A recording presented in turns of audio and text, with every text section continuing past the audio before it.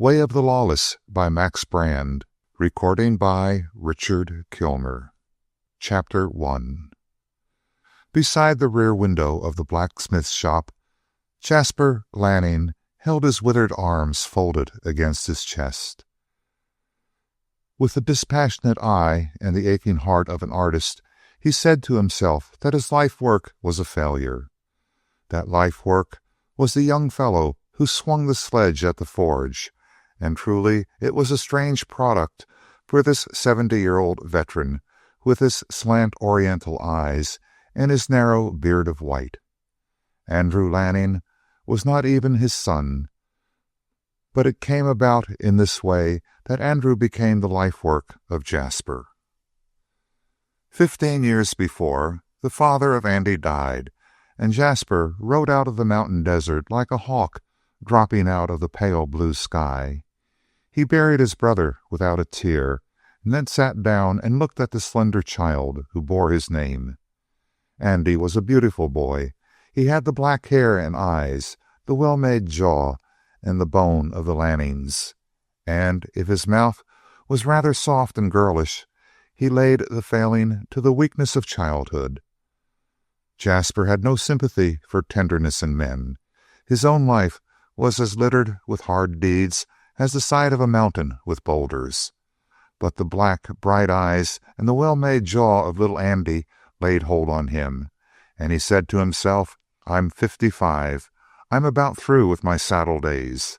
I'll settle down and turn out one piece of work that'll last after I'm gone, and last with my signature on it."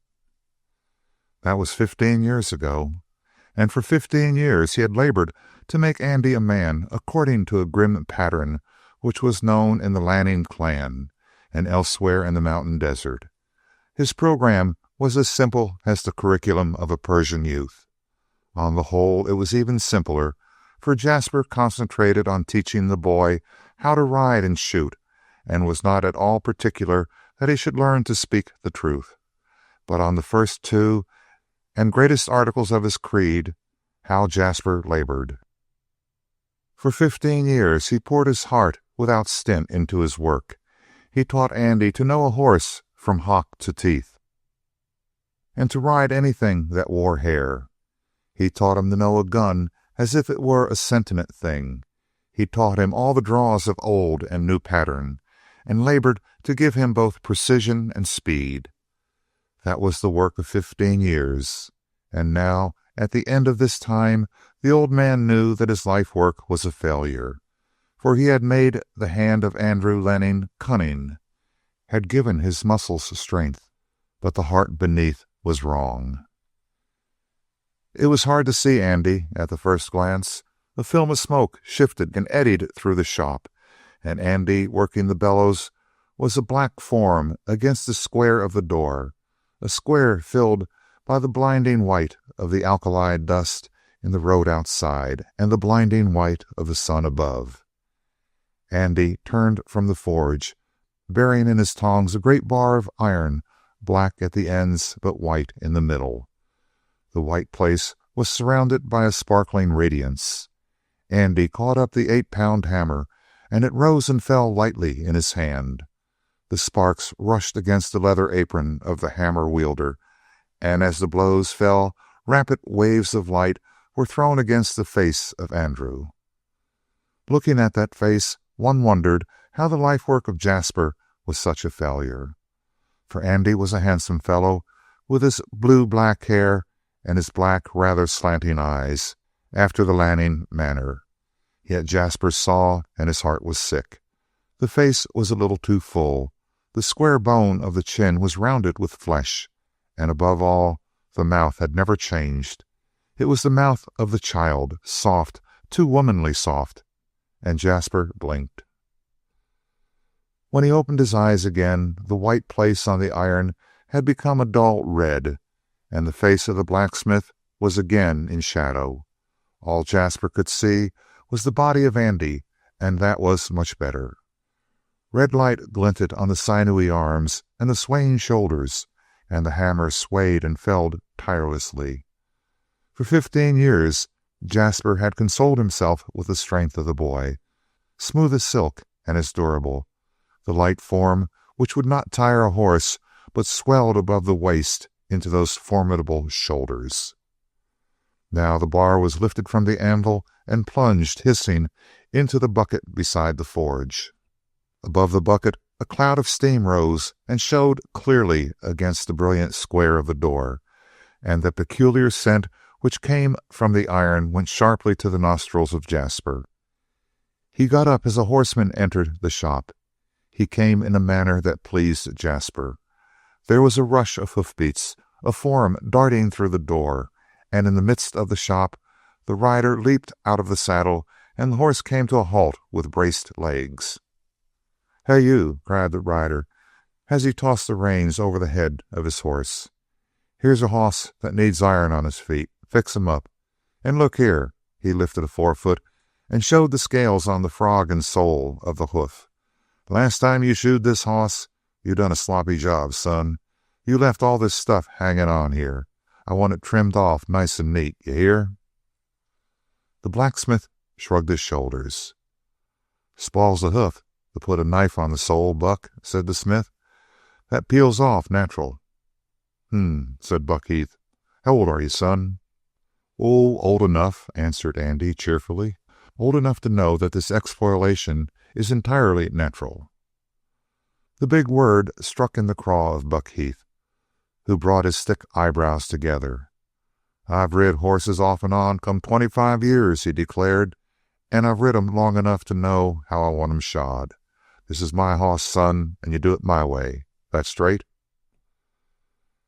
The eye of old Jasper in the rear of the shop grew dim with wistfulness as he heard this talk. He knew Buck Heath. He knew his kind. In his day he would have eaten a dozen men of such rough words and such mild deeds as Buck. But, searching the face of Andy, he saw no resentment, merely a quiet resignation. "Another thing," said Buck Heath, who seemed determined to press the thing to a disagreeable point. "I hear you don't fit your shoes on hot. Well?" "I never touch a hoof with hot iron," replied Andy. "It's a rotten practice." "Is it?" said Buck Heath coldly. "Well, son, you fit my horse with hot shoes, or I'll know the reason why." "I've got to do the work my own way," protested Andy. A spark of hope burned in the slant eyes of Jasper. "Otherwise, I can go find another gent to do my shoeing?" inquired Buck. "It looks that way," replied the blacksmith with a nod. "Well," said Buck, whose mildness of the last question had been merely the cover for a bursting wrath that now sent his voice booming. "Maybe you know a whole pile, boy. I hear Jasper has given you considerable education, but what you know is plumb wasted on me, understand? As for looking up another blacksmith, you ought to know there ain't another shop in 10 miles. You'll do this job, and you'll do it my way. Maybe you've got another way of thinking." There was a little pause. "It's your horse," repeated Andy. "I suppose I can do him your own way." Old Jasper closed his eyes in silent agony. Looking again, he saw Buck Heath grinning with contempt, and for a single moment Jasper touched his gun. Then he remembered that he was 70 years old. "Well, Buck," he said, coming forward, for he felt that if this scene continued he would go mad with shame. There was a great change in Buck as he heard this voice. A marked respect was in his manner as he turned to Jasper. "Hello, Jas," he said. "I didn't know you was here." "Come over to the saloon, Buck, and have one on me," said Jasper. "I guess Andy'll have your horse ready when we come back." "Speaking personal," said Buck Heath with much heartiness, "I don't pass up no chances with no man, and particular if he's Jasper Lanning." He hooked his arm through Jasper's elbow. "Besides, that boy of yours has got me all heated up. Where'd he learn those man-sized words, Jas?" All of which Andy heard, and he knew that Buck Heath intended him to hear them. It made Andy frown, and for an instant he thought of calling Buck back. But he did not call. Instead, he imagined what would happen. Buck would turn on his heel and stand, towering in the door. He would ask what Andy wanted. Andy chose the careful insult which he would throw in Buck's face. He saw the blow given. He felt his own fist tingle as he returned the effort with interest. He saw Buck tumble back over the bucket of water. By this time Andy was smiling gently to himself. His wrath had dissolved, and he was humming pleasantly to himself as he began to pull off the worn shoes of Buck's horse. Chapter 2. Young Andrew Lanning lived in the small, hushed world of his own thoughts. He neither loved nor hated the people around him. He simply did not see them. His mother, it was from her that he inherited the softer qualities of his mind and his face, had left him a little stock of books. And though Andy was by no means a reader, he had at least picked up that dangerous equipment of fiction which enables a man to dodge reality and live in his dreams. Those dreams had as little as possible to do with the daily routine of his life, and certainly the handling of guns, which his uncle enforced upon him, was never a part of the future as Andy saw it. It was now the late afternoon. The alkali dust in the road was still in a white light, but the temperature in the shop had dropped several degrees. The horse of Buck Heath was shod, and Andy was laying his tools away for the day when he heard the noise of an automobile with open muffler coming down the street. He stepped to the door to watch, and at that moment a big blue car trundled into view around the bend of the road. The rear wheels struck a slide of sand and dust and skidded. A girl cried out. Then the big machine gathered out of the cloud of dust and came toward Andy with a crackling like musketry, and it was plain that it would leap through Martindale and away into the country beyond at a bound. Andy could see now that it was a roadster, low-hung, ponderous, to keep the road. Pat Gregg was leaving the saloon. He was on his horse, but he sat the saddle slanting, and his head was turned to give the farewell word to several figures who had bugled out through the door of the saloon. For that reason, as well as because of the fumes in his brain, he did not hear the coming of the automobile. His friends from the saloon yelled a warning, but he evidently thought it some jest as he waved his hand with a grin of appreciation. The big car was coming, rocking with its speed. It was too late now to stop that flying mass of metal. But the driver made the effort. His brakes shrieked, and still the car shot on with scarcely abated speed, for the wheels could secure no purchase in the thin sand of the roadway. Andy's heart stood still in sympathy as he saw the face of the driver whiten and grow tense. Charles Merchant, the son of rich John Merchant, was behind the wheel. Drunken Pat Gregg had taken the warning at last. He turned in the saddle and drove home his spurs, but even that had been too late had not Charles Merchant taken the big chance. At the risk of overturning the machine, he veered it sharply to the left. It hung for a moment on two wheels. Andy could count a dozen heartbeats while the plunging car edged around the horse and shoved between Pat and the wall of the house, inches on either side. Yet it must have taken not more than a split part of a second. There was a shout of applause from the saloon. Pat Gregg sat his horse, mouth open, his face pale, and then the heavy car rolled past the blacksmith's shop. Andy, breathing freely and cold to his fingertips, saw young Charlie Merchant relax to a flickering smile as the girl beside him caught his arm and spoke to him. And then Andy saw her for the first time. In the brief instant as the machine moved by, he printed the picture to be seen again when she was gone. What was the hair? Red, bronze, and fiery where the sun caught at it, and the eyes were gray or blue or a gray-green. But colors did not matter. It was all in her smile and the turning of her eyes, which were very wide open. She spoke, and it was in the sound of her voice. "Wait!" shouted Andy Lanning as he made a step toward them. But the car went on, rocking over the bumps and the exhaust roaring. Andy became aware that his shout had been only a dry whisper. Besides, what would he say if they did stop? And then the girl turned sharply about and looked back, not at the horse they had so nearly struck, but at Andy standing in the door of his shop. He felt sure she would remember his face. Her smile had gone out while she stared, and now she turned her head suddenly to the front. Once more the sun flashed on her hair. Then the machine disappeared. In a moment even the roar of the engine was lost, but it came back again, flung in echoes from some hillside. Not until all was silent and the boys from the saloon were shaking hands with Pat and laughing at him did Andy turn back into the blacksmith shop. He sat down on the anvil with his heart beating and began to recall the picture. Yes, it was all in the smile and the glint of the eyes, and something else. How should he say it? Of the light shining through her? He stood up presently, closed the shop, and went home. Afterward his uncle came in a fierce humor, slamming the door. He found Andy sitting in front of the table, staring down at his hands. "Buck Heath has been talking about you," said Jasper. Andy raised his head. "Look at him," he said as he spread out his hands. "I've been scrubbing 'em with sand soap for half an hour, and the oil and the iron dust won't come out." Uncle Jasper, who had a quiet voice and gentle manners, now stood rigid. "I wish to God that some iron dust would work its way into your soul," he said. "What are you talking about?" "Nothing you could understand. You need a mother to explain things to you." The other got up, white about the mouth.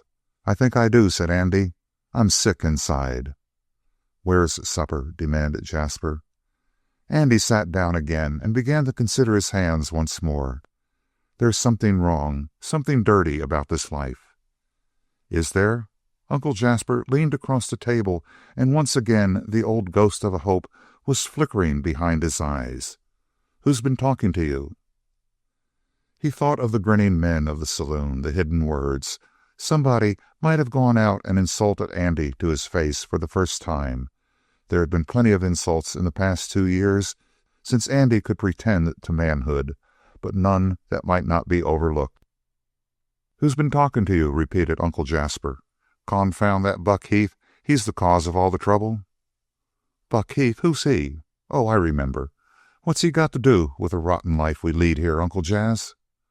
"So," said the old man slowly, "he ain't nothing?" "Bah," remarked Andy.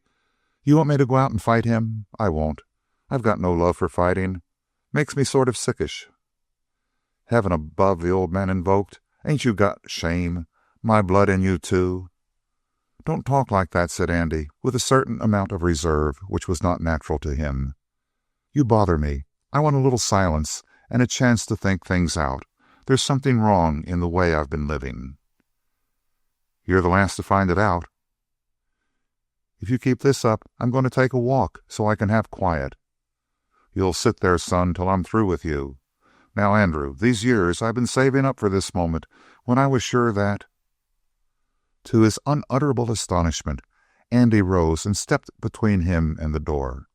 "Uncle Jas," he said, "mostly I've got a lot of respect for you and what you think. Tonight I don't care what you or anybody else has to say. Just one thing matters. I feel I've been living in the dirt. I'm going out and see what's wrong. Good night." Chapter 3. Uncle Jas was completely bowled over. Over against the wall as the door closed, he was saying to himself, "What happened? What happened?" As far as he could make out, his nephew retained very little fear of the authority of Jasper Lanning. One thing became clear to the old man. There had to be a decision between his nephew and some full-grown man. Otherwise, Andy was apt to grow up into a sneaking coward. And in the matter of a contest, Jasper could not imagine a better trial horse than Buck Heath. For Buck was known to be violent with his hands, but he was not likely to draw his gun. And, more than this, he might even be bluffed down without making a show of a fight. Uncle Jasper left his house supperless and struck down the street until he came to the saloon.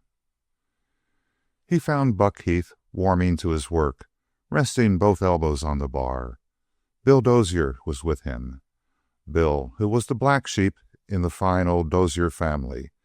His brother, Hal Dozier, was by many odds the most respected and the most feared man in the region.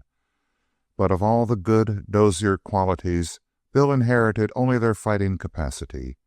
He fought, he loved trouble, and for that reason, and not because he needed the money, he was now acting as a deputy sheriff. He was jesting with Buck Heath in a rather superior manner, half contemptuous, half amused by Buck's alcoholic swaggerings. And Buck was just sober enough to perceive that he was being held lightly. He hated Dozier for that treatment, but he feared him too much to take open offense. It was at this opportune moment that old man Lanning, apparently half out of breath, touched Buck on the elbow. As Buck turned with a surly, "What the darnation?" the other whispered, "Be on your way, Buck.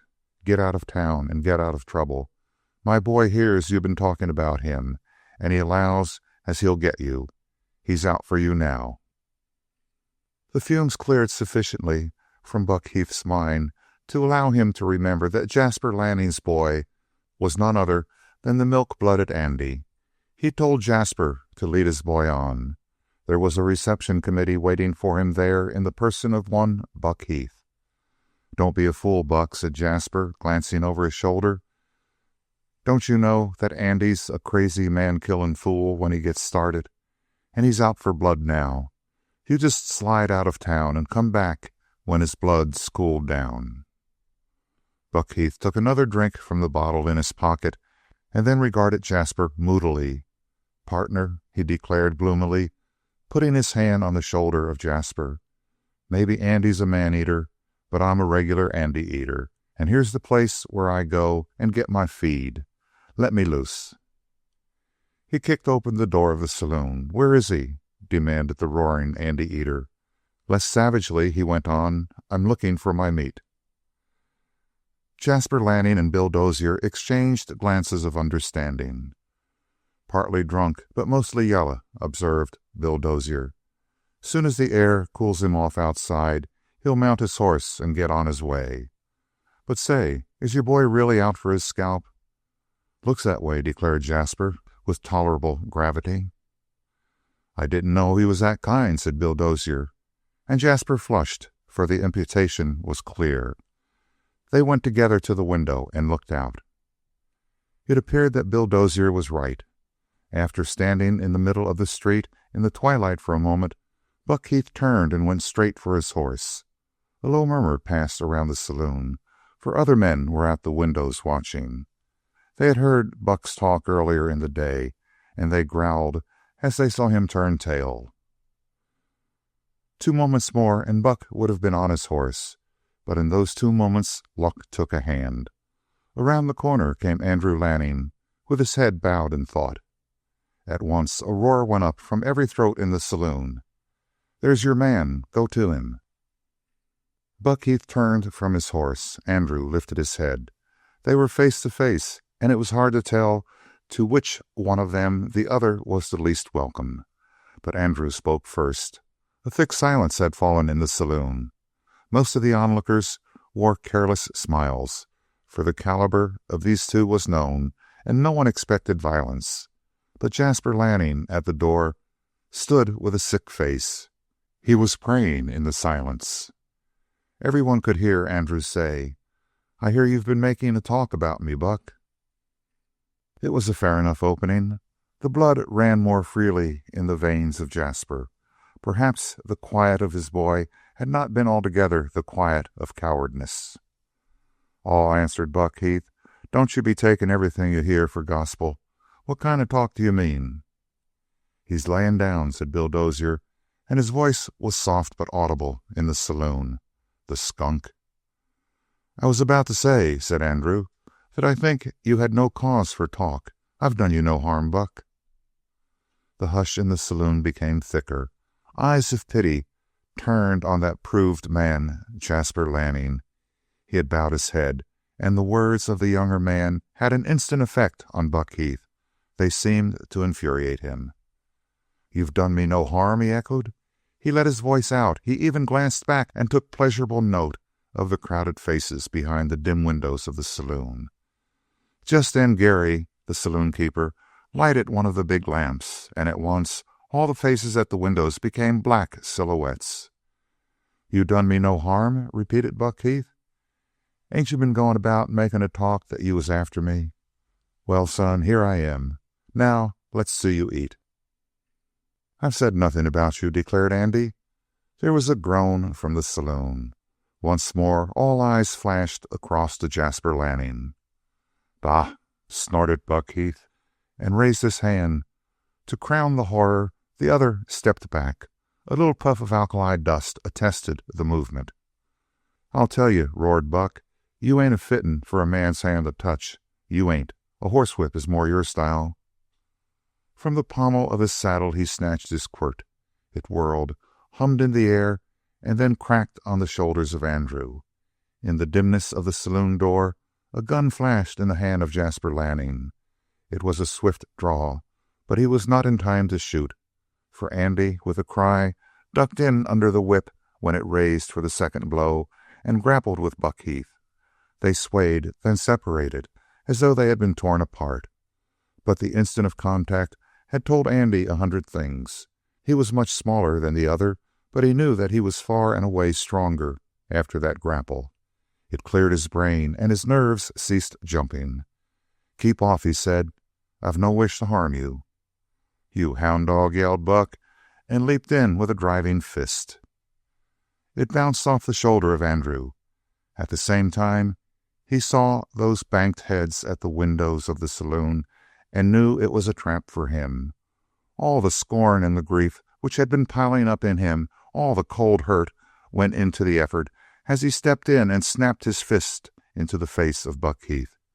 He rose with the blow. All his energy, from wrist to instep, was in that lifting drive. Then there was a jarring impact that made his arm numb to the shoulder. Buck Heath looked blankly at him, wavered, and pitched loosely forward on his face. And his head bounced back as it struck the ground. It was a horrible thing to see, but it brought one wild yell of joy from the saloon, the voice of Jasper Lanning. Andrew had dropped to his knees and turned the body upon its back. The stone had been half buried in the dust, but it had cut a deep, ragged gash on the forehead of Buck. His eyes were open, glazed, his mouth sagged, and as the first panic seized Andy, he fumbled at the heart of the senseless man and felt no beat. "Dead!" exclaimed Andy, starting to his feet. Men were running toward him from the saloon, and their eagerness made him see a picture he had once seen before. A man standing in the middle of a courtroom, the place crowded, the judge speaking from behind the desk, to be hanged by the neck until... A revolver came into the hand of Andrew, and when he found his voice, there was a snapping tension in it. "Stop," he called. The scattering line stopped like horses thrown back on their haunches by jerked bridle reins. "And don't make no move," continued Andy, gathering the reins of Buck's horse behind him. A blanket of silence had dropped on the street. "The first gent that shows mettle," said Andy, "I'll drill him. Keep steady." He turned and flashed into the saddle. Once more his gun covered them. He found his mind working swiftly, calmly. His knees pressed the long holster of an old-fashioned rifle. He knew that make of gun from toe to foresight. He could assemble it in the dark. "You, Perkins, get your hands away from your hip. Higher, blast you." He was obeyed. His voice was thin, but it kept that line of hands high above their heads. When he moved his gun, the whole line winced. It was as if his will were communicated to them on electric currents. He sent his horse into a walk, into a trot, then dropped along the saddle and was plunging at full speed down the street, leaving a trail of sharp alkaline dust behind him and a long, tingling yell. Chapter 4. Only one man in the crowd was old enough to recognize that yell, and the one man was Jasper Lanning. A great singing happiness filled his heart and his throat. but the shouting of the men as they tumbled into their saddles cleared his brain. He called to Deputy Bill Dozier, who was kneeling beside the prostrate form of Buck Heath. "Call him off, Bill. Call him off, or, by the Lord, I'll take a hand in this. He done it in self-defense. He didn't even pull a gun on Buck. Bill, call him off." And Bill did it most effectually. He straightened and then got up. "Some of you fools get some sense, will you?" he called. "Buck ain't dead. He's just knocked out." It brought them back, a shamefaced crew laughing at each other. "Where's the doctor?" demanded Bill Dozier.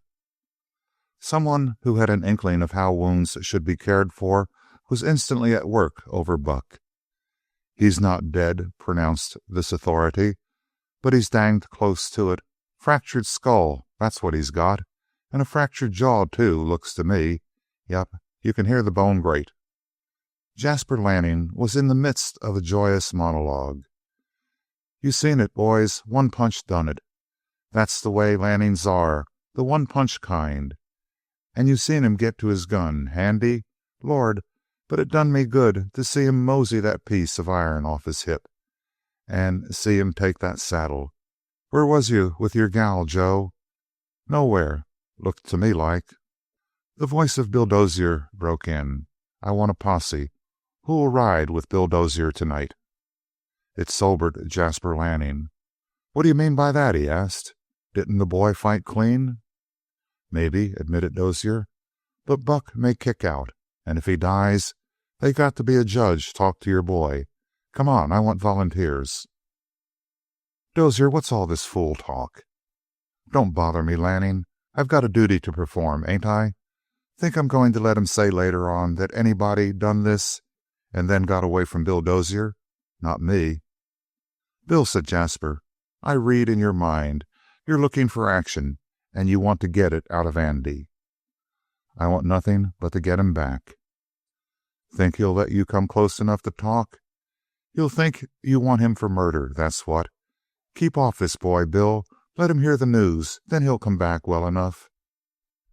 "You waste my time," said Bill, "and all the while a man that the law wants is putting ground between him and Martindale.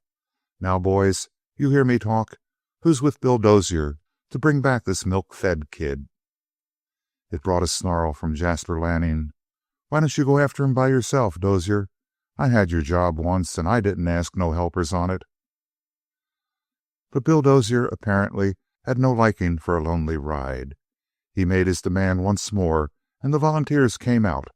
In 5 minutes he had selected 5 sturdy men, and every one of the 5 was a man whose name was known.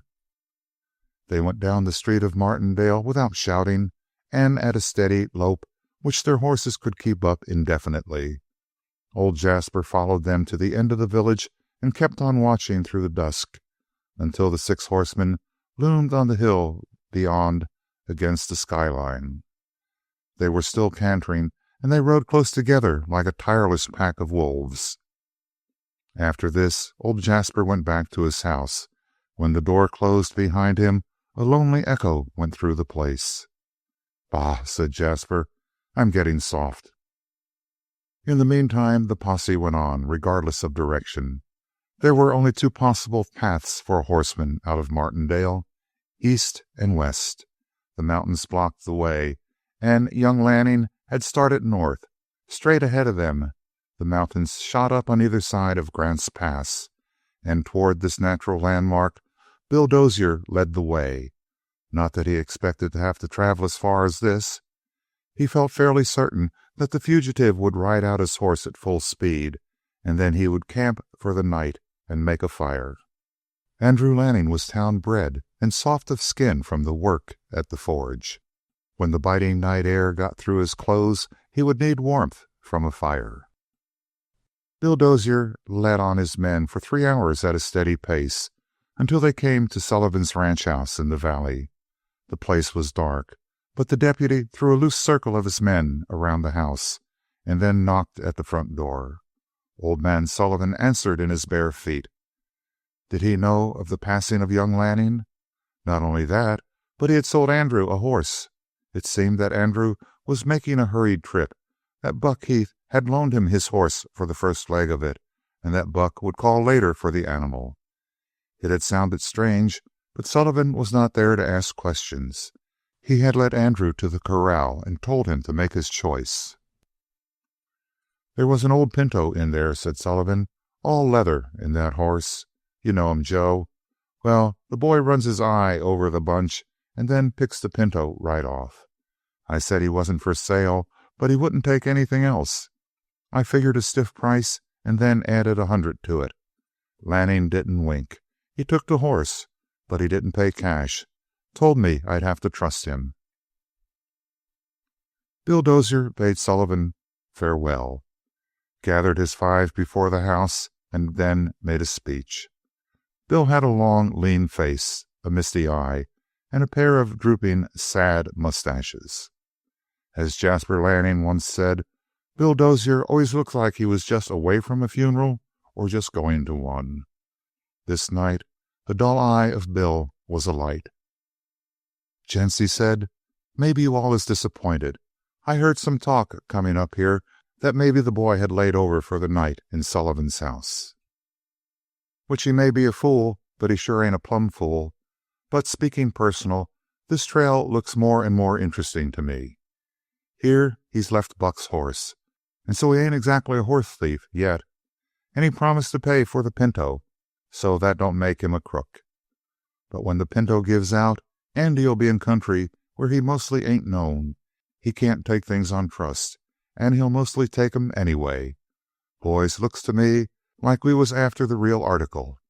Anybody weakening?" It was suggested that the boy would be overtaken before the pinto gave out.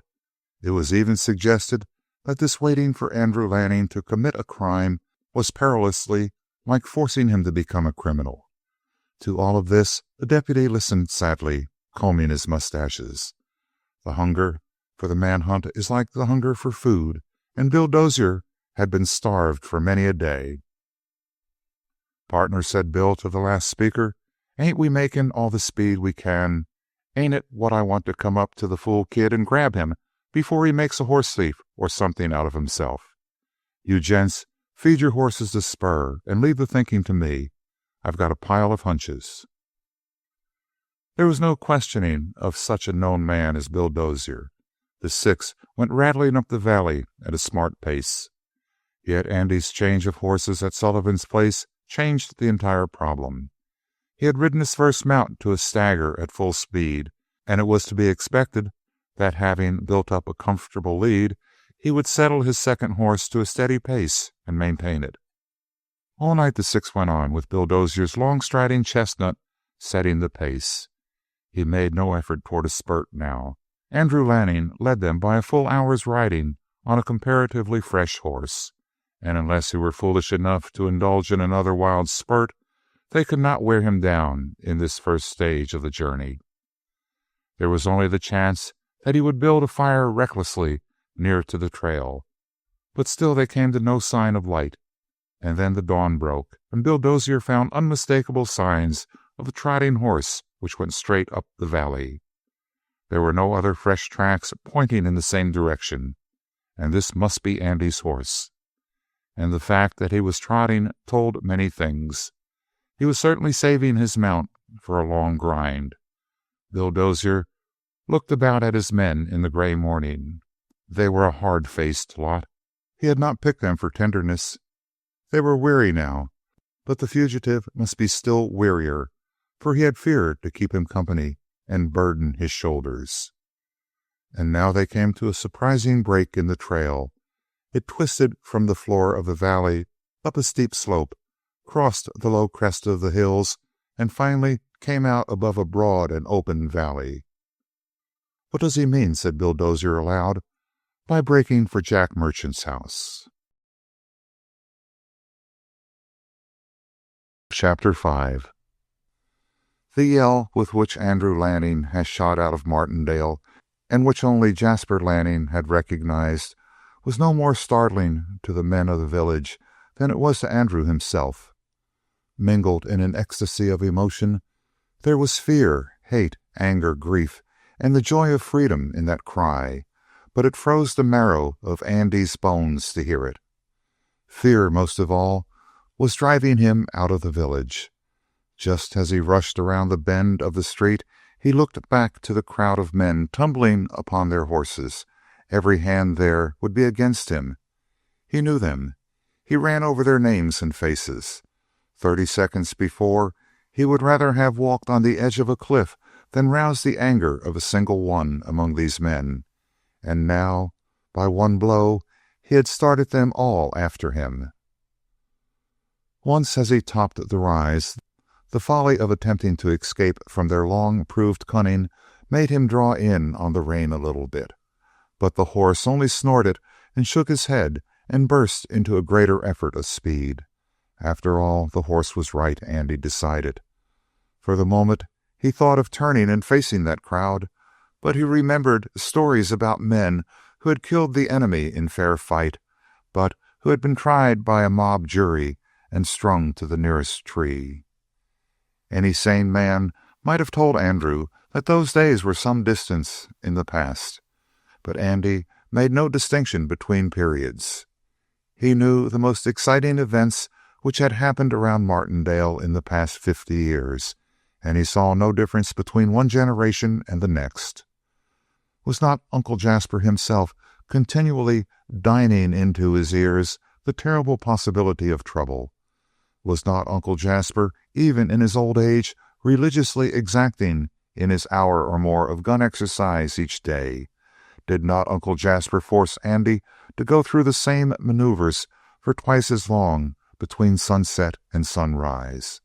And why all these endless preparations if these men of Martindale were not killers? It might seem strange that Andy could have lived so long among these people without knowing them better, but he had taken from his mother a little strain of shyness. He never opened his mind to other people, and they really never opened themselves to Andy Lanning. The men of Martindale wore guns, and the conclusion had always been apparent to Andy that they wore guns because, in a pinch, they were ready to kill men. To Andy Lanning, as fear whipped him north out of Martindale, there seemed no pleasure or safety in the world except in the speed of his horse and the whir of the air against his face. When that speed faltered, he went to the court. He spurred mercilessly. Yet he had ridden his horse out to a stagger before he reached old Sullivan's place. Only when the forefeet of the mustang began to pound did he realize his folly in exhausting his horse when the race had hardly begun. He went into the ranch house to get a new mount. When he was calmer, he realized that he had played his part well, astonishing well. His voice had not quivered. His eyes had met that of the old rancher every moment. His hand had been as steady as iron. Something Uncle Jasper had said reoccurred to him, something about iron dust. He felt now that there was indeed a strong, hard metal in him. Fear had put it there. Or was it fear itself? Was it not fear that had brought the gun into his hand so easily when the crowd rushed him from the door of the saloon? Was it not fear that made his nerves so rock-like as he faced that crowd and made his getaway? He was on one side now, and the world was on the other.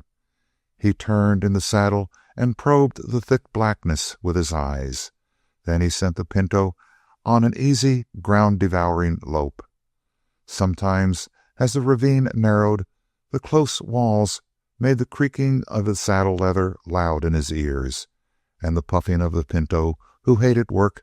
Sometimes the hoofs scuffed noisily through gravel, but usually the soft sand muffled the noise of hoofs, and there was a silence as dense as the night around Andy Lanning. Thinking back, he felt that it was all absurd and dreamlike. He had never hurt a man before in his life. Martindale knew it. Why could he not go back, face them, give up his gun, wait for the law to speak? But when he thought of this, he thought a moment later of a crowd rushing their horses through the night, leaning over their saddles to break the wind more easily, and all ready to kill on this man trail. All at once a great hate welled up in him, and he went on with gritting teeth. It was out of this anger, oddly enough, that the memory of the girl came to him. She was like the falling of this starlight, pure, aloof, and strange and gentle. It seemed to Andrew Lanning that the instant of seeing her outweighed the rest of his life, but he would never see her again. How could he see her? And if he saw her, what would he say to her? It would not be necessary to speak. One glance would be enough. But sooner or later, Bill Dozier would reach him. Why not sooner? Why not take the chance, ride to John Merchant's ranch, break away to the room where the girl slept this night, smash open the door, look at her once, and then fight his way out? He swung out of the ravine and headed across the hills. From the crest, the valley was broad and dark below him, and on the opposite side, the hills were blacker still. He let the pinto go down the steep slope at a walk, for there is nothing like a fast-paced downhill to tear the heart out of a horse. Besides, it came to him after he started, were not the men of Bill Dozier apt to miss this sudden swinging off the trail? In the floor of the valley, he sent the pinto again into the stretching canter, found the road, and went on with a thin cloud of the alkali dust about him, until the house rose suddenly out of the ground, a black mass whose gables seemed to look at him like so many heads above the treetops. Chapter 6. The house would have been more in place on the main street of a town than here in the mountain desert. But when the first John Merchant had made his stake and could build his home as it pleased him to build, his imagination harked back to a mid-Victorian model, built of wood, with high pointed roofs, many carved balconies and windows, and several towers. Here the second John Merchant lived with his son Charles, whose taste had quite outgrown the house. But to the uneducated eye of Andrew Lanning, it was a great and dignified building. He reined the pinto under the trees to look up at that tall black mass. It was doubly dark against the sky, for now the first streaks of gray light were pale along the eastern horizon, and the house seemed to tower up into the center of the heavens. Andy sighed at the thought of stealing through the great halls within. Even if he could find an open window, or if the door were unlatched, how could he find the girl? Another thing troubled him. He kept canting his ear with eternal expectation of hearing the chorus of many hoofs swinging toward him out of the darkness. After all, it was not a simple thing to put Bill Dozier off the trail. When a horse neighed in one of the corrals, Andy started violently and laid his fingertips on his revolver butt. The false alarm determined him to make his attempt without further waste of time. He swung from the stirrups and went lightly up the front steps. His footfall was a feathery thing that carried him like a shadow to the door. It yielded at once under his hand, and stepping through, he found himself lost in utter blackness. He closed the door, taking care that the spring did not make the lock click, and then stood perfectly motionless, listening, probing the dark. After a time, the shadows gave way before his eyes, and he could make out that he was in a hall with lofty ceiling. Something wound down from above at a little distance, and he made out that this was the stairway. Obviously, the bedrooms would be in the second story. Andy began the ascent. He had occasion to bless the thick carpet before he was at the head of the stairs. He could have run up if he had wished, and never made a sound. At the edge of the second hall he paused again. The sense of people surrounded him. Then directly behind him a man cleared his throat. As though a great hand had seized his shoulder and wrenched him down, Andy whirled and dropped to his knees, the revolver in his hand pointing uneasily here and there, like the head of a snake laboring to find its enemy. But there was nothing in the hall. The voice became a murmur, and then Andy knew that it had been some man speaking in his sleep. At least that room was not the room of the girl. Or was she perhaps married? Weak and sick, Andy rested his hand against the wall and waited for his brain to clear. She won't be married, he whispered to himself in the darkness. But of all those doors up and down the hall, which would be hers? There was no reasoning which could help him in the midst of that puzzle. He walked to what he judged to be the middle of the hall, turned to his right, and opened the first door. A hinge creaked, but it was no louder than the rustle of silk against silk. There were 2 windows in that room, and each was gray with the dawn, but in the room itself the blackness was unrelieved. There was one dim stretch of white, which was the covering of the bed. The furniture, the chairs, and the table were half merged with the shadows around them. Andy slipped across the floor, evaded a chair by instinct rather than by sight, and leaned over the bed.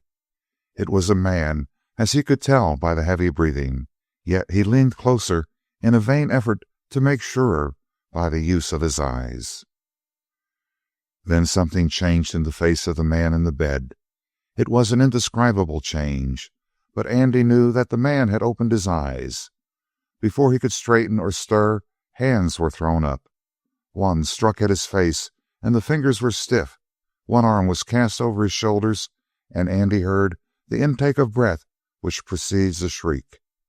Not a long interval, not more, say, than the space required for the lash of a snapping black snake to flick back on itself. But in that interim, the hands of Andy were buried in the throat of his victim. His fingers, accustomed to the sway and quiver of 8-pound hammers and 14-pound sledges, sank through the flesh and found the windpipe. And the hands of the other grappled at his wrists, smashed into his face. Andy could have laughed at the effort. He jammed the shin of his right leg just above the knees of the other, and at once the writhing body was quiet. With all of his blood turned to ice, Andy found what he had discovered when he faced the crowd in Martindale, that his nerves did not jump, and that his heart, instead of trembling, merely beat with greater pulses. Fear cleared his brain. It sent a tremendous nervous power thrilling in his wrists and elbows. All the while he was watching mercilessly for the cessation of the struggles, and when the wrenching at his forearms ceased, he instantly relaxed his grip. For a time there was a harsh sound filling the room, the rough intake of the man's breath. He was for the time being paralyzed and incapable of any effort except the effort to fill his lungs. By the glint of the metalwork about the bits, Andy made out 2 bridles hanging on the wall near the bed. Taking them down, he worked swiftly. As soon as the fellow on the bed would have his breath, he would scream. Yet the time sufficed Andy. He had his knife out, flicked the blade open, and cut off the long reins of the bridles. Then he went back to the bed and shoved the cold muzzle of his revolver into the throat of the other.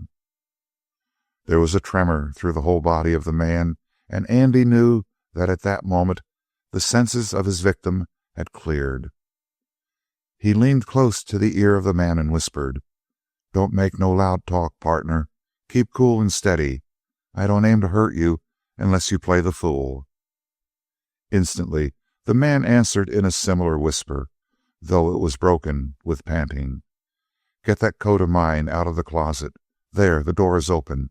You'll find my wallet in the inside pocket, and about all you can want will be in it." "That's the way," reassured Andy. "Keep your head and use sense. But it isn't the coin I want. You've got a red-headed girl in this house. Where's her room?" His hand, which held the revolver, was resting on the breast of the man, and he felt the heart of the other leap. Then there was a current of curses, a swift hissing of invective, and suddenly it came over Andy that since he had killed 1 man, as he thought, the penalty would be no greater if he killed 10. All at once the life of this prostrate fellow on the bed was nothing to him. When he cut into that profanity, he meant what he said. "Partner, I've got to pull on this trigger. There's a slug in this gun, just trembling to get at you. And I'll tell you honest, friend, I'd as soon drill you as turn around. Now tell me where the girl's room is." Anne Withero. Only his breathing was heard for a moment. Then, "2 doors down, on this side of the hall. If you lay a hand on her, I'll live to—" "Partner, so help me heaven, I wouldn't touch a lock of her hair. Now lie easy while I make sure of you." And he promptly trussed the other in the bridle reins. Out of a pillowcase folded hard, he made a gag and tied it into the mouth of the man. Then he ran his hands over the straps. They were drawn taut. "If you make any noise," he warned the other, "I'll come back to find out why. So long." Chapter 7. Every moment was bringing on the dawn more swiftly, and the eyes of Andy were growing more accustomed to the gloom in the house. He found the door of the girl's room at once. When he entered, he had only to pause a moment before he had all the details clearly in mind. Other senses than that of sight informed him in her room. There was in the gray gloom a touch of fragrance, such as blows out of gardens across a road. Yet here the air was perfectly quiet and chill. The dawn advanced, but all that he could make out was a faint touch of color against the pillow, and that would be her hair. Then, with astonishing clearness, he saw her hand resting against her breast. Andy stood for a moment with his eyes closed, a great tenderness falling around him. The hush kept deepening, and the sense of the girl drew out to him as if a light were brightening about her. He stepped back to the table against the wall, took the chimney from the lamp, and flicked a match along his trouser, for in that way a match would make the least noise. Yet to the hair-trigger nerves of Andy, the spurt and flare of the match was like the explosion of a gun. He lighted the lamp, turned down the wick, and replaced the chimney. Then he turned as though someone had shouted behind him. He whirled as he had whirled in the hall, crouching, and he found himself looking straight into the eyes of the girl as she sat up in bed. Truly, he did not see her face at first, but only the fear in it. Parting her lips and widening her eyes, she did not speak. Her only movement was to drag up the coverlet of the bed and hold it against the base of her throat. Andy drew off his hat and stepped a little closer. "Do you know me?" he asked. He watched her as she strove to speak, but if her lips stirred, they made no sound. It tortured him to see her terror, and yet he would not have had her change. The crystal pallor or a flushed joy, in one of the two she was most beautiful. "You saw me in Martindale," he continued. "I am the blacksmith. Do you remember?" She nodded, still watching him with those haunted eyes. "I saw you for the split part of a second," said Andy, "and you stopped my heart. I've come to see you for 2 minutes. I swear I mean you no harm. Will you let me have those 2 minutes for talk?" Again she nodded, but he could see that the terror was being tempered a little in her face. She was beginning to think, to wonder. It seemed a natural thing for Andy to go forward a pace closer to the bed, but lest that should alarm her, it seemed also natural for him to drop upon one knee. It brought the muzzle of the revolver jarringly home against the floor. The girl heard that sound of metal, and it shook her. But it requires a very vivid imagination to fear a man upon his knees. And now that she could look directly into his face, she saw that he was only a boy, not more than 2 or 3 years older than herself. For the first time she remembered the sooty figure which had stood in the door of the blacksmith's shop. The white face against the tawny smoke of the shop that had attracted her eyes before. It was the same white face now, but subtly changed. A force exuded from him. Indeed, he seemed neither young nor old. She heard him speaking in a voice not louder than a whisper, rapid, distinct. "When you came through the town, you waked me up like a whiplash," he was saying. When you left, I kept thinking about you. Then along came trouble. I killed a man. A posse started after me. It's on my heels. But I had to see you again. Do you understand?" A ghost of color was going up her throat, staining her cheeks. "I had to see you," he repeated. "It's my last chance. Tomorrow they may get me. 2 hours from now they may have me salted away with lead. But before I kick out, I had to have one more look at you. So I swung out of my road and came straight to this house. I came up the stairs. I went into a room down the hall and made a man tell me where to find you." There was a flash in the eyes of the girl like the wink of a sun on a bit of quartz on a faraway hillside. But it cut into the speech of Andrew Lanning. "He told you where to find me?" she asked in a voice no louder than the swift, low voice of Andy. But what a world of scorn. "He had a gun shoved into the hollow of his throat," said Andy. "He had to tell. 2 doors down the hall." "It was Charlie," said the girl softly. She seemed to forget her fear. Her head raised as she looked at Andy. "The other man, the one you... Why?" "The man I killed doesn't matter," said Andy. "Nothing matters, except that I've got this minute here with you." "But where will you go? How will you escape?" "I'll go to death, I guess," said Andy quietly. "But I'll have a grin for Satan when he lets me in. I've beat him, even if they catch me." The coverlet dropped from her breast. Her hand was suspended with stiff fingers. There had been a sound as of someone stumbling on the stairway, the unmistakable slip of a heel and the recovery. Then no more sound. Andy was on his feet. She saw his face whiten, and then there was a glitter in his eyes, and she knew that the danger was nothing to him. But Anne Withero whipped out of her bed. "Did you hear?" "I tied and gagged him," said Andy, "but he's broken loose. Now he's raising the house on the quiet." For an instant they stood listening, staring at each other. "They're coming up the hall," whispered the girl. "Listen." It was no louder than a whisper from without, the creak of a board. Andrew Lanning slipped to the door and turned the key in the lock. When he rejoined her in the middle of the room, he gave her the key. "Let him in if you want to," he said. But the girl caught his arm, whispering, "You can get out that window onto the top of the roof below, then a drop to the ground. But hurry before they think to guard that way." "Anne," called a voice suddenly from the hall. Andy threw up the window, and turning toward the door, he laughed his defiance and his joy. "Hurry," she was demanding. A great blow fell on the door of her room, and at once there was a shouting in the hall. "Pete, run outside and watch the window." "Will you go?" cried the girl desperately. He turned toward the window. He turned back like a flash and swept her close to him. "Do you fear me?" he whispered. "No," said the girl. "Will you remember me?" "Forever." "God bless you," said Andy, and he leaped through the window. She saw him take the slope of the roof with one stride. She heard the thud of his feet on the ground below. Then a yell from without, shrill and high and sharp. When the door fell with a crash and 3 men were flung into the room, Charles Merchant saw her standing in her nightgown by the open window.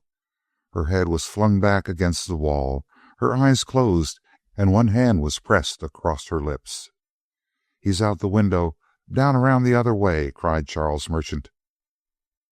The stampede swept out of the room. Charles was beside her.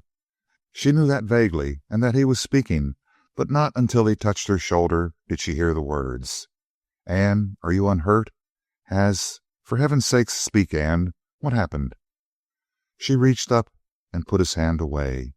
"Charles," she said, "call them back. Don't let them follow him."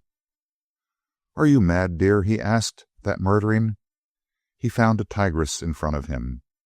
"If they hurt a hair on his head, Charlie, I'm through with you. I swear that." It stunned Charles Merchant, and then he went stumbling from the room. His cowpunchers were out from the bunkhouse already. The guests and his father were saddling or in the saddle. "Come back," shouted Charles Merchant. "Don't follow him. Come back. No guns. He's done no harm." Two men came around the corner of the house, dragging a limp figure between them. "Is this no harm?" they asked. "Look at Pete, and then talk." They lowered the tall, limp figure of the man in pajamas to the ground. His face was a crimson smear. "Is he dead?" asked Charles Merchant. "No move out of him," they answered. Other people, most of them on horseback, were pouring back to learn the meaning of the strange call from Charles Merchant. "I can't tell you what I mean," he was saying in explanation. "But you, Dad, I'm able to tell you. All I can say is that he mustn't be followed. Unless Pete here—" The eyes of Pete opportunely opened. He looked hazily about him. "Is he gone?" asked Pete. "Yes." "Thank the Lord." "Did you see him? What's he like?" "About 7 feet tall. I saw him jump off the roof of the house. I was right under him. Tried to get my gun on him, but he came up like a wildcat and went straight at me. Had his fist in my face before I could get my finger on the trigger. And then the earth came up and slapped me in the face." "There he goes!" cried someone. The sky was now of a brightness not far from day, and turning east in the direction pointed out, Charles Merchant saw a horseman ride over a hilltop, a black form against the coloring horizon. He was moving leisurely, keeping his horse at the cattle pony's lope. Presently he dipped away out of sight. John Merchant dropped his hand on the shoulder of his son. "What is it?" he asked. "Heaven knows, not I." "Here are more people. What's this? A night of surprise parties?" 6 riders came through the trees, rushing their horses, and John Merchant saw Bill Dozier's well-known lanky form in the lead. He brought his horse from a dead run to a halt in the space of a single jump and a slide. The next moment he was demanding fresh mounts. "Can you give 'em to me, Merchant?" "But what's all this?" "You make your little talk," said Merchant, "and then I'll make mine." "I'm after Andy Lanning. He left a gent more dead than alive back in Martindale, and I want him. Can you give me fresh horses for me and my boys, Merchant?" "But that man wasn't dead. He wasn't dead," cried the voice of a girl. The group opened. Bill Dozier found himself facing a bright-haired girl, wrapped to the throat in a long coat, with slippers on her feet. "Not dead and not alive," he answered. "Just betwixt and between." "Thank God," whispered the girl. "Thank God." There was only one man in the group who should not have heard that whispered phrase, and that man was Charles Merchant. He was standing at her side. Chapter 8. It took less than 5 minutes for the deputy sheriff to mount his men. He himself had the pick of the corral, a dusty roan, and as he drew the cinched taunt, he turned to find Charles Merchant at his side. "Bill," said the young fellow, "what sort of man is this Lanning?" "He's been a covered card, partner," said Bill Dozier. "He's been a covered card that seemed pretty good. Now he's in the game, and he looks like the rest of the Lannings. A good lump of daring and defiance. Why do you ask?" "Are you keen to get him, Bill?" continued Charlie Merchant eagerly. "I could stand it. Again, why?" "You'd like a little gunplay with that fellow?" "I wouldn't complain none." "Ah, one more thing. Could you use a bit of ready cash?" "I ain't pressed," said Bill Dozier. "On the other hand, I ain't of a saving nature." Then he added, "Get it out, Charlie. I think I follow your drift, and you can go as far as you like." He put out his jaw in an ugly way as he said it. "It would be worth a lot to me to have this cur done for, Bill. You understand?" "My time's short. Talk terms, Charlie." "1,000. The price of a fair horse." "2,000, old man." "Horse and trimmings." "3,000. Charlie, you seem to forget that we're talking about a man and a gun." "Bill, it's worth 5,000 to me." "That's turkey. Let me have your hand." They shook hands. "And if you kill the horses," said Charles Merchant, "you won't hurt my feelings. But get 'em." "I've got nothing much on 'em," said Bill Dozier. but some fools resist arrest." He smiled in a manner that made the other shudder, and a moment later the deputy led his men out on the trail. They were a weary lot by this time, but they had beneath the belt several shots of the merchant whiskey which Charles had distributed, and they had that still greater stimulus, fresh horses running smooth and strong beneath them. Another thing had changed. They saw their leader, Bill Dozier, working at his revolver and his rifle as he rode, looking to the charges, trying the pressure of the triggers, and getting the balance of the weapons with a peculiar anxiety, and they knew without a word being spoken that there was small chance of that trail ending at anything short of a red mark in the dust. It made some of them shrug their shoulders, but here again it was proved that Bill Dozier knew the men of Martindale, and had picked his posse well. They were the common, hard-working variety of cowpuncher, and presently the word went among them, from the man riding nearest to Bill, that if young Lanning were taken, it would be worth $100 to each of them, 2 months' pay for 2 days' work. That was fair enough. They also began to look to their guns. It was not that a single one of them could have been bought for a man-killing at that or any other price, perhaps, but this was simply a bonus to carry them along toward what they considered an honest duty. Nevertheless, it was a different crew that rode over the hills away from the merchant place. They had begun for the sake of the excitement. Now they were working carefully, riding with less abandon, jockeying their horses, for each man was laboring to be in on the kill. They had against them a good horse and a staunch horseman. Never had the Pinto dodged his share of honest running, and this day was no exception. He gave himself wholeheartedly to his task, and he stretched the legs of the ponies behind him. Yet he had a great handicap. He was tough, but the ranch horses of John Merchant came out from a night of rest. Their legs were full of running, and the Pinto, for all his courage, could not meet that handicap and beat it. That truth slowly sank in upon the mind of the fugitive as he put the game little cattle pony into his best stride.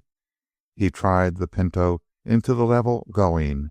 He tried him in the rough, and in both conditions the posse gained slowly and steadily until it became apparent to Andrew Lanning that the deputy held him in the hollow of his hand, and in half an hour of stiff galloping could run his quarry into the ground whenever he chose.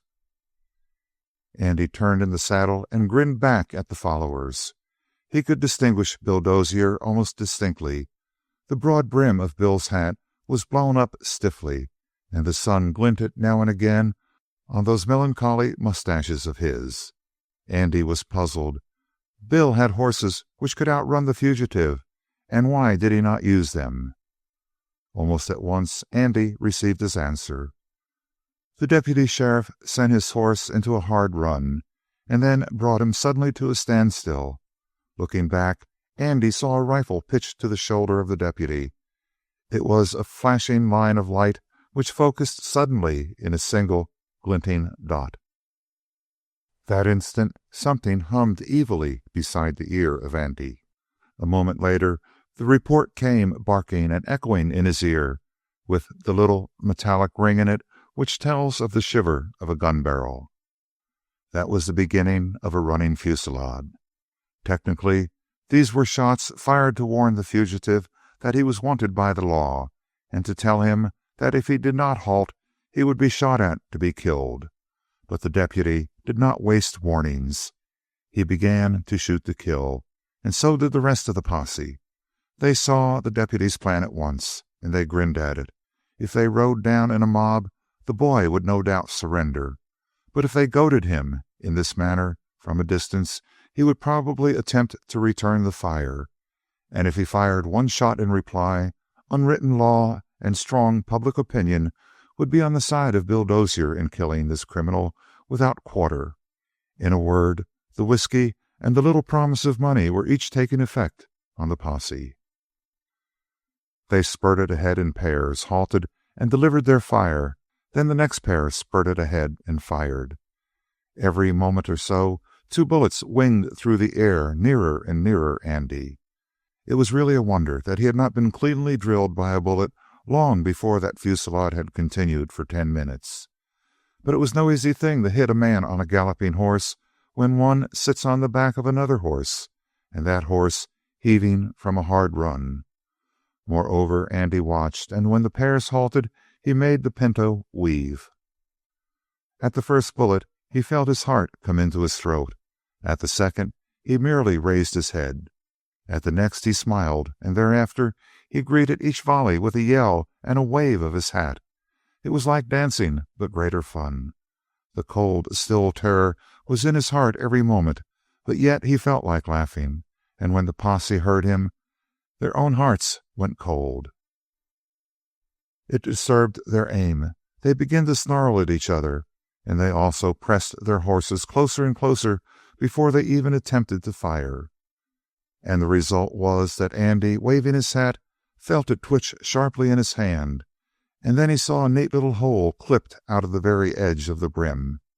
It was a pretty trick to see, until Andy remembered that the thing which had nicked that hole would also cut its way through him, body and bone. He leaned over the saddle and spurred the pinto into his racing gait. "I nicked him," yelled the deputy. "Come on, boys, close in." But within 5 minutes of racing, Andy drew the pinto to a sudden halt and raised his rifle. The posse laughed. They had been shooting for some time, and always for a distance even less than Andy's, yet not one of their bullets had gone home. So they waved their hats recklessly and continued to ride to be in at the death, and everyone knew that the end of the trail was not far off when the fugitive had once begun to turn at bay. Andy knew it as well as the rest, and his hand shook like a nervous girl's while the rifle barrel tilted up and up, the blue barrel shimmering wickedly. In a frenzy of eagerness, he tried to line up the sights. It was in vain. The circle through which he squinted wobbled crazily. He saw 2 of the pursuers spurt ahead, take their posts, raise their rifles for a fire which would at least disturb his. For the first time, they had a stationary target. And then, by chance, the circle of Andy's sight embraced the body of a horseman. Instantly, the left arm, stretching out to support his rifle, became a rock. The forefinger of his right hand was as steady as the trigger it pressed. It was like shooting at a target. He found himself breathing easily. It was very strange. Find a man within his sights, he could follow his target as though a magnetic power attracted his rifle. The weapon seemed to have a volition of its own. It drifted along with the canter of Bill Dozier. With incredible precision, the little finger of iron inside the circle dwelt in turn on the hat of Bill Dozier, on his sandy mustache, on his fluttering shirt, and Andy knew that he had the life of a man under the command of his forefinger. And why not? He had killed 1. Why not 100? The punishment would be no greater, and to tempt him there was this new mystery, this knowledge that he could not miss. It had been vaguely present in his mind when he faced the crowd at Martindale. He remembered now, and the same merciless coldness had been in his hand when he pressed his gun into the throat of Charles Merchant. He turned his eyes and looked down the guns of the 2 men who had halted. Then, hardly looking at his target, he snapped his rifle back to his shoulder and fired. He saw Bill Dozier throw up his hands, saw his head rock stupidly back and forth, and then the long figure toppled to one side. One of the posse rushed alongside to catch his leader, but he missed, and Bill, slumping to the ground, was trampled underfoot. Chapter 9. At the same time, the rifles of 2 of the men of the posse rang, but they must have seen the fall of their leader, for the shots went wild, and Andy Lanning took off his hat and waved to them. But he did not flee again. He sat in his saddle with the long rifle balanced across the pommel, while 2 thoughts went through his mind. One was to stay there and watch. The other was to slip the rifle back into the holster and, with drawn revolver, charged the 5 remaining members of the posse. These were now gathered hastily about Bill Dozier, but Andy knew their concern was in vain. He knew where that bullet had driven home, and Bill Dozier would never ride again. One by one he picked up those 5 figures with his eyes, fighting temptation. He knew that he could not miss if he fired again. In 5 shots he knew that he could drop as many men, and within him there was a perfect consciousness that they would not hit him when they returned the fire. He was not filled with exulting courage. He was cold with fear, but it was the sort of fear which makes a man want to fling himself from a great height. But sitting there calmly in the saddle, he saw a strange thing, the 5 men raising their dead leader and turning back toward the direction from which they had come. Not once did they look toward the form of Andy Lanning. They knew what he could not know, that the gate of the law had been opened to this man as a retreat, but the bullet which struck down Bill Dozier had closed the gate and thrust him out from mercy. He was an outlaw, a leper now. Anyone who shared his society from this moment on would fall under the heavy hand of the law. But as for running him to the ground, they had lost their appetite for such fighting. They had kept up a long-running fight and gained nothing, but a single shot from the fugitive had produced this result. They turned now in silence and went back, very much as dogs turn and tuck their tails between their legs when the wolf, which they have chased away from the precincts of the ranch house, feels himself once more safe from the hand of man and whirls with a flash of teeth. The sun gleamed on the barrel of Andy Lanning's rifle, and these men rode back in silence, feeling that they had witnessed one of those prodigies which were becoming fewer and fewer around Martindale, the birth of a desperado. Andy watched them skulking off with the body of Bill Dozier held upright by a man on either side of the horse. He watched them draw off across the hills, still with that nervous, almost irresistible impulse to raise one wild, long cry and spur after them, shooting swift and straight over the head of the pinto. But he did not move, and now they dropped out of sight. And then, looking about him, Andrew Lanning felt how vast were those hills, how wide they stretched, and how small he stood among them. He was utterly alone.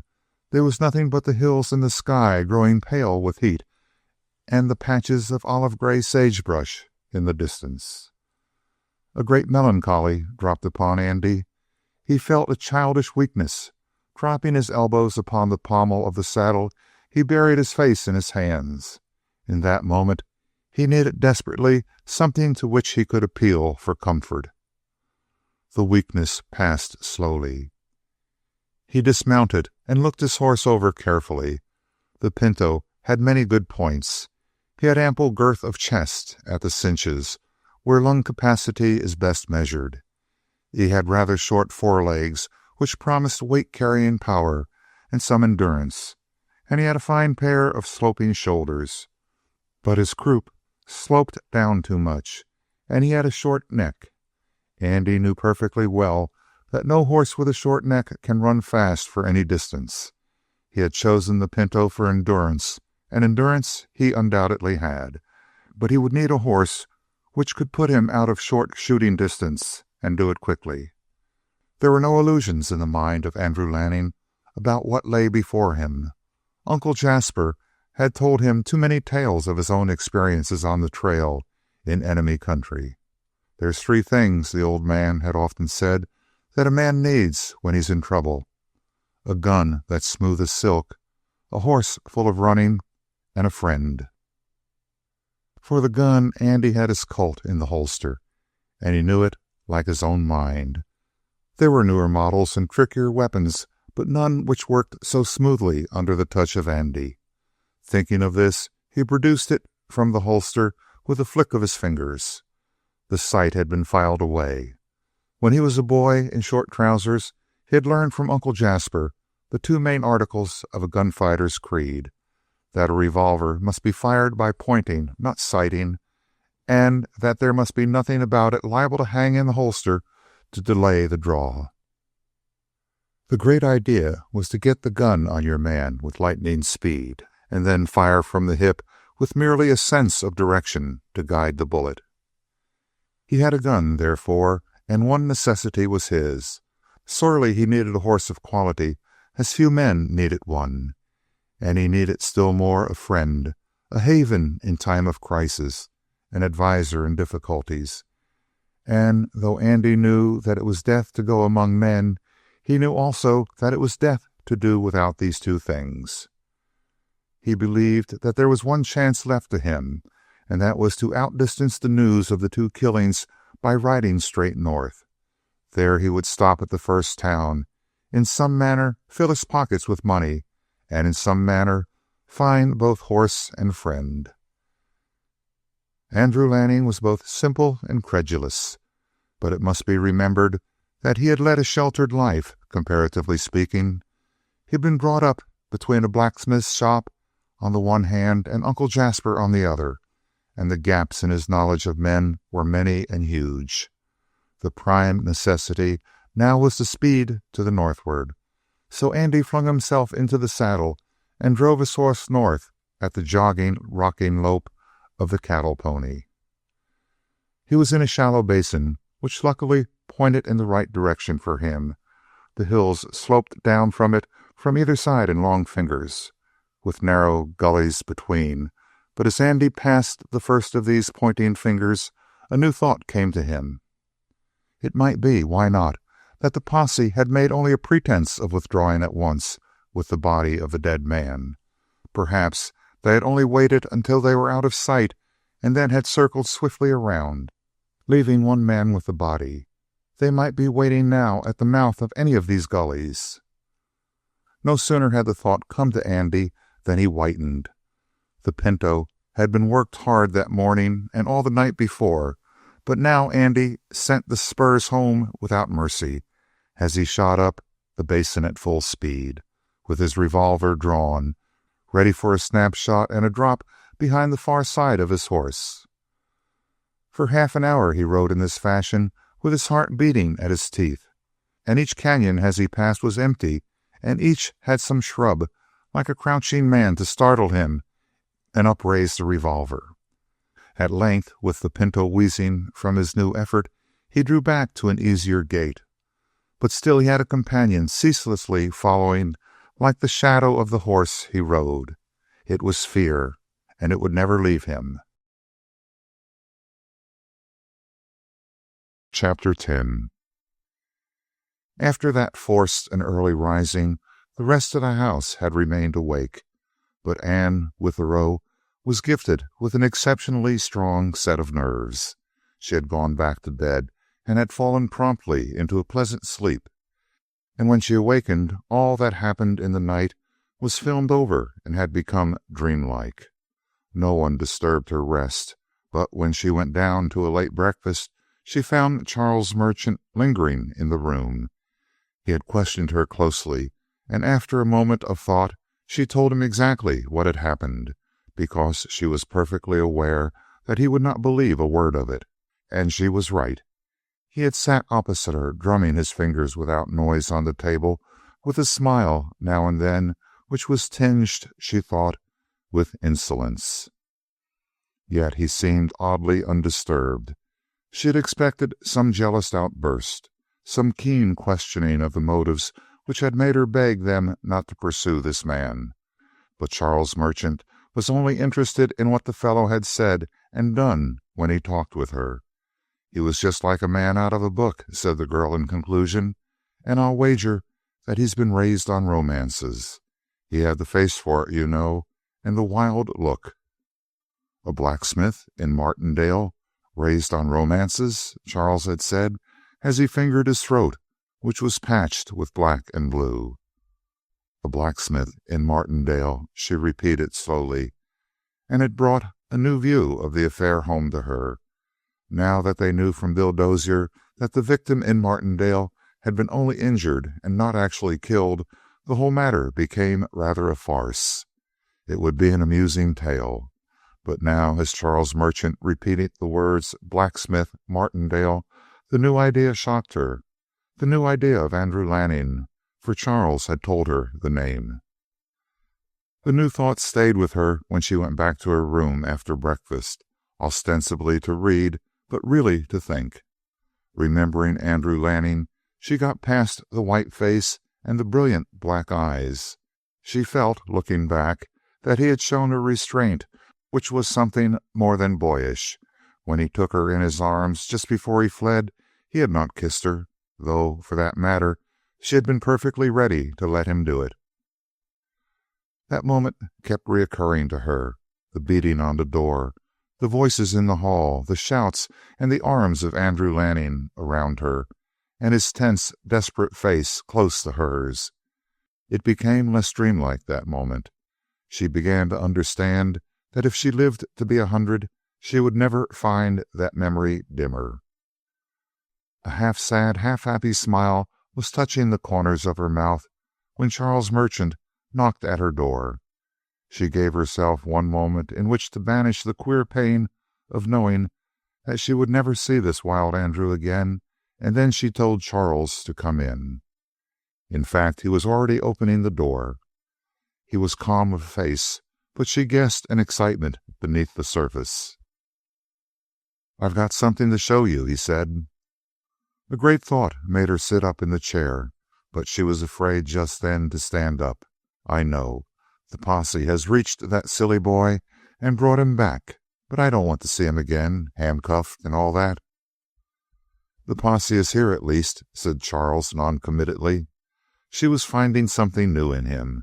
The fact that he could think and hide his thoughts from her was indeed very new, for when she first met him, he had seemed all surface, all clean young manhood, without a stain. "Do you want me to see the 6 brave men again?" she asked, smiling, but really she was prying at his mind to get a clue of the truth. "Well, I'll come down." And she went down the stairs with Charles Merchant beside her. He kept looking straight ahead, biting his lips, and this made her wonder. She began to hum a gay little tune, and the first bar made the man start. So she kept on. She was bubbling with apparent good nature when Charles, all gravity, opened the door of the living room. The shades were drawn. The quiet in that room was a deadly living thing. And then she saw on the sofa at one side of the place a human form under a sheet. "Charles," whispered the girl. She put out her hand and touched his shoulder, but she could not take her eyes off that ghastly, dead thing. He's dead. Andrew Lanning? Why did you bring me here?" "Take the cloth from his face," commanded Charles Merchant, and there was something so hard in his voice that she obeyed. The sheet came away under her touch, and she was looking into the sallow face of Bill Dozier. She had remembered him because of the sad mustaches that morning and his big voice. "That's what your romantic boy out of a book has done," said Charles Merchant. "Look at his work." But she dropped the sheet and whirled on him. "And they left him?" she said. "Anne," said he, "are you thinking about the safety of that murderer now? He's safe, but they'll get him later on. He's as good as dead, if that's what you want to know." "God help him," said the girl. And going back a pace, she stood in the thick shadow, leaning against the wall, with one hand across her lips. It reminded Charles of the picture he had seen when he broke into her room after Andrew Lanning had escaped. And she looked now, as then, more beautiful, more wholly to be desired than he had ever known her before. Yet he could neither move nor speak. He saw her go out of the room. Then, without stopping to replace the sheet, he followed. He had hoped to wipe the last thought of that vagabond blacksmith out of her mind with the shock of this horror. Instead, he knew now that he had done quite another thing, and in addition had probably made her despise him for taking her to confront such a sight. All in all, Charles Merchant was exceedingly thoughtful as he closed the door and stepped into the hall. He ran up the stairs to her room. The door was closed. There was no answer to his knock, and by trying the knob, he found that she had locked herself in, and the next moment he could hear her sobbing. He stood for a moment more, listening and wishing Andrew Lanning dead with all his heart. Then he went down to the garage, climbed into his car, and burned up the road between his place and that of Hal Dozier. There was very little similarity between the two brothers. Bill had been tall and lean. Hal was compact and solid, and he had the fighting agility of a starved coyote. He had a smooth, shaven face as well, and a clear gray eye, which was known wherever men gathered in the mountain desert. There was no news to give him. A telephone message had already told him of the death of Bill Dozier. "But," said Charles Merchant, "there's one thing I can do. I can set you free to run down this Lanning." "How?" "You're needed on your ranch, Hal, but I want you to let me stand the expense of this trip. Take your time, make sure of him, and run him into the ground." "My friend," said Hal Dozier, "you turn a pleasure into a real party." And Charles Merchant left, knowing that he had signed the death warrant of young Lanning. In all the history of the mountain desert there was a tale of only one man who had escaped once Hal Dozier took his trail, and that man had blown out his own brains. Chapter 11. Far away in the western sky, Andrew Lanning saw a black dot that moved in wide circles and came across the heavens slowly, and he knew it was a buzzard that scented carrion and was coming up the wind toward that scent. He had seen them many a time before on their gruesome trails, and the picture which he carried was not a pleasant one.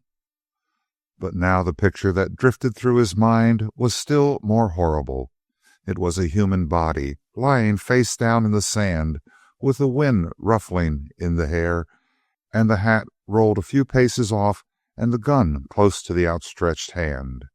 He knew from Uncle Jasper that no matter how far the trail led or how many years it was ridden, the end of the outlaw was always the same: death and the body left to the buzzards, or else, in some barroom, a footfall from behind and a bullet through the back.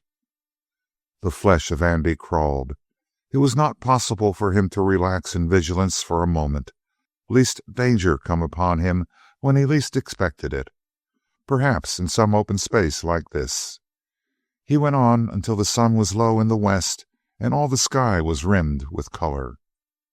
Dusk had come over the hills in a rush when he saw a house half lost in the shadows. It was a narrow-fronted, two-storied, unpainted, lonely place without a sign of a porch. Here, where there was no vestige of a town near, and where there was no telephone, the news of the deaths of Bill Dozier and Buck Heath could not have come. Andy accepted the house as a blessing and went straight toward it. But the days of carelessness were over for Andy, and he would never again approach a house without searching it like a human face. He studied this shack as he came closer. If there were people in the building, they did not choose to show a light. Andy went around to the rear of the house, where there was a low shed beside the corral, half tumbled down. But in the corral were 5 or 6 fine horses, wild fellows with bright eyes and the long necks of speed. Andy looked upon them wistfully. Not one of them but was worth the price of 3 of the pinto, but as for money, there was not $20 in the pocket of Andy. Stripping the saddle from the pinto, he put it under the shed and left the mustang to feed and find water in the small pasture. Then he went with the bridle, that immemorial sign of one who seeks hospitality in the West, toward the house. He was met halfway by a tall, strong man of middle age or more.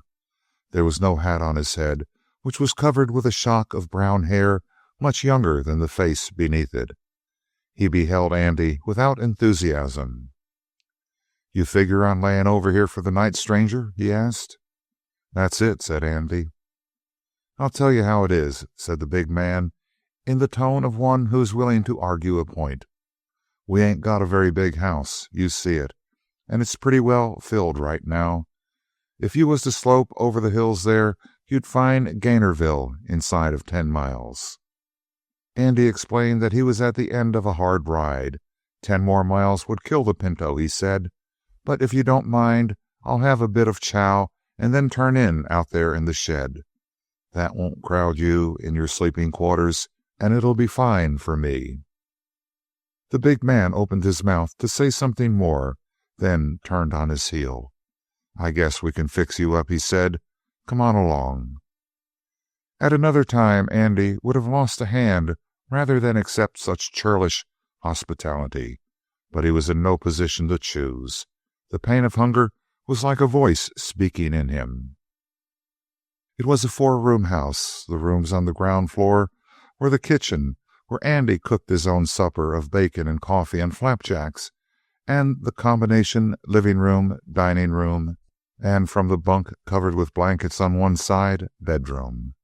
Upstairs, there must have been 2 more rooms of the same size. Seated about a little kitchen table in the front room, Andy found 3 men playing an interrupted game of blackjack, which was resumed when the big fellow took his place before his hand. The 3 gave Andy a look and a grunt, but otherwise they paid no attention to him.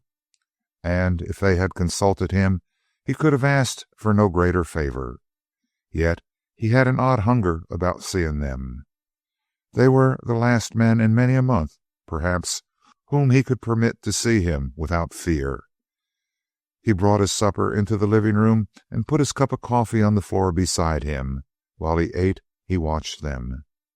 They were, all in all, the least prepossessing group he had ever seen. The man who had brought him in was far from well favored, but he was handsome compared with the others. Opposite him sat a tall fellow, very erect and stiff in his chair. A candle had recently been lighted, and it stood on the table near this man. It showed a wan face of excessive leanness.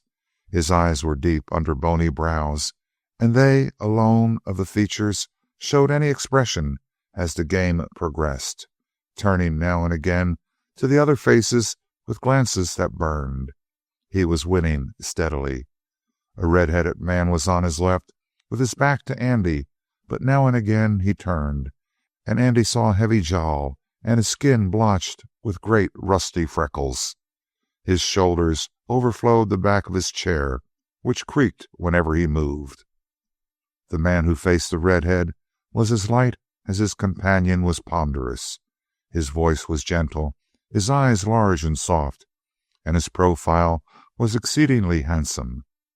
But in the full view, Andy saw nothing except a gristly purple scar that twisted down beneath the right eye of the man. It drew down the lower lid of that eye, and it pulled the mouth of the man a bit awry, so that he seemed to be smiling in a smug, half-apologetic manner. In spite of his youth, he was unquestionably the dominant spirit here. Once or twice the others lifted their voices in argument, and a single word from him cut them short. And when he raised his head now and again to look at Andy, it gave the latter a feeling that his secret was read and all his past known. These strange fellows had not asked his name, and neither had they introduced themselves. But from their table talk he gathered that the redhead was named Jeff, the funeral man with the bony face was Larry, the brown-haired one was Joe, and he of the scar and the smile was Henry. It occurred to Andy as odd that such rough boon companions had not shortened that name for convenience. They played with the most intense concentration. As the night deepened and the windows became black slabs, Joe brought another candle and reinforced this light by hanging a lantern from the nail on the wall. This illuminated the entire room, but in a partial and dismal manner. The game went on. They were playing for high stakes. Andrew Lanning had never seen so much cash assembled at one time. They had stacks of unmistakable yellow gold before them, actually stacks. The winner was Larry. That skull-faced gentleman was fairly barricaded behind heaps of money.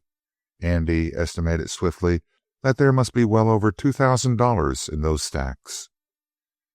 He finished his supper, and having taken the tin cup and plate out into the next room and cleaned them, he had no sooner come back to the door, on the verge of bidding them good night, than Henry invited him to sit down and take a hand. Chapter 12. He had never studied any men as he was watching these men at cards.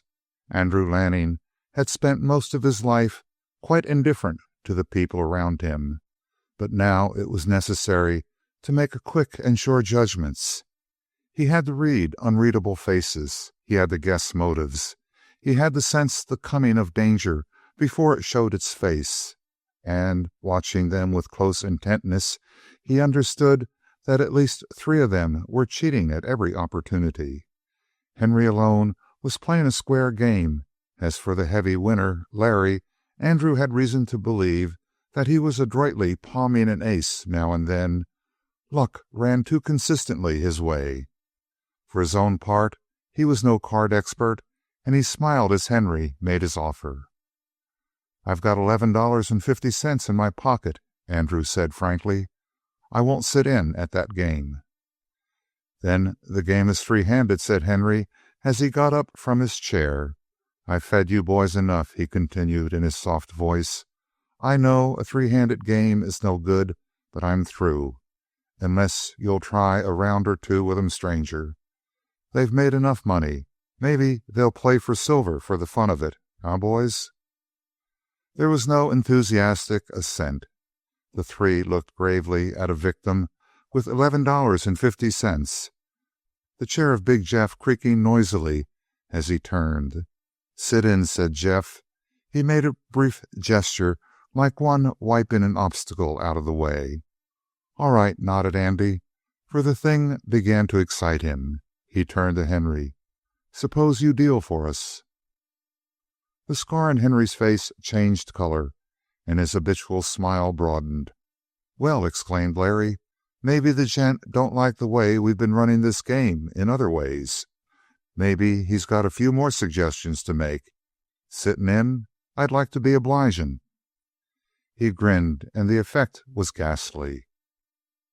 "Thanks," said Andy. "That lets me out as far as suggestions go."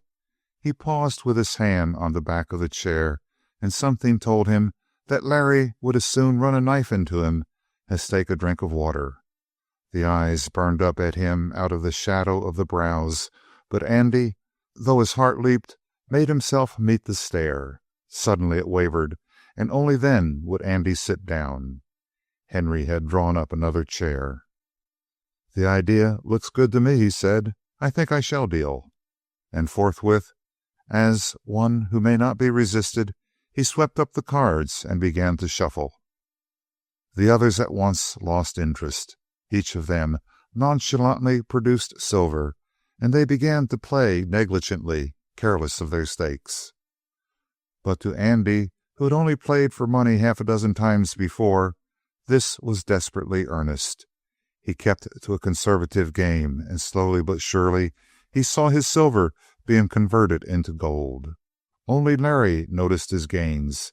The others were indifferent to it, but the skull-faced man tightened his lips as he saw. Suddenly he began betting in gold, $10 for each card he drew. The others were out of that hand. Andy, breathless, for he had an ace down, saw a 3 and a 2 fall, took the long chance, and, with the luck behind him, watched the 5 spot flutter down to join his draw. Yet Larry, taking the same draw, was not busted. He had a pair of deuces and a 4. Then he stuck, and it stood to reason that he could not win. Yet he bet recklessly, raising Andy twice, until the latter had no more money on the table to call a higher bet. The showdown revealed an ace under cover for Larry also.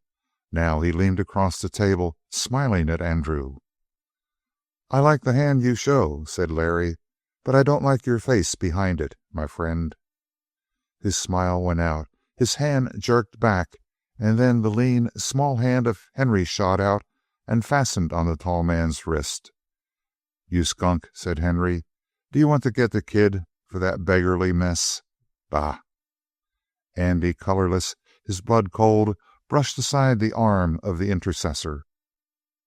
"Partner," he said, leaning a little forward in turn, and thereby making his holster swing clear of the seat of his chair. "Partner, I don't mind your words, but I don't like the way you say 'em." When he began to speak, his voice was shaken. Before he had finished, his tones rang, and he felt once more that overwhelming desire, which was like the impulse to fling himself from a height. He had felt it before, when he watched the posse retreat with the body of Bill Dozier. He felt it now, a vast hunger, an almost blinding eagerness to see Larry make an incriminating move with his bony, hovering right hand. The bright eyes burned at him for a moment longer out of the shadow. Then again they wavered and turned away. Andy knew that the fellow had no more stomach for a fight. Shame might have made him go through with the thing he started, however, had not Henry cut in again and given Larry a chance to withdraw gracefully. "The kid's called your bluff, Larry," he said, "and the rest of us don't need to see you pull any target practice. Shake hand with the kid, will you, and tell him you were joking." Larry settled back in his chair with a grunt, and Henry, without a word, tipped back in his chair and kicked the table. Andy, beside him, saw the move start and had just time to scoop his own winnings, including that last rich bet, off the tabletop and into his pocket. As for the rest of the coin, it slid with a noisy jangle to the floor, and it turned the other three men into scrambling madmen. They scratched and clawed at the money, cursing volubly, and Andy, stepping back out of the fracas, saw the scar-faced man watching with a smile of contempt. There was a snarl. Jeff had Joe by the throat, and Joe was reaching for his gun. Henry moved forward to interfere once more, but this time he was not needed. A clear whistling sounded outside the house, and a moment later the door was kicked open. A man came in with his saddle on his hip. His appearance converted the threatening fight into a scene of jovial good nature. The money was swept up at random, as though none of them had the slightest care what became of it. "Having one of your little parties, huh?" said the stranger. "What started it?" "He did, Scotty," answered Larry, and stretching out an arm of enormous length, he pointed at Andrew.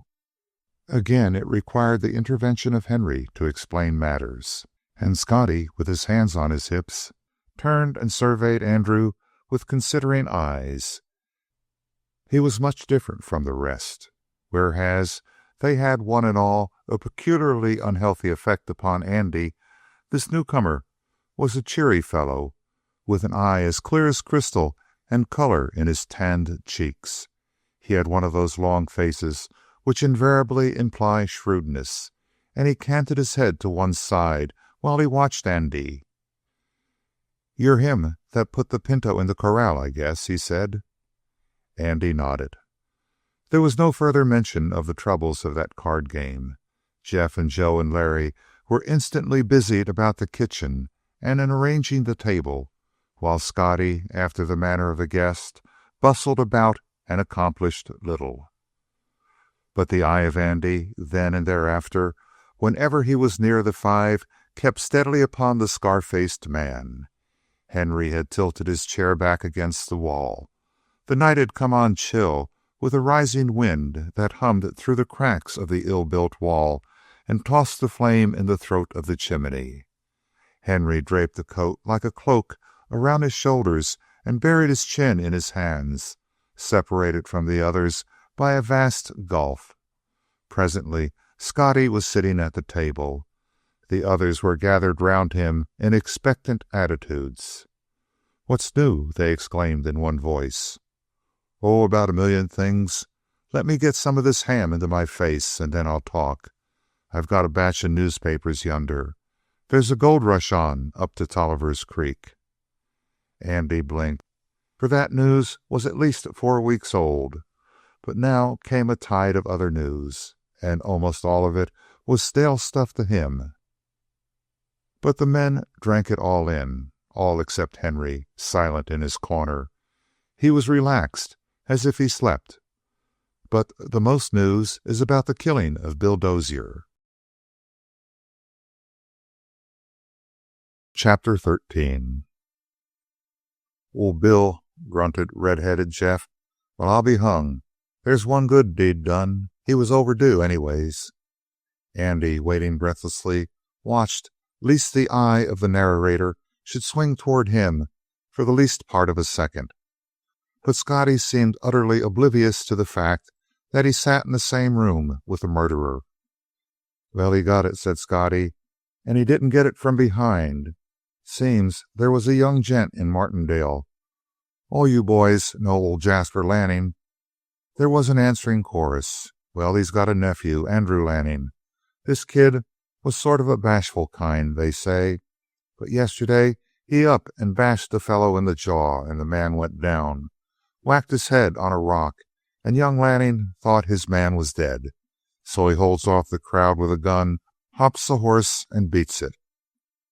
"Pretty, pretty," murmured Larry. "But what's that got to do with that hyena, Bill Dozier?" "I don't get it all hitched up straight. Most of the news comes from Martindale to town by telephone. Seems this young Lanning was followed by Bill Dozier. He was always a hound for a job like that, huh?"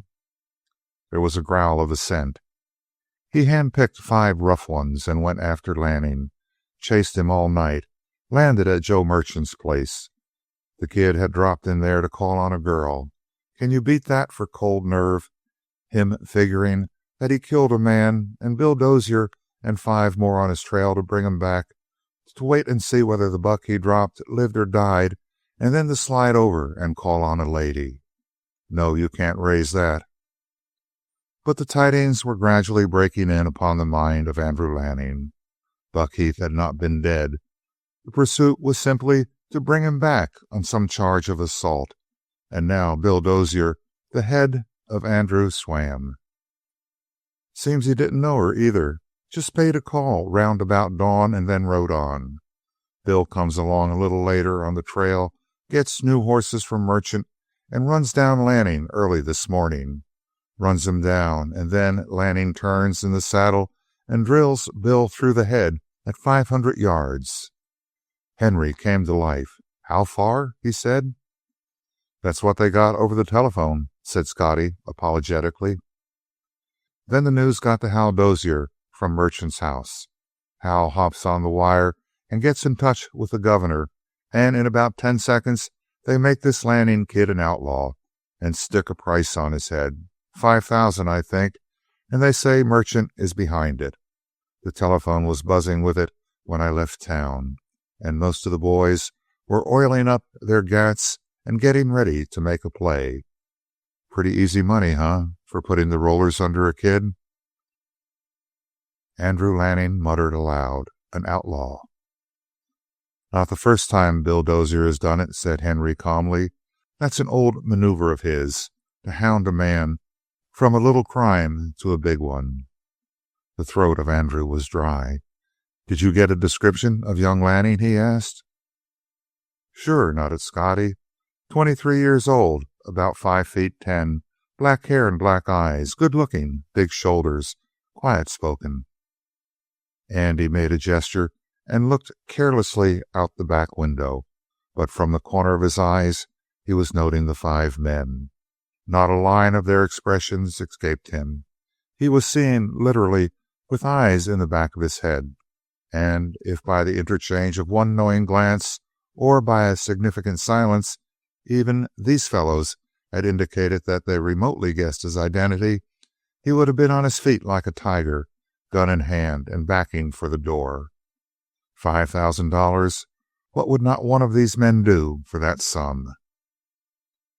Andy had been keyed to the breaking point before, but his alertness was now trebled, and like a sensitive barometer, he felt the danger of Larry, the brute strength of Jeff, the cunning of Henry, the grave poise of Joe, to say nothing of Scotty, an unknown force. But Scotty was running on in his talk. He was telling of how he met the storekeeper in town. He was naming everything he saw. These fellows seemed to hunger for the minutest news of men. They broke into admiring laughter when Scotty told of his victorious tilt of jesting with the storekeeper's daughter. Even Henry came out of his patient gloom long enough to smile at this, and the rest were like children. Larry was laughing so heartily that his eyes began to twinkle. He even invited Andrew in on the mirth. At this point, Andy stood up and stretched elaborately. But in stretching, he put his arms behind him and stretched them down rather than up, so that his hands were never far from his hips. "I'll be turning in," said Andy, and stepping back to the door so that his face would be toward them until the last instant of his exit, he waved good night. There was a brief shifting of eyes toward him and a grunt from Jeff. That was all. Then the eye of everyone reverted to Scotty, but the latter broke off his narrative. "Ain't you sleeping in?" he asked. "We could fix you a bunk upstairs, I guess." Once more the glance of Andrew flashed from face to face, and then he saw the first suspicious thing. Scotty was looking straight at Henry in the corner as though waiting for direction, and from the corner of his eye Andrew was aware that Henry had nodded ever so slightly. "Here's something you might be interested to know," said Scotty. "This young Lanning was riding a pinto horse," he added, while Andrew stood rooted to the spot. "You seemed sort of interested in the description. I allowed maybe you'd try your hand at finding him." Andy understood perfectly well that he was known, and with his left hand frozen against the knob of the door, he flattened his shoulders against the wall and stood ready for the draw. In the crisis, at the first hostile move, he decided he would dive straight for the table, low. It would tumble the room into darkness as the candles fell, a semi-darkness, for there would be a sputtering lantern still. Then he would fight for his life. And looking at the others, he saw that they were changed indeed. They were all facing him, and their faces were alive with interest. Yet they made no hostile move. No doubt they awaited the signal of Henry. There was the greatest danger, and now Henry stood up. His first words was a throwing down of disguises. "Mr. Lanning," he said, "I think this is a time for introductions."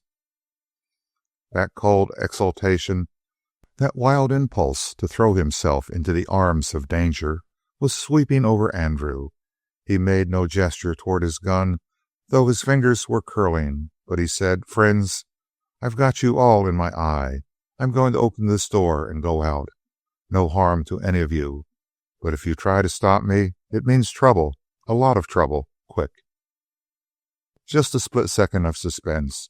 If a foot stirred or a hand raised, Andrew's curling hand would jerk up and bring out a revolver, and every man in the room knew it. Then the voice of Henry. "You plan on fighting us all?" "Take my bridle off the wall," said Andrew, looking straight before him at no face, and thereby enabled to see everything, just as the boxer looks in the eye of his opponent and thereby sees every move of his gloves. "Take my bridle off the wall, you, Jeff, and throw it at my feet." The bridle rattled at his feet. "This has gone far enough," said Henry. "Lanning, you've got the wrong idea. I'm going ahead with the introductions. The red-headed fellow we call Jeff is better known to the public as Jeff Rankin. Does that mean anything to you?" Jeff Rankin acknowledged the introduction with a broad grin, the corners of his mouth being lost in the heavy folds of his jowls. "I see it doesn't," went on Henry. "Very well. Joe's name is Joe Clune. Yonder sits Scotty McDougal. There is Larry LaRoche. And I am Henry Allister."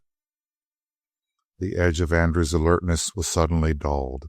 The last name swept into his brain a wave of meaning. For all the words on the mountain desert, there was none more familiar than Henry Allister. Scar-faced Allister, they called him. One of those deadly men who figured in the tales of Uncle Jasper. Henry Allister was the last and the most grim. 1,000 stories clustered about him, of how he killed Watkins, of how Langley, the famous federal marshal, trailed him for 5 years and was finally killed in a duel which left Alistair with that scar, of how he broke jail at Garrisonville and again at St. Luke City. In the imagination of Andrew, he had loomed like a giant, some 7-foot prodigy, whiskered, savage of eye, terrible of voice.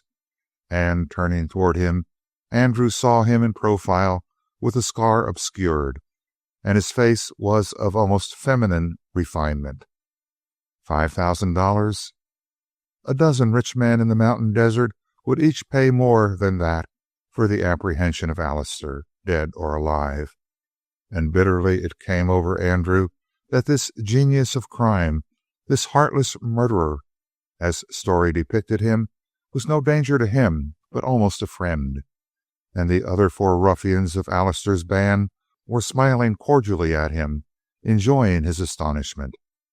The day before, his hair would have turned white in such a place among such men. Tonight, they were his friends. Chapter 14. After that, things happened to Andrew in a swirl. They were shaking hands with him. They were congratulating him on the killing of Bill Dozier. They were patting him on the back. Larry LaRoche, who had been so hostile, now stood up to the full of his ungainly height and proposed his health, and the other men drank it standing. Andy received a tin cup full of whiskey, and he drank the burning stuff in acknowledgment. The unaccustomed drink went to his head. His muscles began to relax. His eyes swam. Voices boomed at him out of a haze. Why, he's only a young kid. 1 shot put him under the weather. Shut up, Larry. He'll learn fast enough. Ah, yes, said Larry to himself. He'll learn fast enough. Presently he was lifted and carried by strong arms up a creaking stairs. He looked up, and he saw the red hair of the mighty Jeff, who carried him as if he had been a child and deposited him among some blankets. I didn't know, Larry LaRoche was saying. How could I tell a man-killer like him couldn't stand no more than a girl? Shut up and get out, said another voice. Heavy footsteps retreated. Then Andrew heard them once more, grumbling and booming below him. After that, his head cleared rapidly. 2 windows were open in this higher room, and a sharp current of the night wind blew across him, clearing his mind as rapidly as wind blows away a fog. Now he made out that one man had not left him. The dark outline of him was by the bed, waiting. "Who's there?" asked Andrew. "Alistair. Take it easy." "I'm all right. I'll go down again to the boys." "That's what I'm here to talk to you about, kid. Are you sure your head's clear?" "Yep, sure thing." "Then listen to me, Lanning, while I talk. It's important. Stay here till the morning, then ride on." "Where?" "Oh, away from Martindale, that's all." "Out of the desert? Out of the mountains?" "Of course. They'll hunt for you here." Alistair paused, then went on. "And when you get away, what will you do? Go straight?" "God willing," said Andrew fervently. "It was only luck, bad luck, that put me where I am." The outlaw scratched a match and lighted a candle. Then he dropped a little of the melted tallow on a box, and by that light he peered earnestly into Andrew's face. He appeared to need this light to read the expression on it. It enabled Andrew to see the face of Alistair. Sometimes the play of shadows made that face unreal as a dream. Sometimes the face was filled with poetic beauty. Sometimes the light gleamed on the scar and the sardonic smile, and then it was a face out of hell. "You're going to get away from the mountain desert and go straight," said Alistair. "That's it." He saw that the outlaw was staring with a smile, half grim and half sad, into the shadows and far away. "Lanning, let me tell you, you'll never get away." "You don't understand," said Andrew. "I don't like fighting. It makes me sick inside. I'm not a brave man." He waited to see the contempt come to the face of the famous leader, but there was nothing but grave attention. Why," Andy went on in a rush of confidence, "everybody in Martindale knows that I'm not a fighter. Those fellows downstairs think that I'm a sort of bad hombre. I'm not. Why, Allister, when I turned over Buck Heath and saw his face, I nearly fainted. And then—" "Wait," cut in the other. "That was your first man. You didn't kill him, but you thought you had. You nearly fainted then. But as I gather it, after you shot Bill Dozier, you simply sat on your horse and waited. Did you feel like fainting then?" "No," explained Andrew hastily. "I wanted to go after them and shoot 'em all. They could have rushed me and taken me prisoner easily, but they wanted to shoot me from a distance, and it made me mad to see them work it. I hated them all, and I had reason for it. Curse them." He added hurriedly, "But I've got no grudge against anybody. All I want is a chance to live quiet and clean." There was a faint sigh from Allister. "Lanning," he murmured, "the minute I laid eyes on you, I knew you were one of my kind. In all my life I've known only one other with that same chilly effect in his eyes. That was Marshal Langley, only he happened to be on the side of the law. No matter. He had the iron dust in him. He was cut out to be a man-killer. You say you want to get away. Lanning, you can't do it, because you can't get away from yourself. I'm making a long talk to you, but you're worth it. I tell you, I read your mind. You plan on riding north and getting out of the mountain desert before the countryside there is raised against you, the way it's raised to the south. In the first place, I don't think you'll get away. Hal Dozier is on your trail, and he'll get to the north and raise the whole district and stop you before you hit the towns. You have to go back to the mountain desert. You'll have to do it eventually. Why not do it now? Lanning, if I had you at my back, I could laugh at the law the rest of our lives. Stay with me. I can tell a man when I see him. I saw you call Larry LaRoche, and I've never wanted a man the way I want you. Not to follow me, but as a partner. Shake and say you will." The slender hand was stretched out through the shadows. The light from the candle flashed on it, and a power outside his own will made Andrew move his hand to meet it. He stopped the gesture with a violent effort. The swift voice of the outlaw, with a fiber of earnest persuasion in it, went on. "You see what I risked to get you? Hal Dozier is on your trail. He's the only man in the world I'd think twice about before I met him face to face. But if I join to you, I'll have to meet him sooner or later. Well, Lanning, I'll take that risk. I know he's more devil than man when it comes to gunplay, but we'll meet him together. Give me your hand." There was a riot in the brain of Andrew Lanning. The words of the outlaw had struck something in him that was like metal chiming on metal. Iron dust, that was it. The call of one blood to another, and he realized the truth of what Allister said. If he touched the hand of this man, there would be a bond between them which only death could break. In one blinding rush, he sensed the strength and the faith of Allister. But another voice was at his ear, and he saw Anne Witherow as she had stood for that moment in his arms in her room. It came over him with a chill like cold moonlight. "Do you fear me?" he had whispered. "No." "Will you remember me?" "Forever." And with that ghost of a voice in his ear, Andrew Lanning groaned to the man beside him. "Partner, I know you're 9/10 man, and I thank you out of the bottom of my heart. But there's someone else has a claim to me. I don't belong to myself." There was a breathless pause. Anger contracted the face of Henry Allister. He nodded gravely. "It's the girl you went back to see," he said. "Yes." "Well, then, go ahead and try to win through. I wish you luck. But if you fail, remember what I've said. Now, or 10 years from now, what I've said goes for you. Now, roll over and sleep. Goodbye, Lanning, or rather, au revoir." Chapter 15.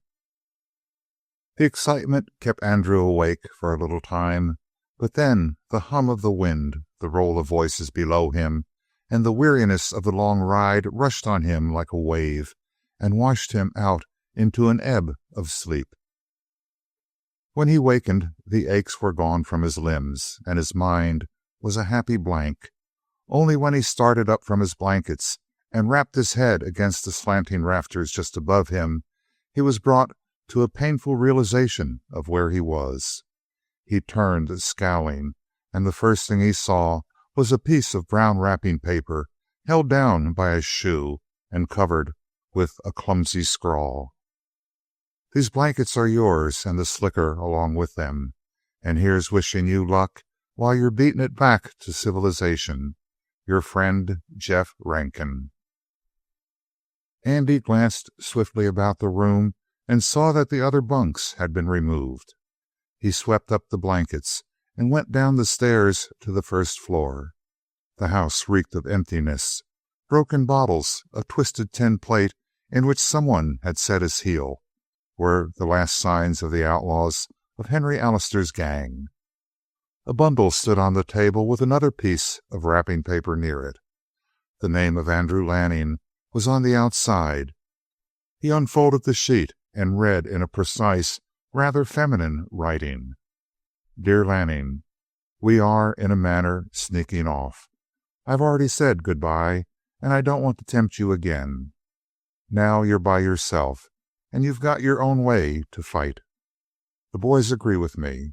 We all want to see you make good. We'll all be sorry if you come back to us. But once you've found out that it's no go trying to beat back to good society, we'll be mighty happy to have you with us. In the meantime, we want to do our bit to help Andrew Lanning make up for his bad luck.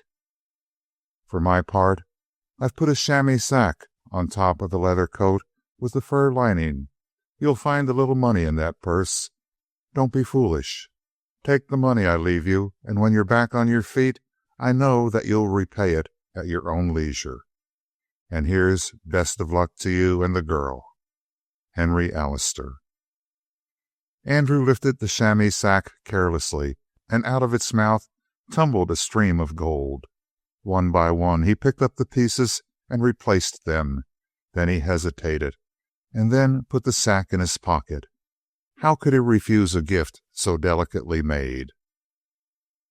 A broken kitchen knife had been thrust through a bit of paper on the box. He read this next: "Your horse is known, so I'm leaving you one in place of the Pinto. He goes good, and he don't need no spurring, but when you come behind him, keep watching your step. Your pal, Larry LaRoche." Blankets and slicker, money, horse, a flask of whiskey stood on another slip of paper, and the writing on this was much more legible: "Here's a friend in need. When you come to a pinch, use it. And when you come to a bigger pinch, send word to your friend, Scotty McDougal." Andrew picked it up, set it down again, and smiled. On the fur coat there was a 5th tag. Not one of the 5 then had forgotten him. "It's coming on cold, partner. Take this coat and welcome. When the snows get on the mountains, if you ain't out of the desert, put on this coat and think of your partner, Joe Clune. P.S. I seen you first, and I have first call on you over the rest of these gents, and you can figure that you have first call on me, J.C." When he had read all these little letters, when he had gathered his loot before him, Andrew lifted his head and could have burst into song. This much thieves and murderers had done for him. What would the good men of the world do? How would they meet him halfway? He went into the kitchen. They had forgotten nothing. There was a quantity of chuck, flour, bacon, salt, coffee, a frying pan, a cup, a canteen. It brought a lump in his throat. He cast open the back door, and standing in the little pasture, he saw only one horse remaining. It was a fine young chestnut gelding, with a Roman nose and long mulish ears. His head was not beautiful to see from any angle, but every detail of the body spelled speed. and speed meant safety.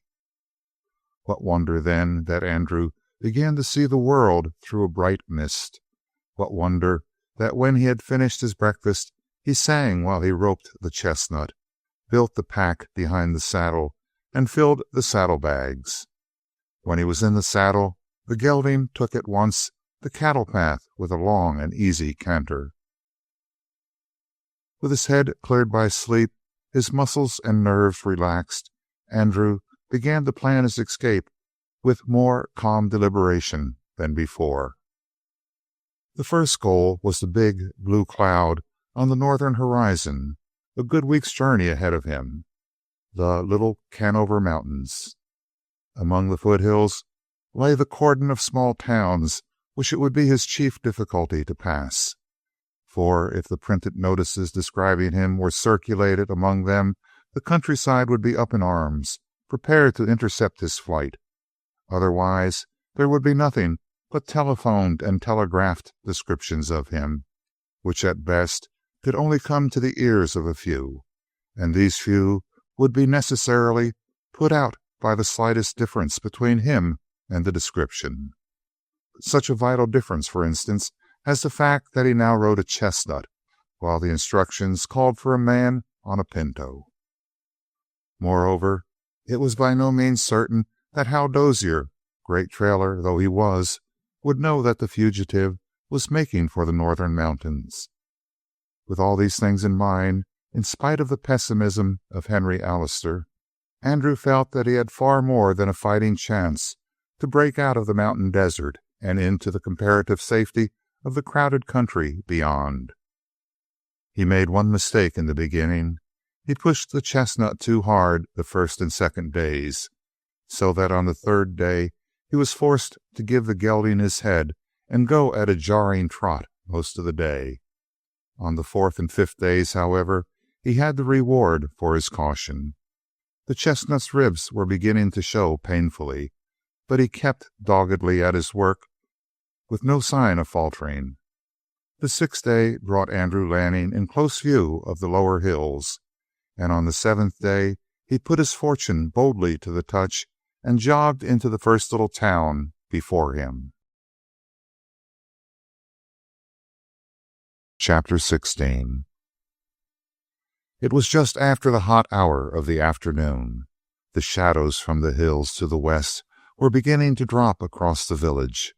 People who had kept to their houses during the early afternoon now appeared on their porches.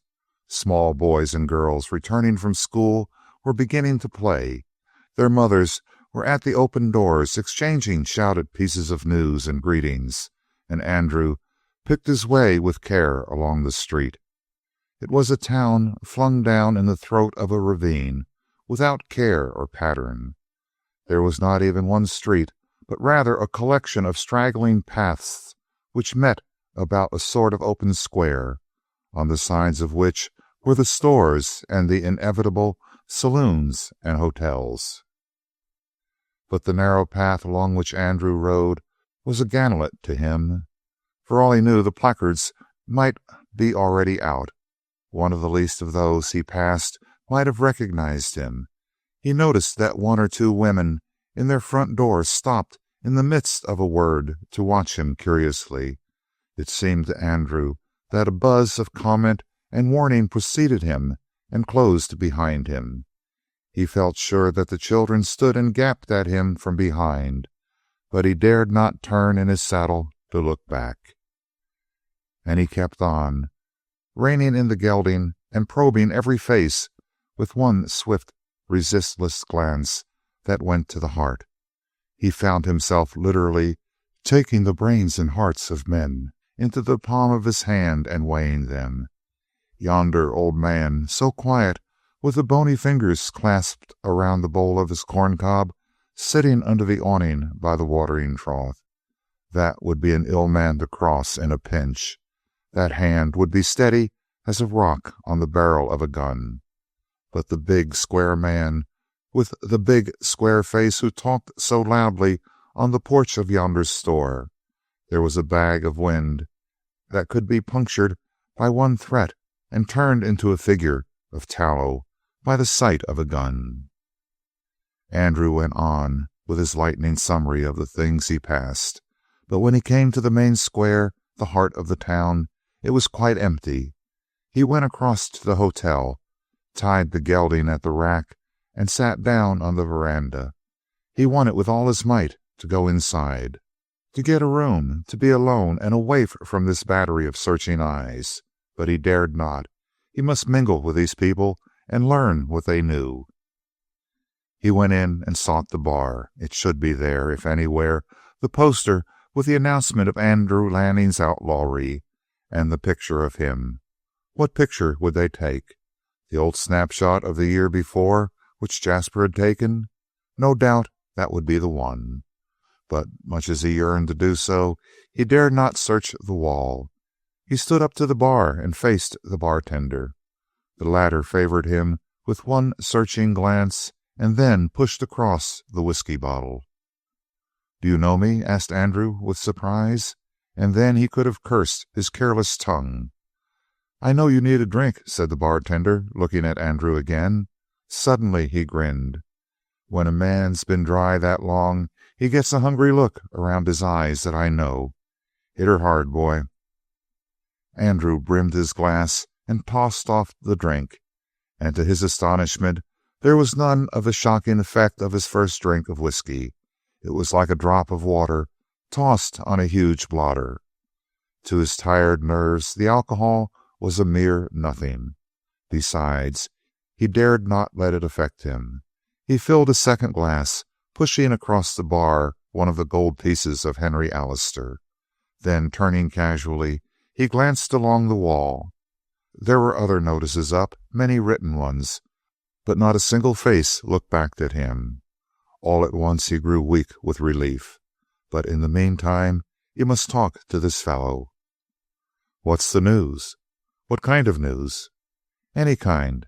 I've been talking more to coyotes than the men for a long spell." Should he have said that? Was not that a suspicious speech? Did it not expose him utterly? "Nothing to talk about here much more exciting than a coyote's yap. Not a damn thing. Which way you come from?" "South. The last I heard of exciting news was this stuff about Lanning, the outlaw." It was out, and he was glad of it. He had taken the bull by the horns. "Lanning? Lanning? Never heard of him." "Oh, yes, the gent that bumped off Bill Dozier. Between you and me, they won't be any sobbing for that. Bill had it coming. But they outlawed Lanning, have they?"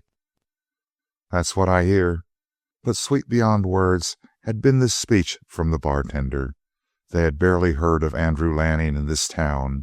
They did not even know that he was outlawed. Andrew felt hysterical laughter bubbling in his throat. Now for one long sleep. Then he would make the ride across the mountains and into safety. He went out of the bar room, put the gelding away in the stables behind the hotel, and got a room. In 10 minutes, pausing only to tear the boots from his feet, he was sound asleep under the very gates of freedom. And while he slept, the gates were closing and barring the way. If he had wakened even an hour sooner, all would have been well, and, though he might have dusted the skirts of danger, they could never have blocked his way. But with 7 days of exhausting travel behind him, he slept like one drugged, the clock around and more. It was morning, mid-morning, when he wakened. Even then he was too late. But he wasted priceless minutes eating his breakfast, for it was delightful beyond words to have food served to him which he had not cooked with his own hands. And so, sauntering out onto the veranda of the hotel, he saw a compact crowd on the other side of the square, and the crowd focused on a man who was tacking up a sign. Andrew, still sauntering, joined the crowd, and looking over their heads, he found his own face staring back at him, and under the picture of that lean, serious face in huge black type, $5,000 reward for the capture, dead or alive. The rest of the notice blurred before his eyes. Someone was speaking. "You made a quick trip, Mr. Dozier, and I expect If you sent word up to Hallowell in the mountains, they can. So Hal Dozier had brought the notices himself. Andrew in that moment became perfectly calm. He went back to the hotel, and resting one elbow on the desk, he looked calmly into the face of the clerk and the proprietor. Instantly, he saw that the men did not suspect, as yet. "I hear Mr. Dozier's here," he asked. "Room 17, said the clerk. "Hold on. He's out in the square now." "It's all right. I'll wait in his room." He went to room 17. The door was unlocked, and drawing a chair into the farthest corner, Andrew sat down, rolled a cigarette, drew his revolver, and waited. Chapter 17. He waited an eternity. In actual time, it was exactly 10 minutes. Then a cavalcade tramped down the hall. He heard their voices, and Hal Dozier was among them. About him flowed a babble of questions as the men struggled for the honor of a word from the great man. Perhaps he was coming to his room to form the posse and issue general instructions for the chase. The door opened. Dozier entered, jerked his head squarely to one side, and found himself gazing into the muzzle of a revolver. The astonishment and the swift hardening of his face had begun and ended in a fraction of a second.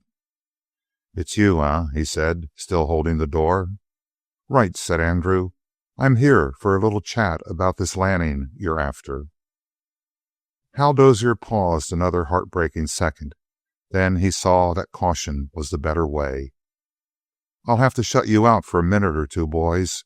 Go down to the bar and have a few on me." He turned, laughing and waving to them. Then the door closed, and Dozier turned slowly to face his hunted man. Into Andrew's mind came back the words of the great outlaw Allister. "There's one man I'd think twice about meeting, and that—" "Sit down," said Andrew. "And you can take off your belt if you want to. Easy. That's it. Thank you." The belt and guns were tossed onto the bed, and Hal Dozier sat down. He reminded Andrew of a terrier, not heavy, but all compact nerve and fighting force. "I'll not frisk you for another gun," said Andrew. "Thanks. I have one, but I'll let it lie." He made a movement. "If you don't mind," said Andrew, "I'd rather that you don't reach into your pockets. Use my tobacco and papers if you wish." He tossed them onto the table, and Hal Dozier rolled his smoke in silence. Then he tilted back in his chair a little. His hand with the cigarette was as steady as a vice, and Andrew, shrugging forward his own ponderous shoulders, dropped his elbows on his knees and trained the gun full on his companion. "I've come to make a bargain, Dozier," he said. The other made no comment, and the two continued that silent struggle of the eyes that was making Andrew's throat dry and his heart leap. "Here's the bargain. Drop off this trail. Let the law take its own course, through other hands. But you give me your word to keep off the trail. If you'll do that, I'll leave this country and stay away. Except for one thing. I'll never come back here. You're a proud man, and you've never quit a trail yet before the end of it. But this time I only ask you to let it go without running me out of the country." "What's the one thing for which you'd come back?" "I'll come back once, because of a girl." He saw the eyes of Dozier widen and then contract again. "You're not exactly what I expected to find," he said. "But go on. If I don't take the bargain, you pull that trigger." "Exactly." "You may have heard the voices of the men who came up the hall with me." "Yes." "The moment a report of a gun is heard, they'll swarm up to this room and get you." "They've made too much noise. Barking dogs don't bite. Besides, the moment I've dropped you, I go out that window." "It's a good bluff, Lanning," said the other. "I'll tell you what. If you are what I expected you to be, a hysterical kid who had a bit of bad luck and got rolled together, I'd take that offer. But you're different. You're a man. All in all, Lanning, I think you're about as much a man as I've ever crossed before. No, you won't pull that trigger, because there isn't one deliberate murder packed away in your system. It's a good bluff, as I said before, and I admire the way you worked it. But it won't do. I call it. I won't leave your trail, Lanning. Now, pull your trigger." He smiled straight into the eye of the younger man. A flush jumped into the cheeks of Andrew, and fading, left him by contrast paler than ever. "You are 1/4 of an inch from death, Dozier," he replied. "Lanning, with men like you, and like myself, I hope, there's no question of distance. It's either a miss or a hit. Here's a better proposition. Let me put my belt on again. Then put your gun back in the holster. We'll turn and face the wall. And when the clock downstairs strikes 10, that'll be within a few minutes, we'll turn and blaze at the first sound." He watched his companion eagerly, and he saw the face of Andrew work. "I can't do it, Dozier," said Andrew. "I'd like to, but I can't." "Why not?" The voice of Hal Dozier was sharp with a new suspicion. "Get me out of the way, and you're free to get across the mountains, and once there, your trail will never be found. I know that. Everyone knows that. That's why I hid up here after you." "I'll tell you why," said Andrew slowly. "I've got the blood of one man on my hands already, but so help me God, I'm not going to have another stain. I had to shoot once because I was hounded into it. And if this thing keeps on, I'm going to shoot again and again. But as long as I can, I'm fighting to keep clean. Do you understand?" His voice became thin and rose as he spoke. His breath was a series of gasps, and Hal Dozier changed color. "I think," said Andrew, regaining his self-control, "that I'd kill you. I think I'm just a split second surer and faster than you are with a gun. But don't you see, Dozier?" He cast out his left hand, but his right hand held the revolver like a rock. "Don't you see? I've got the taint in me. I've killed my man. If I kill another, I'll go bad. I know it. Life will mean nothing to me. I can feel it in me." His voice fell and became deeper. "Dozier, give me my chance. It's up to you. Stand aside now, and I'll get across those mountains and become a decent man. Keep me here, and I'll be a killer. I know it. You know it. Why are you after me? Because your brother was killed by me? Dozier, think of your brother, and then look at me.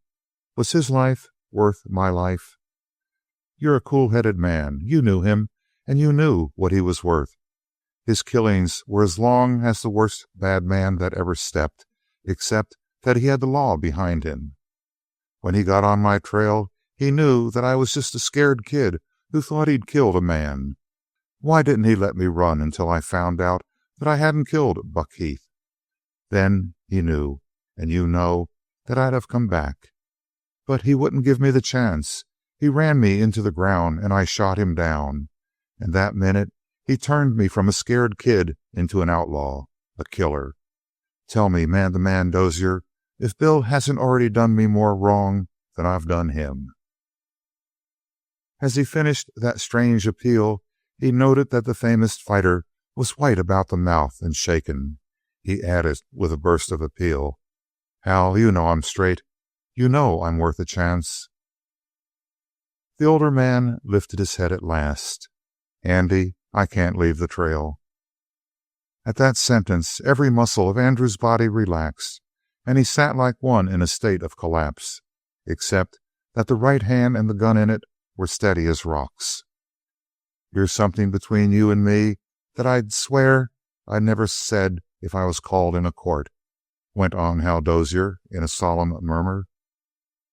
"I'll tell you that I know Bill was no good. I've known it for years, and I've told him so. It's Bill that bled me until I've had to soak a mortgage on the ranch. It's Bill that's spent the money on this cussed booze and gambling. Until now, there's a man that can squeeze and ruin me any day, and that's Merchant. He sent me hot along this trail. He sent me, but my pride sent me also. No, son, I wasn't bought altogether, and if I'd known as much about you then as I know now, I'd never have started to hound you. But now I've started. Everybody in the mountains, every puncher on the range knows that Hal Dozier has started on a new trail, and every man of them knows that I've never failed before. Andy, I can't give it up. You see, I've got no shame before you. I'll tell you the straight of it. I'll tell you that I'm a bought man, but I can't leave this trail to go back and face the boys. If one of them was to shake his head and say on the side that I'm no longer the man I used to be, I'd shoot him dead as sure as there's a reckoning that I'm bound for. It isn't you, Andy. It's my reputation that makes me go on. He stopped, and the two men looked sadly at each other. Andy, boy, said Hal Dozier, I've no more bad feelings toward you than if you was my own boy. Then he added, with a little ring to his voice, but I'm going to stay on your trail till I kill you. You write that down in red. And the outlaw dropped his gun suddenly into the holster. That ends it, then, he said slowly. The next time we meet, we won't sit down and chin friendly-like. We'll let our guns do the talking for us. And, first of all, I'm going to get across these mountains, Hal, in spite of you and your friends. You can't do it, Andy. Try it. I've sent the word up. The whole mountains will be alive watching for you. Every trail will be alive with guns. But Andrew stood up, and using always his left hand while the right arm hung with apparent carelessness at his side, he arranged his hat so that it came forward at a jaunty angle, and then hitched his belt around so that the holster hung a little more to the rear. The position for a gun when one is sitting is quite different from the proper position when one is standing. All these things Uncle Jasper had taught Andrew long and long before. He was remembering them in chunks.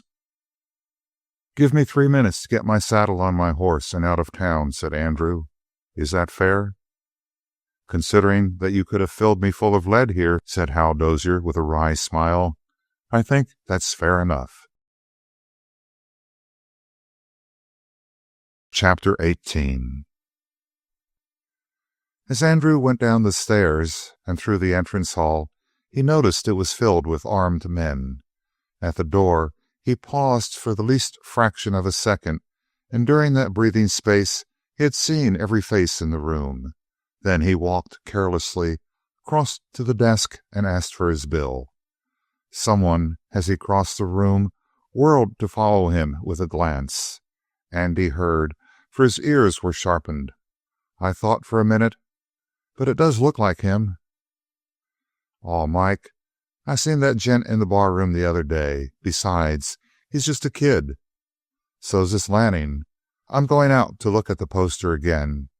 You hold this gent here. All right. I'll talk to him while you're gone, but be quick. I'll be holding a laugh for you, Mike. Andrew paid his bill, but as soon as he reached the door, a short man, with legs bowed by a life in the saddle, waddled out to him and said, Just a minute, partner. Are you one of us? One of who? Asked Andrew.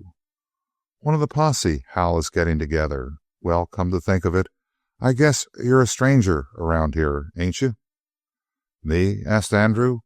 Why, I've just been talking to Hal. About young Lanning? Yes.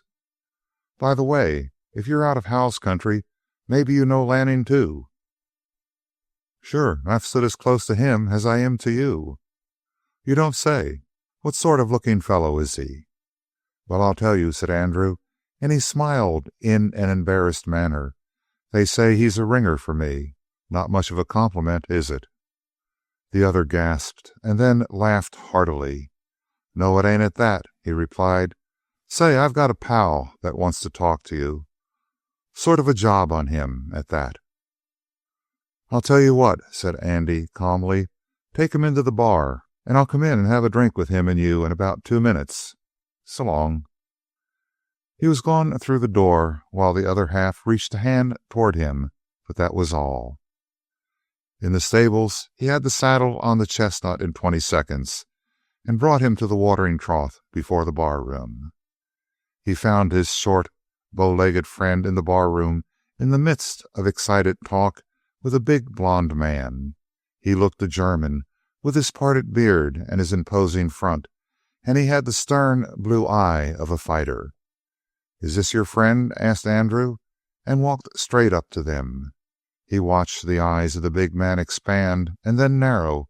His hand even fumbled at his hip, but then he shook his head. He was too bewildered to act. At that moment there was an uproar from the upper part of the hotel. With a casual wave of his hand, Andy wandered out of the barroom and then raced for the street. He heard men shouting in the lobby. The fighting mass jammed its way into the open, and there, in the middle of the square, sat Hal Dozier on his gray stallion. He was giving orders in a voice that rang above the crowd and made voices hush in whispers as they heard him. Under his direction, the crowd split into groups of 4 and 5 and 6 and rode at full speed in 3 directions out of the town. In the meantime, there were 2 trusted friends of Hal Dozier busy at telephones in the hotel. They were calling little towns among the mountains. The red alarm was spreading like wildfire, and faster than the fastest horse could gallop. But Andrew, with the chestnut running like a red flash beneath him, had vanished. Buried away in the mountains, one stiff day's march, was a trapper whom Uncle Jasper had once befriended. That was many a day long since, but Uncle Jasper had saved the man's life, and he often told Andrew that sooner or later he must come to that trapper's cabin to talk of the old times. He was bound there now, for if he could get shelter for 3 days, the hue and cry would subside. When the mountaineers were certain that he must have gone past them to other places and slipped through their greedy fingers, he could ride on in comparative safety. It was an excellent plan.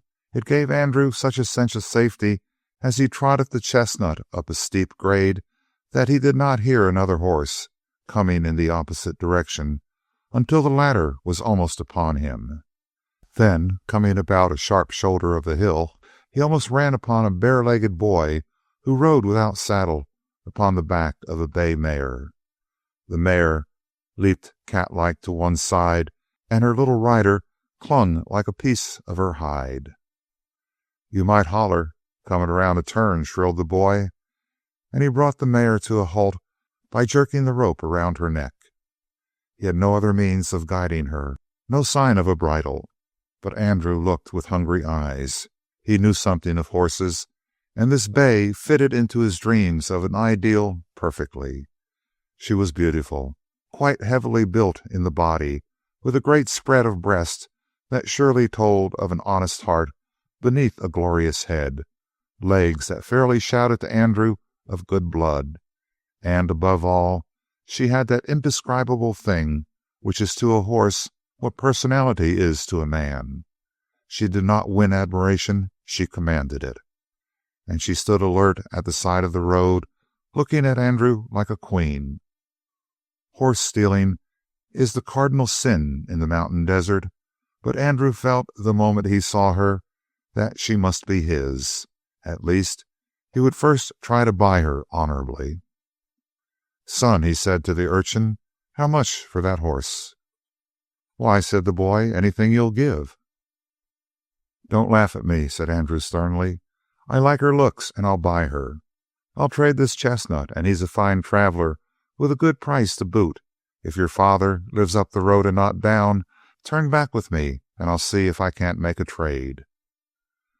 "You don't have to see him," said the boy. "I can tell you that he'll sell her. You throw in the chestnut, and you won't have to give any boot." And he grinned. "But there's the house." He pointed across the ravine at a little green-roofed shack buried in the rocks. "You can come over if you want to." "Is there something wrong with her?" "Nothing much. Pop says she's the best horse that ever run in these parts, and he knows, I'll tell a man." "Son, I've got to have that horse." "Mister," said the boy suddenly, "I know how you feel. Lots feel the same way. You want her bad, but she ain't worth her feed. A skunk put a burr under the saddle when she was being broke, and since then anybody can ride her bareback, but nothing in the mountains can sit a saddle on her." Andrew cast one more long, sad look at the horse. He had never seen a horse that went straight to his heart. And then he straightened the chestnut up the road and went ahead. Chapter 19. He had to be guided by what Uncle Jasper had often described, a mountain whose crest was split like the crown of a hat divided sharply by a knife, and the twin peaks were like the ears of a mule, except that they came together at the base. By the position of those distant summits, he knew that he was in the ravine leading to the cabin of Hank Rainier, the trapper. Presently the sun flashed on a white cliff, a definite landmark by which Uncle Jasper had directed him. So Andrew turned out of his path on the eastern side of the gully and rode across the ravine. The slope was steep on either side and covered with rocks, thick with slides of loose pebbles and sand. His horse, accustomed to a more open country, was continually at fault. He did not like his work and kept tossing his ugly head and champing the bit as they went down to the river bottom. It was not a real river, but only an angry creek that went fuming and crashing through the canyon with a voice as loud as some great stream. Andrew had to watch with care for a ford, for though the bed was not deep, the water ran like a rifle bullet over smooth places and was torn to a white froth where it struck projecting rocks. He found at length a place where it was backed up into a shallow pool, and here he rode across, hardly wetting the belly of the gelding. Then up the far slope he was lost at once in a host of trees. They cut him off from his landmark, the white cliff, but he kept on with a feel for the right direction until he came to a sudden clearing, and in the clearing was a cabin. It was apparently just a one-room shanty with a shed leaning against it from the rear. No doubt the shed was for the trapper's horse. He had no time for further thought.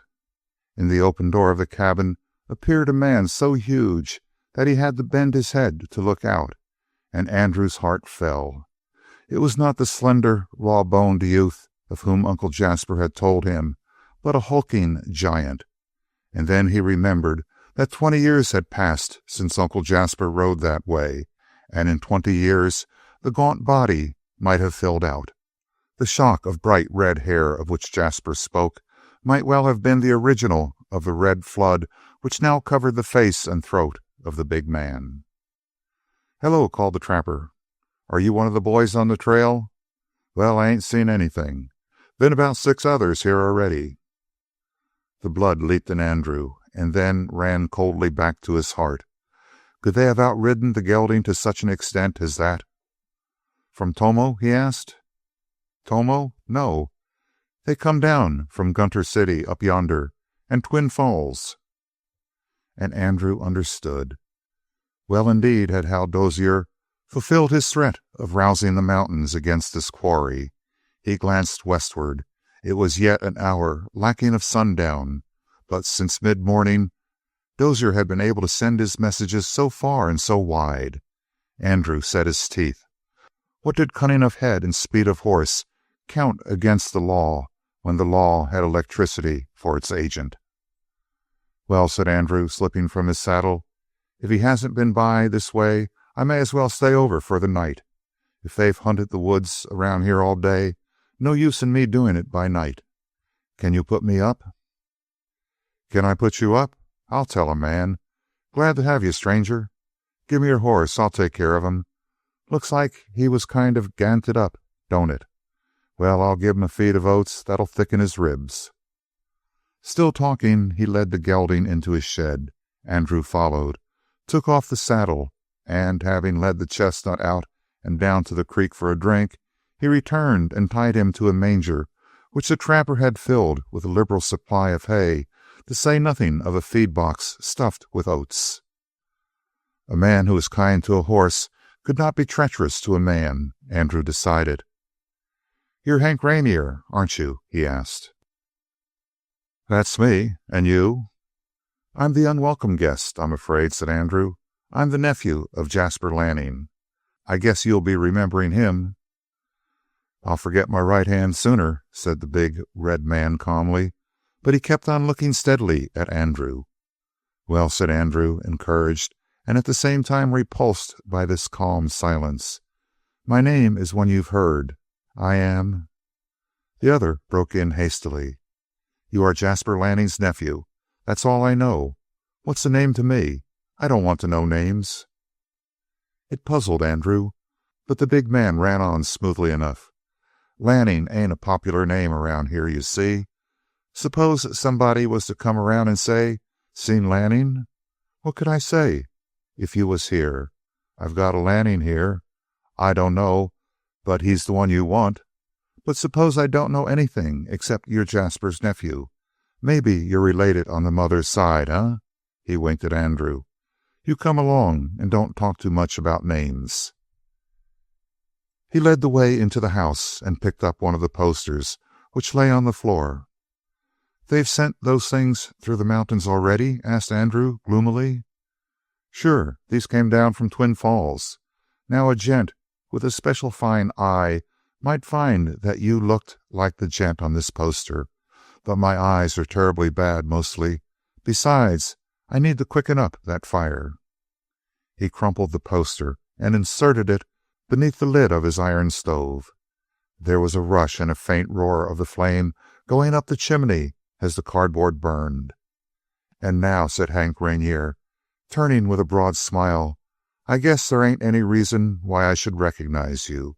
You're just a plain stranger coming along, and you stop over here for the night. That's all.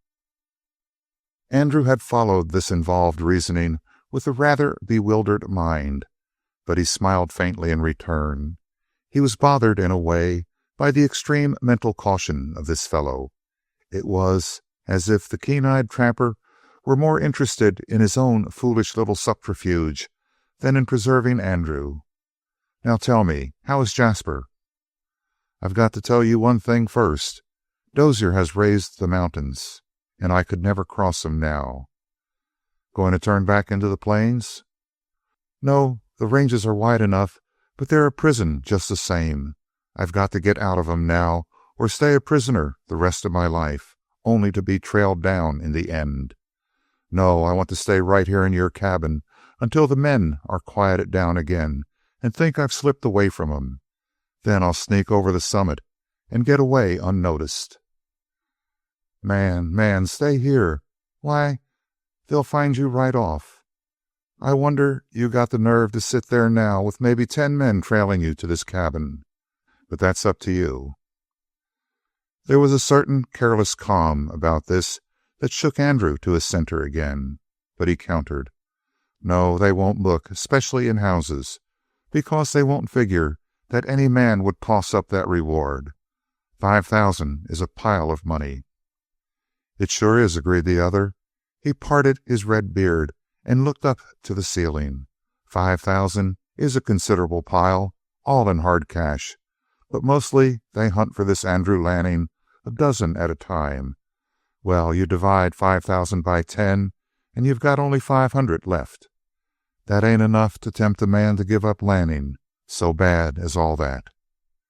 Ah, smiled Andrew, but don't you understand what a stake you could make out of me? If you were to give information about me being here, and you brought a posse to get me, you'd come in for at least half of the reward. Besides, the 5,000 isn't all. There's at least one rich gent that'll contribute maybe that much more, and you'd get a good half of that. You see, Hal Dozier knows all that, and he knows that there's hardly a man in the mountains who would be able to keep away from selling me. So that's why he won't search the houses. Not you, corrected the trapper sharply. Andy Lanning is the man Dozier wants. Well, Andrew Lanning, then, smiled the guest. It was just a slip of the tongue. Sometimes slips like that break a man's neck, observed the trapper, and he fell into a gloomy meditation. And after that they talked of other things until supper was cooked and eaten and the tin dishes washed and put away. Then they lay in their bunks and watched the last color in the west through the open door. If a member of a posse had come to the door, the first thing his eyes fell upon would have been Andrew Lanning lying on the floor on one side of the room and the red-bearded man on the other. But though his host suggested this, Andrew refused to move his blankets. And he was right. The hunters were roving the open, and even Hal Dozier was at fault. "Because," said Andrew, "he doesn't dream that I could have a friend so far from home. Not $5,000 worth of friend, anyway." And the trapper grunted heavily. Chapter 20. It was a truth long after wondered at, when the story of Andrew Lanning was told and retold, that he had lain in perfect security within a 6-hour ride from Tomo, while Hal Dozier himself combed the mountains and hundreds more were out hunting fame and fortune. To be sure, when a stranger approached, Andrew always withdrew into the horse shed, but beyond keeping up a steady watch during the day, he had little to do and little to fear. Indeed, at night he made no pretense towards concealment, but slept quite openly on the floor, on the bed of hay and blankets, just as Hank Rainier slept on the farther side of the room. And the great size of the reward was the very thing that kept him safe. For when men passed the cabin, as they often did, they were riding hard to get away from Tomo and into the higher mountains, where the outlaw might be, or else they were coming back to rest up, and their destination in such a case was always Tomo. The cabin of the trapper was just near enough to the town to escape being used as a shelter for the night by stray travelers. If they got that close, they went on to the hotel. But often they paused long enough to pass a word with Hank, and Andrew, from his place behind the door of the horse shed, could hear it all. He could even look through a crack and see the faces of the strangers. They told how Tomo was wrought to a pitch of frenzied interest by this manhunt. Well-to-do citizens, feeling that the outlaw had insulted the town by so boldly venturing into it, had raised a considerable contribution toward the reward. Other prominent miners and cattlemen of the district had come forward with similar offers, and every day the price on the head of Andrew mounted to a more tempting figure. It was a careless time for Andrew. After that escape from Tomo, he was not apt to be perturbed by his present situation. But the suspense seemed to weigh more and more heavily upon the trapper. Hank Rainier was so troubled indeed that Andrew sometimes surprised a half-guilty, half-sly expression in the eyes of his host. He decided that Hank was anxious for the day to come when Andrew would ride off and take his perilous company elsewhere. He even broached the subject to Hank, but the mountaineer flushed and discarded the suggestion with a wave of his hand. "But if a gang of 'em should ever hunt me down, even in your cabin, Hank," said Andrew one day, it was the third day of his stay, "I'll never forget what you've done for me, and one of these days I'll see that Uncle Jasper finds out about it." The little pale blue eyes of the trapper went swiftly to and fro, as if he sought escape from this embarrassing gratitude. "Well," he said, "I've been thinking that the man that gets you, Andy, won't be so sure with his money after all. He'll have your Uncle Jasper on his trail pronto, and Jasper used to be a killer with a gun in the old days." "No more," smiled Andrew. "He is still steady as a rock, but he hasn't the speed any more. He's over 70, you see. His joints sort of creak when he tries to move with a snap." "Ah," muttered the trapper, and again, as he started through the open door, "Ah." Then he added, "Well, son, you don't need Jasper. If half what they say is true, you're a handy lad with the guns. I suppose Jasper showed you his tricks." "Yes, and we worked out some new ones together. Uncle Jasper raised me with a gun in my hand, you might say." Said Hank Rainier. When they were sitting at the door in the semi-dusk, he reverted to the idea. "You been seeing that squirrel that's been running across the clearing?"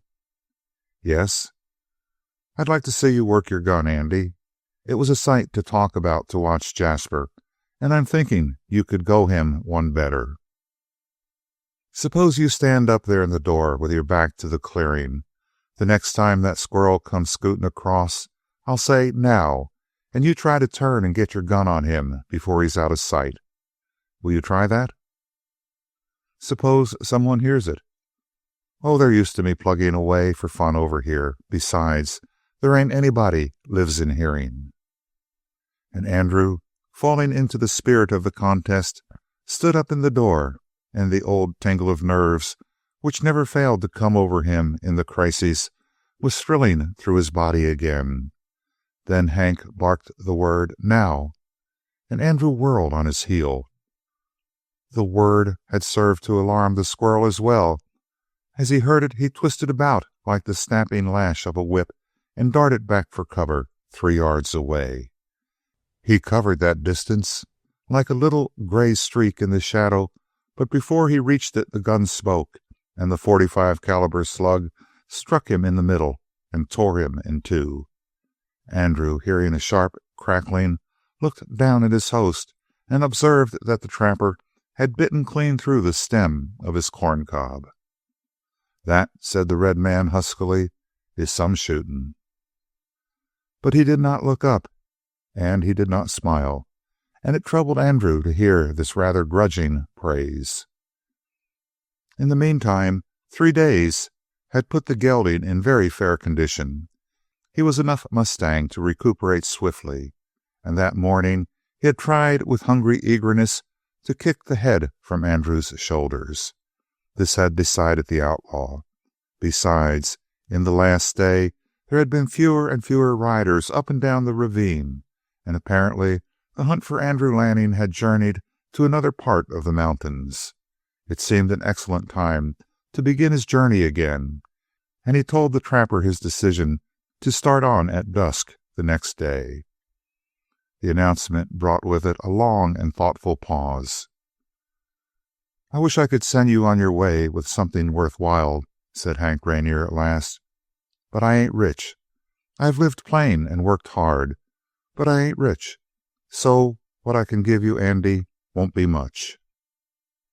Andrew protested that the hospitality had been more than a generous gift, but Hank Rainier, looking straight out the door, continued, "Well, I'm going down the road to get you my little gift, Andy. Be back in an hour, maybe." "I'd rather have you here to keep me from being lonely," said Andrew. "I've money enough to buy what I want, but money will never buy me the talk of an honest man, Hank." The other started. "Honest enough, maybe," he said bitterly, "but honesty don't get you bread or bacon, not in this world." And presently he stamped into the shed, saddled his pony, and after a moment was scattering the pebbles on the way down the ravine. The dark and silence gathered over Andrew Lanning. He had little warmth of feeling for Hank Rainier, to be sure, but the hush of the cabin he looked forward to many a long evening and many a long day in silence like this, with no man near him. For the man who rides outside the law rides alone. He could have embraced the big man, therefore, when Hank finally came back, and Andrew could hear the pony panting in the shed, a sure sign that it had been ridden hard.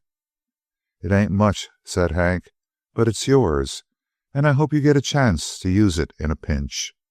And he dumped down a case of .45 cartridges.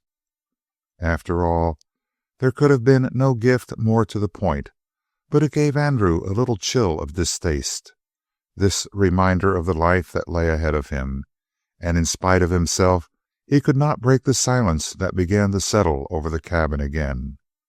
Finally Hank announced that it was bedtime for him, and preparing himself by the simple expedient of kicking off his boots and then drawing off his trousers, he slipped into his blankets, twisted them tightly around his broad shoulders, and with a single turn of his body was instantly snoring. Andrew followed that example more slowly. Not since he had left Martindale, however, had he slept soundly. Take a tame dog into the wilderness, and he learns to sleep like a wolf quickly enough, and Andrew, with mind and nerve constantly set for action like a cocked revolver, had learned to sleep like a wild thing in turn. And accordingly, when he wakened in the middle of the night, he was alert on the instant. He had a singular feeling that someone had been looking at him while he slept. Chapter 21. First of all, naturally, he looked at the door. It was now a bright rectangle filled with moonlight and quite empty. There must have been a sound, and he glanced over to the trapper for an explanation, but Hank Rainier lay twisted closely in his blankets. Andrew raised upon one elbow and thought. It troubled him, the insistent feeling of the eyes which had been upon him. They had burned their way into his dreams with a bright insistence. He looked again, and having formed the habit of photographing things with one glance, he compared what he saw now with what he had seen last when he fell asleep. It tallied in every detail except one. The trousers which had lain on the floor beside Hank's bed were no longer there. It was a little thing, of course, but Andrew closed his eyes to make sure. Yes, he could even remember the gesture with which the trapper had tossed down the trousers to the floor. Andrew sat up in bed noiselessly. He slipped to the door and flashed one glance up and down. Below him, the hillside was bright beneath the moon. The far side of the ravine was doubly black in shadow, but nothing lived, nothing moved. And then again he felt the eye upon him. He whirled. "Hank," he called softly, and he saw the slightest start as he spoke. "Hank," he repeated in the same tone, and the trapper stretched his arms, yawned heavily, and turned. "Well, lad?" he inquired. But Andrew knew that he had been heard the first time, and he felt that this pretend, slow awakening was too elaborate to be true. He went back to his own bed and began to dress rapidly. In the meantime, the trapper was staring stupidly at him and asking what was wrong. "Something mighty queer," said Andrew. "Must have been a coyote in here that sneaked off with your trousers, unless you have 'em on." Just a touch of pause, then the other replied through a yawn. "Sure I got 'em on. Had to get up in the night, and I was too plumb sleepy to take 'em off again when I come back." "Ah," said Andrew, "I see." He stepped to the door into the horse shed and paused. There was no sound. He opened the door and stepped in quickly. Both horses were on the ground asleep, but he took the gelding by the nose to muffle a grunt as he rose, and brought him to his feet. Then, still softly and swiftly, he lifted the saddle from its peg and put it on its back. One long draw made the cinches taut. He fastened the straps, and then went to the little window behind the horse, through which had come the vague and glimmering light by which he did the saddling. Now he scanned the trees on the edge of the clearing with painful anxiety. Once he thought that he heard a voice, but it was only the moan of one branch against another as the wind bent some tree. He stepped back from the window and rubbed his knuckles across his forehead, obviously puzzled. It might be that, after all, he was wrong. So he turned back once more toward the main room of the cabin to make sure. Instead of opening the door softly, as a suspicious man will, he cast it open with a sudden push of his foot. The hulk of Hank Rainier turned at the opposite door, and the big man staggered as though he had been struck. It might have been caused by his swift right-about face throwing him off his balance, but it was more probably the shock that came from facing a revolver in the hand of Andrew. The gun was at his hip. It had come into his hand with a nervous flip of the fingers, as rapid as the gesture of the card expert. "Come back," said Andrew. Talk soft, step soft. Now, Hank, what made you do it?" The red hair of the other was burning faintly in the moonlight, and it went out as he stepped from the door into the middle of the room, his fingertips brushing the ceiling above him. And Andrew, peering through the shadow, saw two little bright eyes, like the eyes of a beast, twinkling out at him from the mass of hair. "When you went after the shells for me, Hank," he stated, "you gave the word that I was here. Then you told the gent that took the message to spread it around, to get it to Hal Dozier if possible, to have the men come back here. You'd go out when I was sound asleep and tell them when they could rush me. Is that straight?" There was no answer. "Speak out. I feel like shoving this gun down your throat, Hank, but I won't if you speak out and tell me the truth." Whatever other failings might be his, there was no great cowardice in Hank Rainier. His arms remained above his head, and his little eyes burned. That was all. "Well," said Andrew, "I think you've got me, Hank. I suppose I ought to send you to death before me, but to tell you the straight of it, I'm not going to, because I'm sort of sick. Sick, you understand? Tell me one thing. Are the boys here yet? Are they scattered around the edge of the clearing, or are they on their way? Hank, was it worth $5,000 to double-cross a gent that's your guest, a fellow that's busted bread with you, bunked in the same room with you? And even when they've drilled me clean and you've got the reward, don't you know that you'll be a skunk among real men from this time on? Did you figure on that when you sold me?" The hands of Hank Rainier fell suddenly, but now lower than his beard. The fingers thrust at his throat. He seemed to be tearing his own flesh. "Pull the trigger, Andy," he said. "Go on. I ain't fit to live." "Why did you do it, Hank?" "I wanted a new set of traps, Andy. That was what I wanted. I've been figuring and scheming all autumn how to get my traps before the winter comes on. My own wasn't any good. Then I seen that fur coat of yours. It set me thinking about what I could do if I had some honest-to-goodness traps with springs in 'em that would hold. And I stood it as long as I could." While he spoke, Andrew looked past him through the door. All the world was silver beyond. The snow had been falling, and on the first great peak there was a glint of the white, very pure and chill against the sky. The very air was keen and sweet.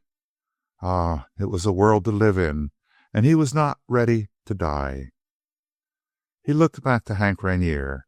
"Hank, my time was sure to come sooner or later, but I'm not ready to die. I'm too young, Hank. Well, goodbye." He found gigantic arms spreading before him. "Andy," insisted the big man, "it ain't too late for me to double-cross 'em. Let me go out first, and you come straight behind me. They won't fire. They'll think I've got a new plan for giving you up. When we get to the circle of 'em, because they're all around the cabin, we'll drive at 'em together. Come on." "Wait a minute. Is Hal Dozier out there?" "Yes. Oh, go on and curse me, Andy. I'm cursing myself." "If he's there, it's no use. But there's no use to dying when I try to get through. Only one thing, Hank. If you want to keep your self-respect, don't take the reward money."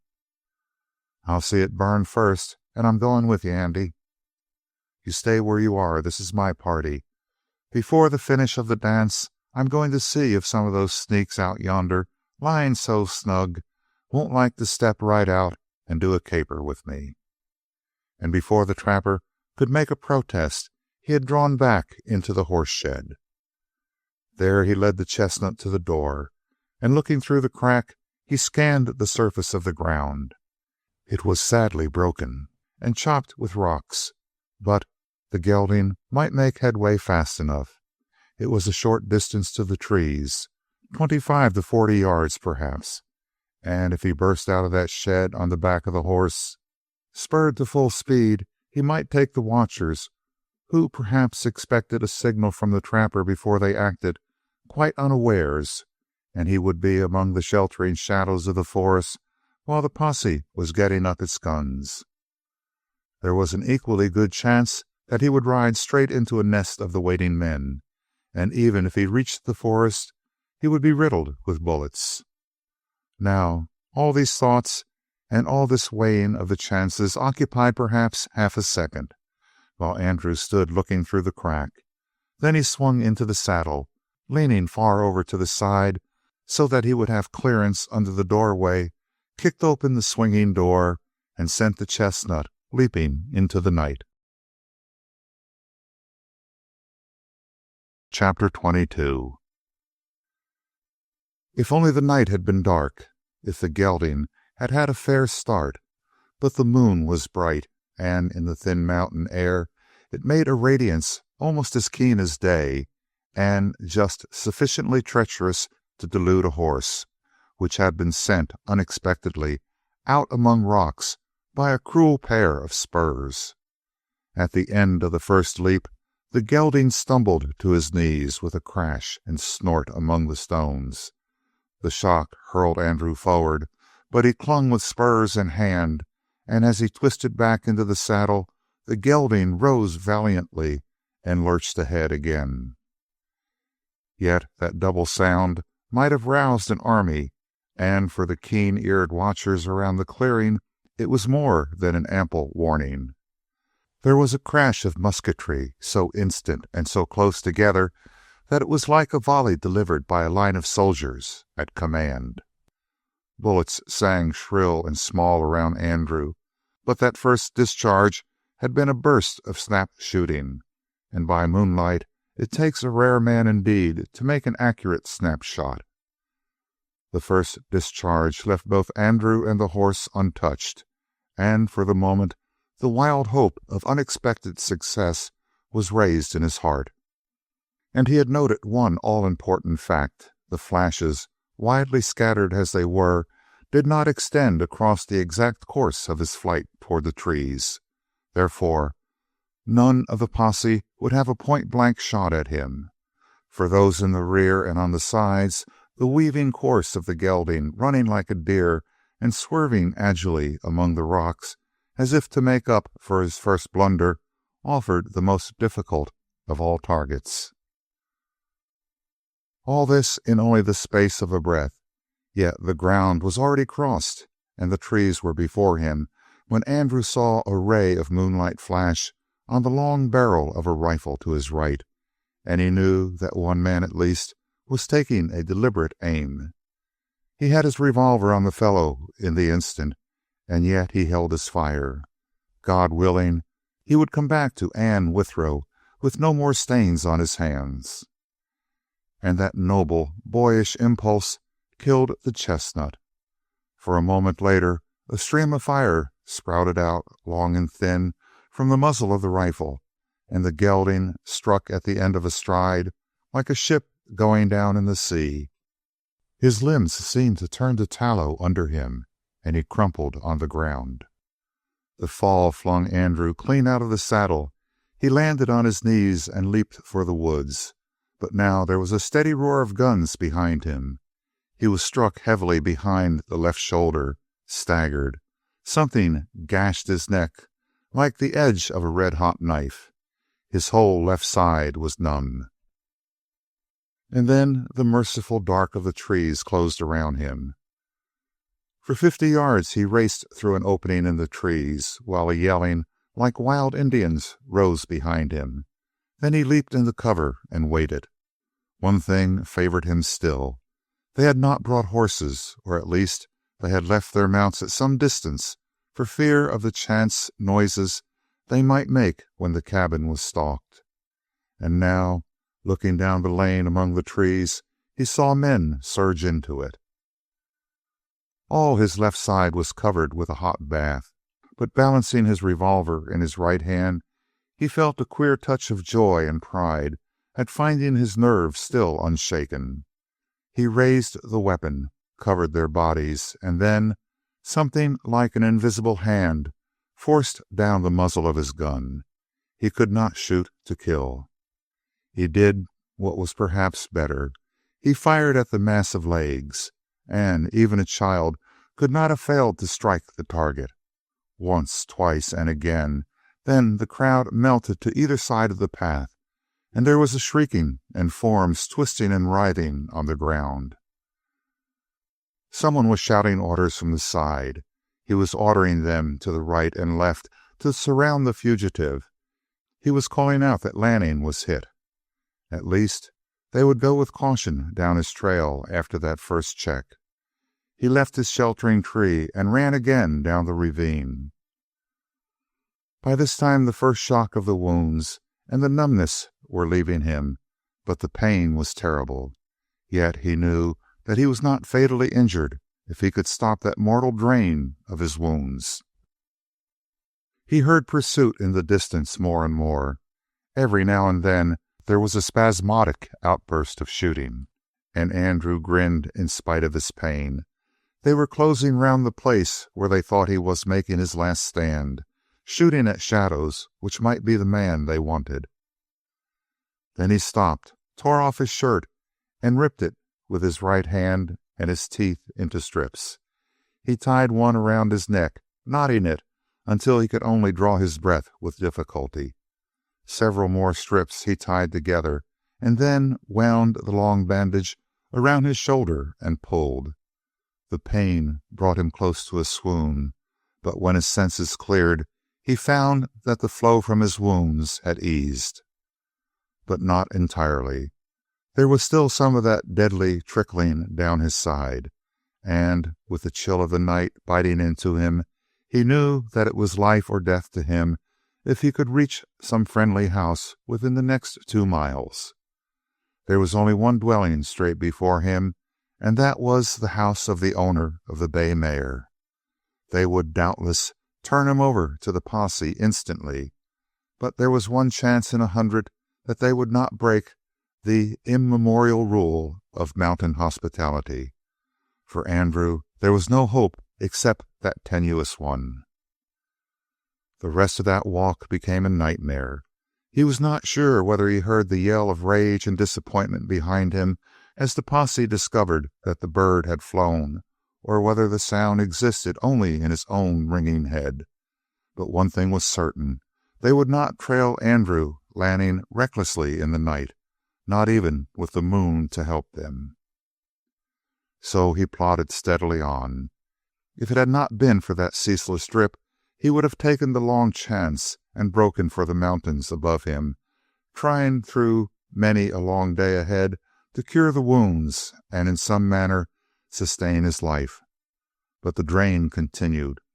It was hardly more than a drop by drop, but all the time a telltale weakness was growing in his legs. In spite of the agony, he was sleepy, and he would have liked to drop on the first mat of leaves that he found. The crazy temptation he brushed away and went on surely, like a star of hope. He saw the light winking feebly through the trees, and then came out on the cabin. He remembered afterwards that even in his dazed condition he was disappointed because of the neat, crisp appearance of the house. There must be women there, and women meant screams, horror, betrayal. But there was no other hope for him now. Twice as he crossed the clearing before he reached the door of the cabin, his foot struck a rock, and he pitched weakly forward, with only the crumbling strength of his right arm to keep him from striking on his face. Then there was a furious clamor, and a huge dog rushed at him. He heeded it only with a glance from the corner of his eye, and then, his dull brain clearing, he realized that the dog no longer howled at him or showed his teeth, but was walking beside him, licking his hand and whining with sympathy. He dropped again, and this time he could never have regained his feet had not his right arm flopped helplessly across the back of the big dog, and the beast cowered and growled, but it did not attempt to slide from under his weight. He managed to get erect again, but when he reached the low flight of steps to the front door, he was reeling drunkenly from side to side. He fumbled for the knob, and it turned with a grating sound. "Hold on, keep out," shrilled a voice inside. "We've got guns here. Keep out, you dirty bum." The door fell open, and he found himself confronted by what seemed to him a dazzling torrent of light and a host of human faces. He drew himself up beside the doorway. "Gentlemen," said Andrew, "I am not a bum. I am worth $5,000 to the man who turns me over, dead or alive, to the sheriff. My name is Andrew Lanning." At that, the faces became a terrible rushing and circling flare, and the lights went out with equal suddenness. He was left in total darkness, falling through space, but at his last moment of consciousness he felt arms going about him, arms through which his bulk kept slipping down, and below him was a black abyss. Chapter 23. It was a very old man who held, or tried to hold, Andrew from falling to the floor. His shoulders shook under the burden of the outlaw, and the burden, indeed, would have slumped brutally to the floor had not the small 10-year-old boy, whom Andrew had seen on the bay mare, come running in under the arms of the old man. With his meager strength he assisted, and the two managed to lower the body gently. The boy was frightened. He was white at the sight of the wounds, and the freckles stood out in copper patches from his pallor. Now he clung to the old man. "Granddad, it's the gent that tried to buy Sally." The old man had produced a murderous jackknife with a blade that had been ground away to the disappearing point by years of steady grinding. "Get some wood in the stove," he commanded. "Fire her up, quick. Put on some water. Easy, lad." The room became a place of turmoil, with the clatter of the stove lids being raised, the clangor of the kettle being filled and put in place. By the time the fire was roaring and the boy had turned, he found the bandages had been taken from the body of the stranger, and his grandfather was studying the smeared, naked torso with a sort of detached, philosophic interest. With the thumb and forefinger of his left hand, he was pressing deeply into the left shoulder of Andrew. "Now there's an arm for you, Judd," said the old man. "See them long, stringy muscles in the forearm? If you grow up and have muscles like them, you can call yourself a man. And see the way his stomach caves in? Aye, that's a sign. And the way his ribs stick out. And just feel them muscles on the point of his shoulder. Oh, Judd, he would have made a prime wrestler, this fine bird of ours." "It's like touching something dead, Granddad," said the boy. "I don't dast to do it."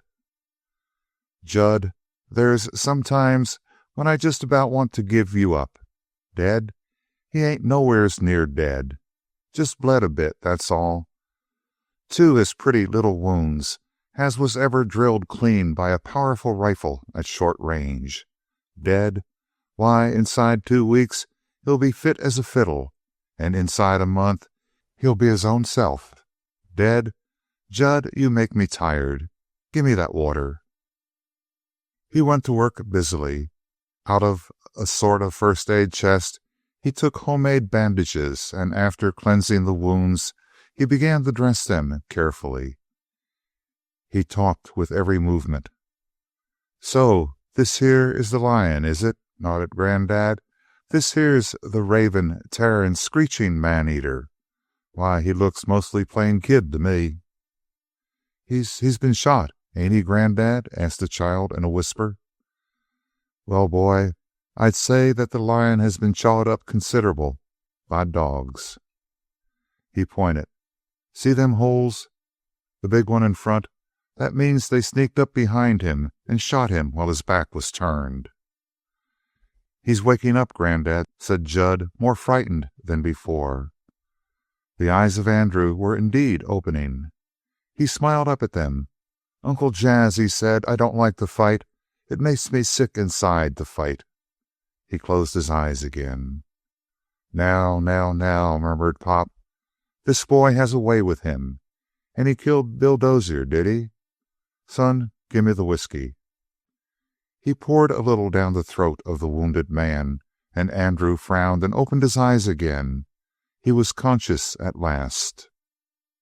"I think I've seen you before," he said calmly. "Are you one of the posse?" The old man stiffened a little. A spot of red glowed on his withered cheek and went out like a snuffed light. "Young fella," said the old man, "when I go hunting, I go alone. You write that down in red and don't forget it. I ain't never been a member of no posse. Look around and see yourself to home." Andrew raised his head a little and made out the neat room. It showed, as even his fading senses had perceived when he saw the house first, a touch of almost feminine care. The floor was scrubbed to whiteness. The very stove was burnished. "I remember," said Andrew faintly. "You did see me before," said the other, "when you rode into Tomo. I seen you and you seen me. We changed looks, so to speak. And now you've dropped in to call on me. I'm going to put you up in the attic. Give me a hand to straighten him up, Judd." With Judd's help and the last remnant of Andrew's strength, they managed to get him to his feet, and then he partly climbed, partly was pushed by Judd, and partly was dragged by the old man up the ladder to the loft. It was quite cool there, very dark, and the air came in through two windows. "Ain't very sociable to put a guest in the attic," said Pop between his panting breaths. "But a public character like you, Lanning, will have a considerable pile of callers asking after you. Terrible jarring to the nerves when folks come in and call on a sick man. You lie here and rest easy." He went down the ladder and came back dragging a mattress. There, by the light of a lantern, he and Judd made Andrew as comfortable as possible. "You mean to keep me here?" asked the outlaw. "Long as you feel like resting," answered the old man. "You can make about—" "Stop that fool talk about what I can make out of you. How come it you stayed so close to Tomo? Where you been lying low, in the hills?" "Not far away." "And they smelled you out?" "A man I thought was my friend." Andrew clicked his teeth shut. "You was sold, huh?" "I made a mistake." Was the other's comment. "Well, you forget about that and go to sleep. I've got a few little attentions to pay to that posse. It'll be here rarin' before tomorrow. Sleep tight, partner." He climbed down the ladder and looked around the room. Judd, his freckles still looking like spots of mud or rust, his eyes popping, stood silent. "I'm glad of that," said the old man with a sigh. "What, granddad?" "You like a girl, Judd. Takes a sight to make you reasonable quiet. But look yonder. Them spots look tolerable like red paint, don't they? Well, we got to get 'em off." "I'll heat some more water," suggested Judd. "You'll do nothing of the kind. You get them two butcher knives out of the table drawer, and we'll scrape off the wood, because you can't wash that stain out of a floor." He looked suddenly at Judd with a glint in his eyes. "I know, because I've tried it." For several minutes they scraped hard at the floor until the last vestige of the fresh stains was gone. Then the old man went outside, and coming back with a handful of sand, rubbed it carefully over the scraped places. When this was swept away, the floor presented no suspicious traces. "But," he exclaimed suddenly, I plumb forgot. He's been leaking all the way here, and when the sun comes up, they'll follow him that easy by the sign. Judd, we're beat." They dropped, as at a signal, into two opposite chairs, and sat staring gloomily at each other. The old man looked simply sad and weary, but the color came and went in the face of Judd. And then, like a light, an idea dawned in the face of the child. He got up from his chair, lighted a lantern, and went outside. His grandfather observed this without comment or suggestion. But when Judd was gone, he observed to himself, "Judd takes after me. He's got thoughts. And them was things his ma and pa was never bothered with." Chapter 24. The thought of Judd now took him up the back trail of Andrew Lanning. He leaned far over with the lantern, studying with intense interest every place where the wounds of the injured man might have left telltale stains on the rocks or the grass. When he had apparently satisfied himself of this, he turned and ran at full speed back to the house and went up the ladder to Andrew. There he took the boots. They were terribly stained, he saw, and drew them on. The loose boots and the unaccustomed weights tangled his feet sadly as he went down the ladder, but he said not a word to his grandfather, who was far too dignified to make a comment on the borrowed footgear. Again outside with his lantern, the boy took out his pocket knife and felt the small blade. It was of razor keenness. Then he went through the yard behind the house to the big hen house, where the chickens sat perched in dense rows. He raised his lantern, and at once scores of tiny bright eyes flashed back at him.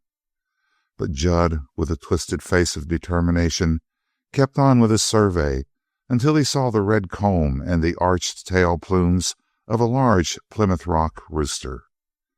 It was a familiar sight to Judd. Of all the chickens on the place, this was his peculiar property. And now he had determined to sacrifice this dearest of pets. The old rooster was so accustomed to his master, indeed, that he allowed himself to be taken from the perch without a single squawk, and the boy took his captive beyond the pen. Once, when the big rooster canted his head and looked into his face, the boy had to wink away the tears. But he thought of the man so near death in the attic. He felt the clumsy boots on his feet, and his heart grew strong again. He went round to the front of the house, and by the steps he fastened on the long neck of his prisoner a grasp strong enough to keep him silent for a moment. Then he cut the rooster's breast deeply, shuddering as he felt the knife take hold. Something trickled warmly over his hands. Dropping his knife in his pocket, Judd started, walked with steps as long as he could make them. He went with the spurs chinking to keep time for each stride, straight toward a cliff some hundreds of yards from the house. The blood ran freely. The old rooster, feeling himself sicken, sank weakly against the breast of the boy, and Judd thought that his heart would break. He reached the sharp edge of the cliff and heard the rush of the little river far below him. At the same time, his captive gave one final flutter of the wings, one feeble crow, and was dead. Judd waited until the tears had cleared from his eyes. Then he took off the boots, and in bare feet that would leave no trace on the rocks, he skirted swiftly back to the house, put the dead body back in the chicken yard, and returned to his grandfather. There was one great satisfaction for him that evening, one reward for the great sacrifice, and it came immediately. While the old man stood trembling before him, Judd told his story. It was a rich feast indeed to see the relief, the astonishment, the pride come in swift turns upon that grim old face. And yet in the end, Pop was able to muster a fairly good imitation of a frown. "And here you come back with a shirt and a pair of trousers plumb spoiled by all your gallivanting," he said, "not speaking of a perfectly good chicken killed. Ain't you never going to get grown up, Judd?" "He was mine, the chicken I killed," said Judd, choking. It brought a pause upon the talk. The other was forced to wink both eyes at once and sigh. "That big speckled fella?" he asked more gently. "The Plymouth Rock," said Judd fiercely. "He wasn't no speckled fella. He was the finest rooster and the gamest." "Have it your own way," said the old man. "You've got your grandma's tongue when it comes to arguing fine points. Now go and skin out of them clothes and come back and see that you've got all that stuff off your face and hands." Judd obeyed, and presently reappeared in a ragged outfit, his face and hands red from scrubbing. "I guess maybe it's all right," declared the old man. "Only They's risks in it. Know what's apt to happen if they was to find that you helped to get an outlaw off free?" "What would it be?" asked the boy. "Oh, nothing much. Maybe they'd try you and maybe they wouldn't. Anyways, they'd sure wind up by hanging you by the neck till you was as dead as that speckled rooster." "The Plymouth Rock," insisted Judd hotly. "All right, I don't argue none, but you just done a dangerous thing, Judd, and there'll be a considerable pile of men here in the morning, most like, to ask you how and why." He was astonished to hear Judd break into laughter. "Hush up," said Pop. "You'll be waking him up with all that noise. Besides, what do you mean by laughing at the law?" "Why, Granddad," said Judd, "don't I know you wouldn't never let no posse take me from you? Don't I know maybe you'd clean 'em all up?" "Shaw," said Pop, and flushed with delight. "You was always a fool kid, Judd. Now you run along to bed." Chapter 25. In Hal Dozier there was a belief that the end justified the means. When Hank Rainier sent word to Tomo that the outlaw was in his cabin, and if the posse would gather, he, Hank, would come out of his cabin that night and let the posse rush the sleeping man who remained, Hal Dozier was willing and eager to take advantage of the opportunity. A man of action by nature and inclination, Dozier had built a great repute as a hunter of criminals, and he had been known to take single-handed chances against the most desperate. But when it was possible, Hal Dozier played a safe game. Though the people of the mountain desert considered him invincible because he had run down some dozen notorious fighters, Hal himself felt that this simply increased the chances that the 13th man, by luck or by cunning, would strike him down. Therefore he played safe always. On this occasion he made surety doubly sure. He could have taken 2 or 3 known men, and they would have been ample to do the work. Instead, he picked out half a dozen, for, just as Henry Allister had recognized the indescribable element of danger in the new outlaw, so the manhunter himself had felt it. Hal Dozier determined that he would not tempt Providence. He had his commission as a deputy marshal, and as such he swore in his men and started for the cabin of Hank Rainier. When the news had spread, others came to join him, and he could not refuse. Before the cavalcade entered the mouth of the canyon, he had some 30 men about him. They were all good men, but in a fight, particularly a fight at night, Hal Dozier knew that numbers to excess were apt to simply clog the working parts of the machine. All that he feared came to pass. There was one breathless moment of joy when the horse of Andrew was shot down and the fugitive himself staggered under the fire of the posse. At that moment Hal had poised his rifle for a shot that would end this long trail. But at that moment a yelling member of his own group had come between him and his target, and the chance was gone. When he leaped to one side to make the shot, Andrew was already among the trees. Afterwards he had sent his men in a circle to close in on the spot from which the outlaw made his stand, but they had closed on empty shadows. The fugitive had escaped, leaving a trail of blood. However, it was hardly safe to take that trail in the night, and practically impossible until the sunlight came to follow the sign. So Hal Dozier had the 3 wounded men taken back to the cabin of Hank Rainier. The stove was piled with wood until the top was white hot, and then the posse sat about on the floor, crowding the room and waiting for the dawn. The 3 wounded men were made as comfortable as possible. One had been shot through the hip, a terrible wound that would probably stiffen his leg for life. Another had gone down with a wound along the shin bone, which kept him in constant torture. The 3rd man was hit cleanly through the thigh, and though he had bled profusely for some time, he was now only weak, and in a few weeks he would be perfectly sound again. The hard breathing of the 3 was the only sound in that dim room during the rest of the night. The story of Hank Rainier had been told in a half a dozen words. Lanning had suspected him, stuck him up at the point of a gun, and then refused to kill him, in spite of the fact that he knew he was betrayed.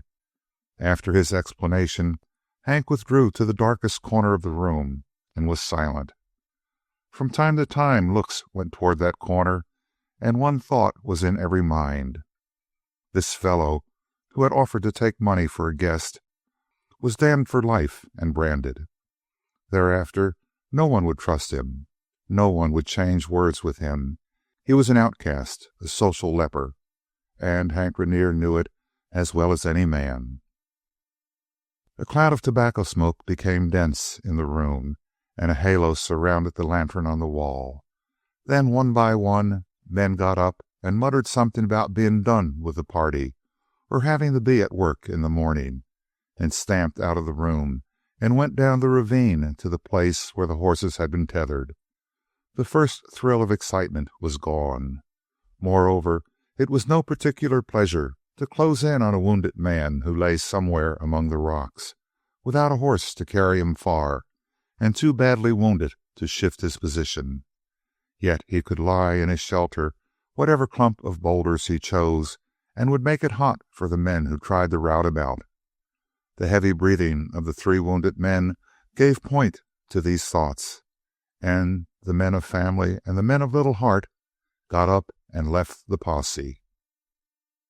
The sheriff made no attempt to keep them. He retained his first hand-picked group. In the gray of the morning he rallied these men again.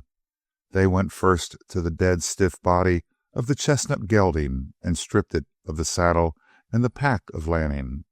This, by silent consent, was to be the reward of the trapper.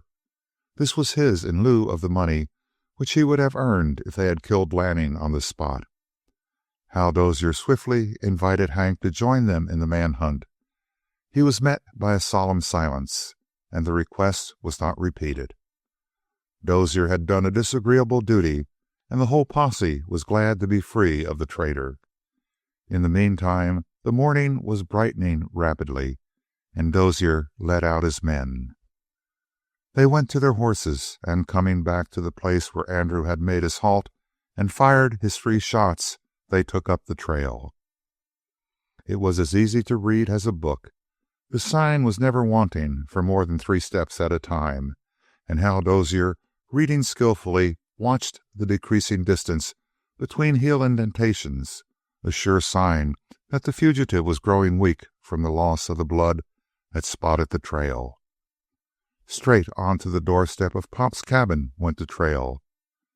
Dozier rapped at the door, and the old man himself appeared. The bony fingers of one hand were wrapped around the corncob, which was his inseparable companion, and in the other he held the cloth with which he had been drying dishes. Judd turned from his pan of dishwater to cast a frightened glance over his shoulder. Pop did not wait for explanations. "Come in, Dozier," he invited. "Come in, boys. Glad to see you. Ain't particularly comfortable for an oldster like me when there's a full-grown, man-eating outlaw laying about the grounds. This Lanning come to my door last night. Me and Judd was sitting by the stove. He wanted to get us to bandage him up, but I yanked my gun off the wall and ordered him away." "You got your gun on Lanning off the wall before he had you covered?" asked Hal Dozier, with a singular smile. "Oh, I ain't so slow with my hands," declared Pop. "I ain't half so old as I look, son. Besides, he was bleeding to death and crazy in the head. I don't figure he even thought about his gun just then." "Why didn't you shoot him down, Pop, or take him? There's money in him." "Don't I know it? Ain't I seen the posters? But I wasn't for pressing things too hard, not at my age, with Judd along. I ordered him away and let him go. He went down yonder. Oh, you won't have far to go. He was about all in when he left. But I ain't been out looking around yet this morning. I know the feel of a .45 slug in your inwards." He placed a hand upon his stomach, and a growl of amusement went through the posse. After all, Pop was a known man. In the meantime, someone had picked up the trail to the cliff, and Dozier followed it. They went along the heel marks to a place where blood had spurted liberally over the ground. "Must have had a hemorrhage here," said Dozier. "No, we won't have far to go, poor devil." And then they came to the edge of the cliff where the heel marks ended. "He walked straight over," said one of the men. "Think of that." "No," exclaimed Dozier, who was on his knees examining the marks. "He stood here a minute or so. First he shifted to one foot, then he shifted his weight to the other, and his boots were turning in. Queer. I suppose his knees were buckling. He saw he was due to bleed to death, and he took a shorter way. Plain suicide. Look down, boys. See anything?" There was a jumble of sharp rocks at the base of the cliff, and the water of the stream very close. Nothing showed on the rocks. Nothing showed on the face of the cliff. They found a place a short distance to the right and lowered a man down with the aid of a rope. He looked about among the rocks. Then he ran downstream for some distance. He came back with a glum face. There was no sign of the body of Andrew Lanning among the rocks. Looking up to the top of the cliff from the place where he stood, he figured that a man could have jumped clear of the rocks by a powerful leap and might have struck in the swift current of the stream. There was no trace of the body in the waters, no drop of blood on the rocks. But then the water ran here at a terrific rate. The scout had watched a heavy boulder moved while he stood there. He went down the bank and came at once to a deep pool over which the water was swirling. He sounded that pool with a long branch and found no bottom. "And that makes it clear," he said, "that the body went down the water, came to the pool, was sucked down, and got lodged in the rocks. Anybody differ? No, gents, Andrew Lanning is food for the trout, and I say it's the best way out of the job for all of us." But Hal Dozier was a man full of doubts. "There's only one other thing possible," he said. "He might have turned aside at the house of Pop. He may be there now." "But doesn't the trail come here? And is there any back trail to the house?" one of the men protested. "It doesn't look possible," nodded Hal Dozier, "but queer things are apt to happen. Let's go back and have a look." Chapter 26. He dismounted and gave his horse to one of the others, telling them that he would do the scouting himself this time, and he went back on foot to the house of Pop. He made his steps noiseless as he came closer. Not that he expected to surprise Pop to any purpose, but the natural instinct of the trailer made him advance with caution, and when he was close enough to the door he heard, "Oh, he's a clever gent, well enough, but they ain't any of 'em so clever that they can't learn something new." Hal Dozier paused with his hand raised to rap at the door, and he heard Pop say in continuation, "You write this down in red, sonny, and don't you never forget it. The wisest gent is the gent that don't take nothing for granted." It came to Hal Dozier that, if he delayed his entrance for another moment, he might hear something distinctly to his advantage, but his role of eavesdropper did not fit with his broad shoulders, and after knocking on the door, he stepped in. Pop was putting away the dishes, and Judd was scrubbing out the sink. "The boys are working up the trail," said Hal Dozier, "but they can do it by themselves. I know that the trail ends at the cliff. I tell you, that poor kid walked to the edge of the cliff, stopped there a minute, made up his mind that he was bleeding to death, and then cut it short. He jumped, missed the rocks underneath, and was carried off by the river." Dozier followed up his statement with some curse words. He watched the face of the other keenly, but the old man was busy filling his pipe. His eyebrows, to be sure, flicked up as he heard this tragedy announced, and there was a breath from Judd. "I'll tell you, Dozier," said the other, lighting his pipe and then tapping the red-hot coals with his calloused forefinger, "I'm kind of particular about the way people cusses around Judd. He's kind of young, and there ain't any kind of use of him littering up his mind with useless words. Don't mean no offense to you, Dozier." The deputy officer took a chair, tipped it back against the wall. He felt that he had been thoroughly checkmated in his first move, and yet he sensed an atmosphere of suspicion in this little house. It lingered in the air. Also, he noticed that Judd was watching him with rather wide eyes and a face of unhealthy pallor, but that might very well be because of the awe which the youngster felt in beholding Hal Dozier, the manhunter at close range. All these things were decidedly small clues, but the marshal was accustomed to acting on hints. In the meantime, Pop, having put away the last of the dishes in a cupboard whose shelves were lined with fresh white paper, offered Dozier a cup of coffee. While he sipped it, the marshal complimented the host on the precision with which he maintained his house. "It looks like a woman's hand had been at work," concluded the marshal. "Something better'n that," declared the other. "A man's hand. Dozier, people has an idea that because women mostly do housework, men are out of place in the kitchen. It ain't so.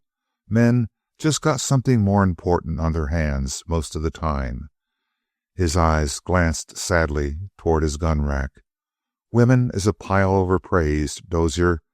I ask you, man to man, did you ever see a cleaner floor than that in a woman's kitchen?" The marshal admitted that he never had. "But you're a rare man," he said. Pop shook his head. "When I was a boy like you," he said, "I wasn't nothing to be passed up too quick. But a man's young only once, and that's a short time. And he's old for years and years and years, Dozier," he added, for fear that he might have depressed his guest. "But me and Judd team it. You see, I'm extra old and Judd's extra young, so we kind of hit an average." He touched the shoulder of the boy, and there was a flash of eyes between them, the flicker of a smile. Hal Dozier drew a breath. "I've got no kids of my own," he declared. "You're lucky, friend, and you're lucky to have this neat little house." "No, I ain't. There's no luck to it, because I made every sliver of it with my own hands." An idea came to the deputy marshal. "There's a place up in the hills behind my house, a day's ride," he said, "where I go hunting now and then, and I've an idea a little house like this would be just the thing for me. Mind if I look it over?" Pop tamped his pipe. "Sure thing," he said. "Look as much as you like." He stepped to the corner of the room and by a ring raised a trap door. "I got a cellar and everything. Take a look at it below." He lighted the lantern, and Hal Dozier went down the steep steps, humming. "Look at the way that foundation's put in," said the old man in a loud voice. "I done all that, too, with my own hands." His voice was so unnecessarily loud, indeed, just as if the deputy were already underground, that it occurred to Dozier that if a man were lying in the cellar, he would be amply warned. And going down, he walked with the lantern held to one side to keep the light off his body as much as possible, his hand kept at his hip. But when he reached the cellar, he found only some boxes and canned provisions in a rack at one side, and a various litter, all kept in close order. Big stones had been chiseled roughly into shape to build the walls, and the flooring was as dry as the floor of the house. It was, on the whole, a very solid bit of work, a good place to imprison a man, for instance. At this thought, Dozier glanced up sharply and saw the other holding the trapdoor ajar. Something about the implacable, bony face made Dozier turn and hurry back up the stairs to the main floor of the house. "Nice bit of work down there," he said. "I can use that idea very well. Well," he added carelessly, "I wonder when my fool posse will get through hunting for the remains of poor Lanning. Come to think of it," for it occurred to him that if the old man were indeed concealing the outlaw, he might not know the price which was on his head. "There's a pretty little bit of coin connected with Lanning. Too bad you didn't drop him when he came to your door." Drop a helpless man for money? Asked the old man. Never, Dozier. Hadn't long to live anyway, answered the marshal in some confusion. Those old straight eyes of Pop troubled him. He fenced with a new stroke for a confession. For my part, I'd never had much heart in this work of mine. He killed your brother, didn't he? Asked Pop with considerable dryness. Bill made the wrong move, replied Hal instantly. He never should have ridden Lanning down in the first place. Should have let the fool kid go until he found out that Buck Heath wasn't killed. Then he would have come back of his own accord. That's a good idea, remarked the other, but sort of late, it strikes me. Did you tell that to the sheriff? Late it is, remarked Dozier, not following the question. Now the poor kid is outlawed. Well, between you and me, I wish he'd gotten away clean-handed. But too late now. By the way, he went on, I'd like to take a squint at your attic, too. That ladder goes up to it, I guess. Go ahead, said Pop, and once more he tamped his pipe. There was a sharp, shrill cry from the boy, and Dozier whirled on him. He saw a pale, scared face. What's the matter? He asked sharply. What's the matter with you, Judd? And he fastened his keen glance on the boy. Vaguely from the corner of his eye, he felt that Pop had taken the pipe from his mouth. There was a sort of breathless touch in the air of the room. Nothing, said Judd. Only, you know, the rungs of that ladder ain't fit to be walked on, Granddad. Judd, said the old man with a strained tone, it ain't my business to give warnings to an officer of the law, not mine. He'll find out little things like that for himself. For one moment, Dozier remained looking from one face to the other. Then he shrugged his shoulders and went slowly up the ladder. It squeaked under his weight, and he felt the rungs bow and tremble. Halfway up, he turned suddenly, but Pop was sitting, as old men will, humming a tune and keeping time to it by patting the bowl of his pipe with a forefinger. And Dozier made up his mind. He turned and came down the ladder. I guess there's no use looking in the attic, he said. Same as any other attic, I suppose, Pop. The same? Asked Pop, taking the pipe from his mouth. I should tell a man it ain't. It's my work, that attic is, and it's different. I handle the joinin' of them joists pretty slick. But you'd better go and see for yourself. And he smiled at the deputy from under his bushy brows. Hal Dozier grinned broadly back at him. I seen your work in the cellar, Pop, he said. I don't want to risk my neck on that ladder. No, I'll have to let it go. Besides, I have to round up the boys. He waved farewell, stepped through the door, and closed it behind him. Granddad! Exclaimed Judd in a gasp. The old man silenced him with a raised finger and a sudden frown. He slipped to the door in turn with a step so noiseless that even Judd wondered. Years seemed to have fallen from the shoulders of his grandfather.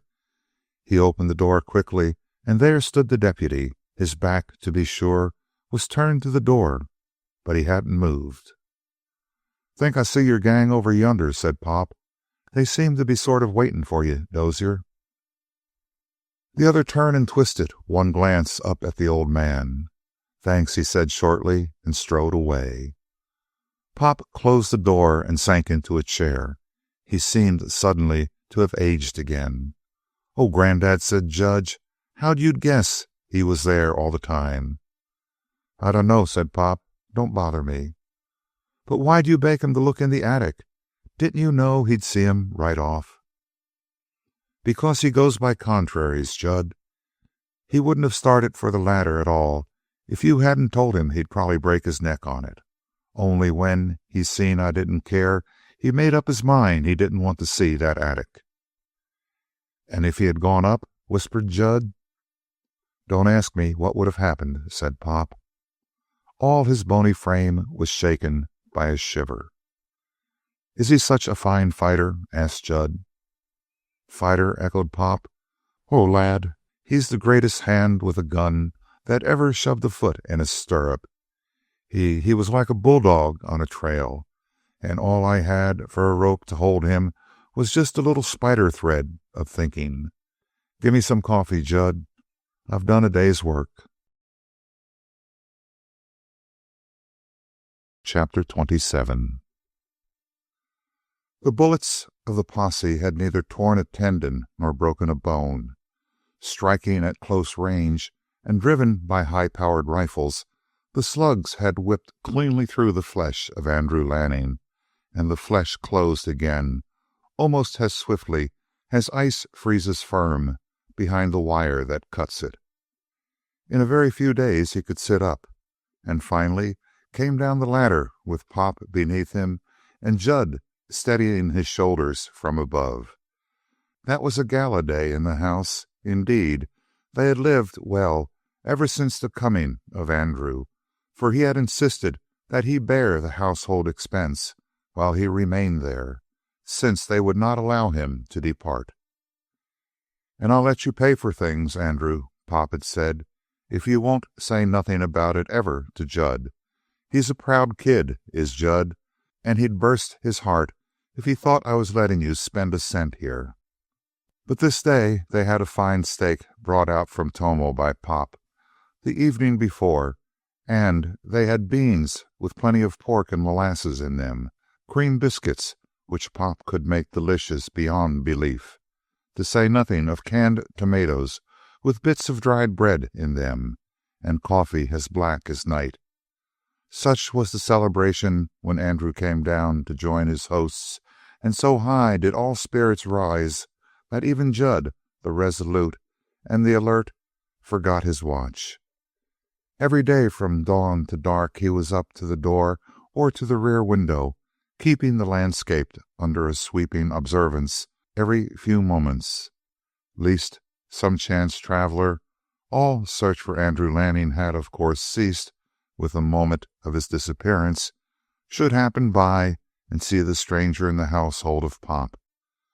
But during these festivities all else was forgotten, and in the midst of things a decided rapid knock was heard at the door. Speech was cut off at the root by that sound, for whoever the stranger might be, he must certainly have heard three voices raised in that room. It was Andrew who spoke, and he spoke in only a whisper. "Whoever it may be, let him in," said Andrew, "and if there's any danger about him, he won't leave till I am able to leave. Open the door, Judd." And Judd, with a stricken look, crossed the floor with trailing feet. The knock was repeated. It had a metallic clang, as though the man outside were rapping with the butt of a gun in his impatience, and Andrew, setting his teeth, laid his hand on the handle of his revolver. Here Judd cast open the door, and standing close to it, with her 4 feet on the top step, was the bay mare. She instantly thrust in her head and snorted in the direction of the stranger. "Thank heaven," said Andrew. "I thought it was the guns again." And Judd, shouting with delight and relief, threw his arms around the neck of the horse. "It's Sally," he said. "Sally, you rascal." "That good-for-nothing horse, Sally," complained the old man. "Shoo her away, Judd." But Andrew protested at that, and Judd cast him a glance of gratitude. Andrew himself got up from the table and went across the room with half an apple in his hand. He sliced it into bits, and she took them daintily from between his fingers. And when Judd reluctantly ordered her away, she did not blunder down the steps, but threw her weight back on her haunches and swerved lightly away. It fascinated Andrew. He had never seen so much of feline control in the muscles of a horse. When he turned back to the table, he announced, "Pop, I've got to ride that horse. I've got to have her. How does she sell?" "She ain't mine," said Pop. "You'd better ask Judd." Judd was at once white and red. He looked at his hero, and then he looked into his mind and saw the picture of Sally. A way out occurred to him. "You can have her when you can ride her," he said. "She ain't much use except to look at. But if you can saddle her and ride her before you leave, well, you can leave on her, Andy." It was the beginning of busy days for Andrew. The cold weather was coming on rapidly. Now the higher mountains above them were swiftly whitening, while the line of snow was creeping nearer and nearer. The sight of it alarmed Andrew, and with the thought of being snowbound in these hills, his blood turned cold. What he yearned for were the open spaces of the mountain desert, where he could see the enemy approach. But every day in the cabin the terror grew that someone would pass, someone unnoticed would observe the stranger.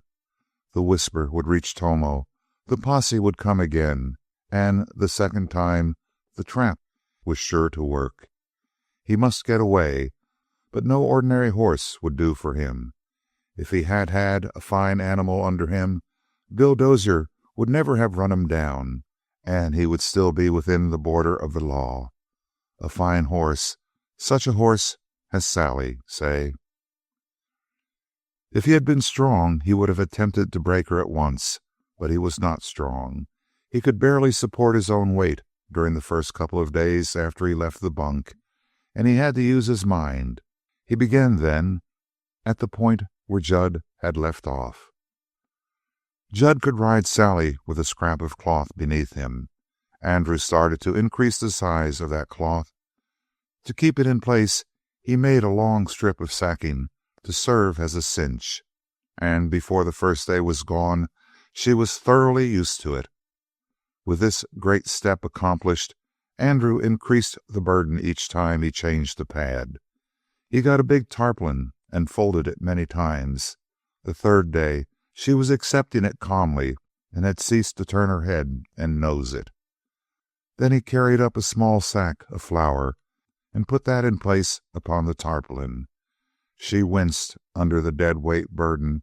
There followed a full half hour of frantic bucking, which would have pitched the best rider in the world out of his saddle. But the sack of flour was tied on, and Sally could not dislodge it. When she was tired of bucking, she stood still, and then discovered that the sack of flour was not only harmless, but that it was good to eat. Andrew was barely in time to save the contents of the sack from her teeth. It was another long step forward in the education of Sally. Next he fashioned clumsy imitations of stirrups, and there was a long fight between Sally and stirrups, but the stirrups, being inanimate, won, and Sally submitted to the bouncing wooden things at her sides. And still, day after day, Andrew built his imitation saddle closer and closer to the real thing, until he had taken a real pair of cinches off of one of Pop's saddles and had taught her to stand the pressure without flinching. There was another great return for Andrew's long and steady intimacy with the mare. She came to accept him absolutely. She knew his voice.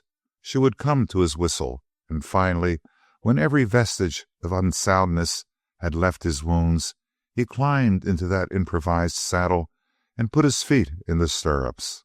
Sally winced down in her cat-like way and shuddered, but he began to talk to her, and the familiar voice decided Sally. She merely turned her head and rubbed his knee with her nose. The battle was over and won. 10 minutes later, Andy had cinched the real saddle in place, and she bore the weight of the leather without a stir. The memory of that first saddle and the biting of the burr beneath it had been gradually wiped from her mind, and the new saddle was connected indissolubly with the voice and the hand of the man. At the end of that day's work, Andrew carried the saddle back into the house with a happy heart. And the next day he took his first real ride on the back of the mare. He noted how easily she answered to the play of his wrist, how little her head moved in and out, so that he seldom had to sift the reins through his fingers to keep in touch with the bit. He could start her from a stand into a full gallop with a touch of his knees, and he could bring her to a sliding halt with the least pressure on the reins. He could tell, indeed, that she was one of those rare possessions, a horse with a wise mouth. And yet he had small occasion to keep up on the bit as he rode her. She was no colt which hardly knew its own paces. She was a staunch 5-year-old, and she had roamed the mountains above Pop's place at will. She went like a wild thing over the broken going. That cat-like agility with which she wound among the rocks hardly impaired her speed as she swerved. Andrew found her a book whose pages he could turn forever and always find something new. He forgot where he was going. He only knew that the wind was clipping his face and that Sally was eating up the ground, and he came to himself with a start, after a moment, realizing that his dream had carried him perilously out of the mouth of the ravine.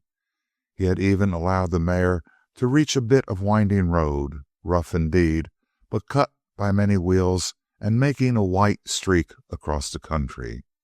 Andrew drew in his breath anxiously and turned her back for the canyon.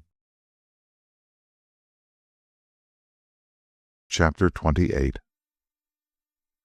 It was indeed a grave moment, yet the chances were large that even if he met someone on the road, he would not be recognized, for it had been many days since the death of Andrew Lanning was announced through the countryside. He gritted his teeth when he thought that this single burst of childish carelessness might have imperiled all that he and Judd and Pop had worked for so long and so earnestly, the time when he could take the bay mare and start the ride across the mountains to the comparative safety on the other side. That time, he made up his mind, would be the next evening. He was well. Sally was thoroughly mastered, and, with a horse beneath him, which he felt could give even the gray stallion of Hal Dozier hard work, and therefore show her heels to any other animal on the mountain desert, he looked forward to the crossing of the mountains as an accomplished fact, always supposing that he could pass Twin Falls and the fringe of towns in the hills without being recognized and the alarm sent out. Going back up the road toward the ravine at a brisk canter, he pursued the illuminating comparison between Sally and Dozier's famous Gray Peter. Of course, nothing but a downright test of speed and weight-carrying power, horse to horse, could decide which was the superior. But Andrew had ridden Gray Peter many times when he and Uncle Jasper went out to the Dozier place, and he felt that he could sum up the differences between the two beautiful animals. Sally was the smaller of the two, for instance. She could not stand more than 15 hands, or 15-1 at the most. Gray Peter was a full 16 hands of strong bone and fine muscle, a big animal, almost too big for some purposes. Among these rocks now, he would stand no chance with Sally. Gray Peter was a picture horse. When one looked at him, one felt that he was a standard by which other animals should be measured. He carried his head loftily, and there was a lordly flaunt to his tail. On the other hand, Sally was rather long and low. Furthermore, her neck was by no means the heavy neck of the gray stallion. She was apt to carry stretched rather than straight out, and not curled proudly up as Gray Peter carried his. Neither did she bear her tail so proudly. Some of this, of course, was due to the difference between a mare and a stallion, but still more came from the differing natures of the two animals. In the head lay the greatest variation. The head of Gray Peter was close to perfection, light, compact, heavy of jowl. His eyes at all times were filled with an intolerable brightness, a keen flame of courage and eagerness. But one could find a fault with Sally's head. In general, it was very well shaped, with a wide forehead and all the other good points which invariably go with that feature. But her face was just a trifle dished. Moreover, her eye was apt to be a bit dull. She had been a pet all her life, and like most pets, her eye partook of the human quality. It had a conversational way of brightening and growing dull. On the whole, The head of Sally had a whimsical, inquisitive expression, and by her whole carriage she seemed to be perpetually putting her nose into other business than her own. But the gait was the main difference. Riding Gray Peter, one felt an enormous force urging at the bit and ready and willing to expend itself to the very last ounce with tremendous courage and good heart. There was always a touch of fear that Gray Peter, plunging unabated over rough and smooth, might be running himself out. But Sally would not maintain one pace. She was apt to shorten her stride for choppy going, and she would lengthen it like a witch on the level. She kept changing the elevation of her head. She ran freely, looking about her and taking note of what she saw, so that she gave an indescribable effect of enjoying the gallop just as much as her rider, but in a different way. All in all, Gray Peter was a glorious machine. Sally was a tricky intelligence. Gray Peter's heart was never in doubt, but what would Sally's courage be in a pinch? Full of these comparisons, studying Sally as one would study a friend, Andrew forgot again all around him, and so he came suddenly around a bend in the road upon a buckboard with two men in it. He went by the buckboard with a wave of greeting and a side glance, and it was not until he was quite around the elbow turn that he remembered that one of the men in the wagon had looked at him with a strange intentness. It was a big man with a great blond beard, parted as though with a comb by the wind. He rode back around the bend, and there, down the road, he saw the buckboard bouncing, with the two horses pulling it at a dead gallop, and the driver leaning back in the seat. But the other man, the big man with the beard, had picked a rifle out of the bed of the wagon, and now he sat turned in the seat, with his blond beard blown sideways as he looked back. Beyond a doubt, Andrew had been recognized, and now the two were speeding to Tomo to give their report and raise the alarm a second time. Andrew, with a groan, shot his hand to the long holster of the rifle which Pop had insisted he take with him if he rode out. There was still plenty of time for a long shot. He saw the rifle jerk up to the shoulder of the big man. Something hummed by him, and then the report came barking up the ravine. But Andrew turned Sally and went around the bend. That old desire to rush on the men and shoot them down, the same cold tingling of the nerves which he had felt when he faced the posse after the fall of Bill Dozier, was on him again, and he had to fight it down. He mastered it and galloped with a heavy heart up the ravine and to the house of Pop. The old man saw him, and he called the Judd, and the two stood in front of the door to admire the horseman and his horse. But Andrew flung himself out of the saddle and came to them sadly. He told them what had happened, the meeting, the recognition. There was only one thing to do: make up a pack as soon as possible and leave the place, for they would know where he had been hiding. Sally was famous all through the mountains. She was known as Pop's outlaw horse, and the searchers would come straight to his house. Pop took the news philosophically, but Judd became a pitiful figure of stone in his grief. He came to life again to help in the packing. They worked swiftly, and Andrew began to ask the final questions about the best and least known trails over the mountains. Pop discouraged the attempt. "You seen what happened before," he said. "They'll have learned their lesson from Hal Dozier. They'll take the telephone and rouse the towns all along the mountains. In 2 hours, Andy, 200 men will be blocking every trail and closing in on you." And Andrew reluctantly admitted the truth of what he said.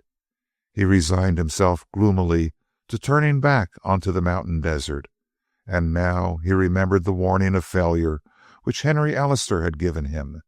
He felt indeed that the great outlaw had simply allowed him to run on a long rope, knowing that he must travel in a circle and eventually come back to the band. Now that the pack was made, he saw Judd covertly tuck some little mementos into it, and he drew Pop aside and dropped a weight of gold coins into his pocket. "You tarnation scoundrel," began Pop huskily. "Hush," said Andrew, "or Judd will hear you and know that I've tried to leave some money. You don't want to ruin me with Judd, do you?" Pop was uneasy and uncertain. "I've had your food these weeks in your care, Pop," said Andrew, "and now I walk off with a saddle and a horse and an outfit all yours. It's too much. I can't take charity. But suppose I accept it as a gift. I leave you an exchange, a present for Judd that you can give him later on. Is that fair?" "Andy," said the old man, "you've double-crossed me, and you've got me where I can't talk out before Judd. But I'll get even yet. Goodbye, lad, and put this one thing under your hat. It's the loneliness that's going to be the hardest thing to fight, Andy. You'll get so tired of being by yourself that you'll risk murder for the sake of a talk. But then hold hard. Stay by yourself. Don't trust nobody, and keep clear of towns. Will you do that?" "That's plain common sense, Pop." "Aye, lad, and the plain things are always the hardest things to do." Next came Judd. He was very white, but he approached Andrew with a careless swagger and shook hands firmly. "When you bump into that dozier, Andy," he said, "get him, will you? So long." He turned sharply and sauntered toward the open door of the house. But before he was halfway to it, they heard a choking sound.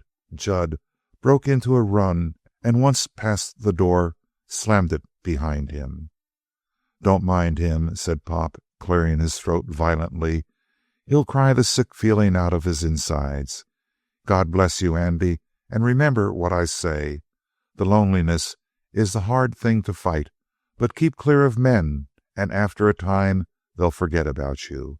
You can settle down, and nobody'll rake up old scores. I know." "Do you think it can be done?" There was a faint, cold twinkle in the eyes of Pop. "I'll tell a man it can be done," he said slowly. "When you come back here, I may be able to tell you a little story, Andy. Now, climb on Sally, and don't hit nothing but the high spots."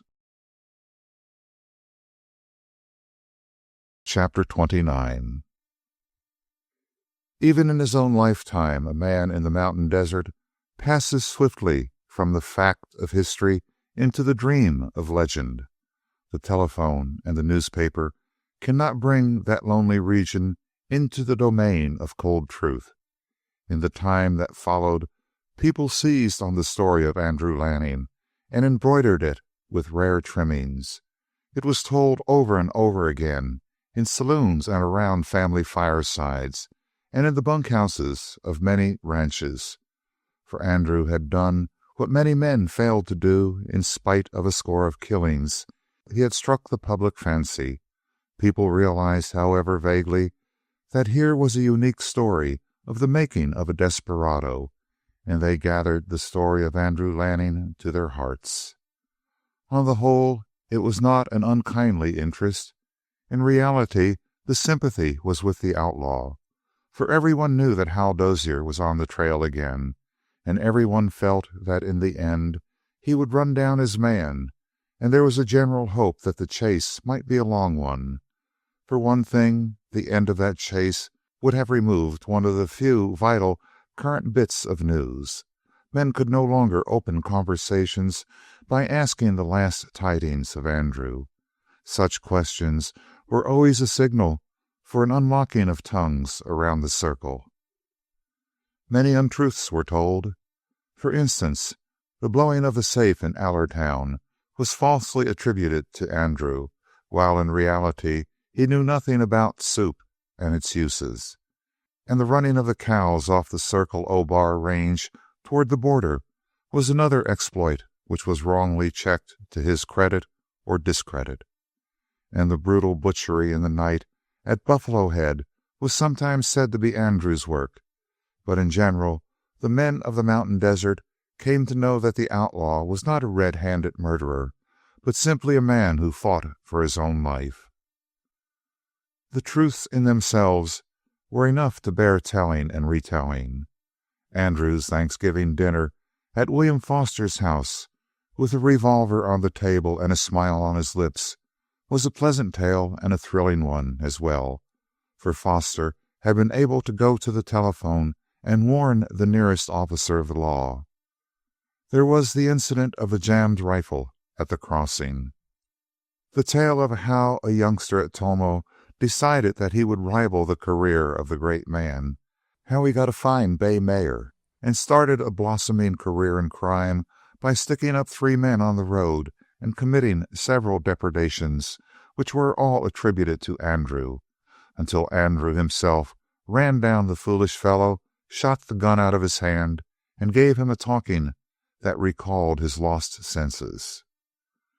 But all details fell into insignificance compared with the general theme, which was the mighty duel between Andrew and Hal Dozier, the unescapable manhunter and trapwise outlaw.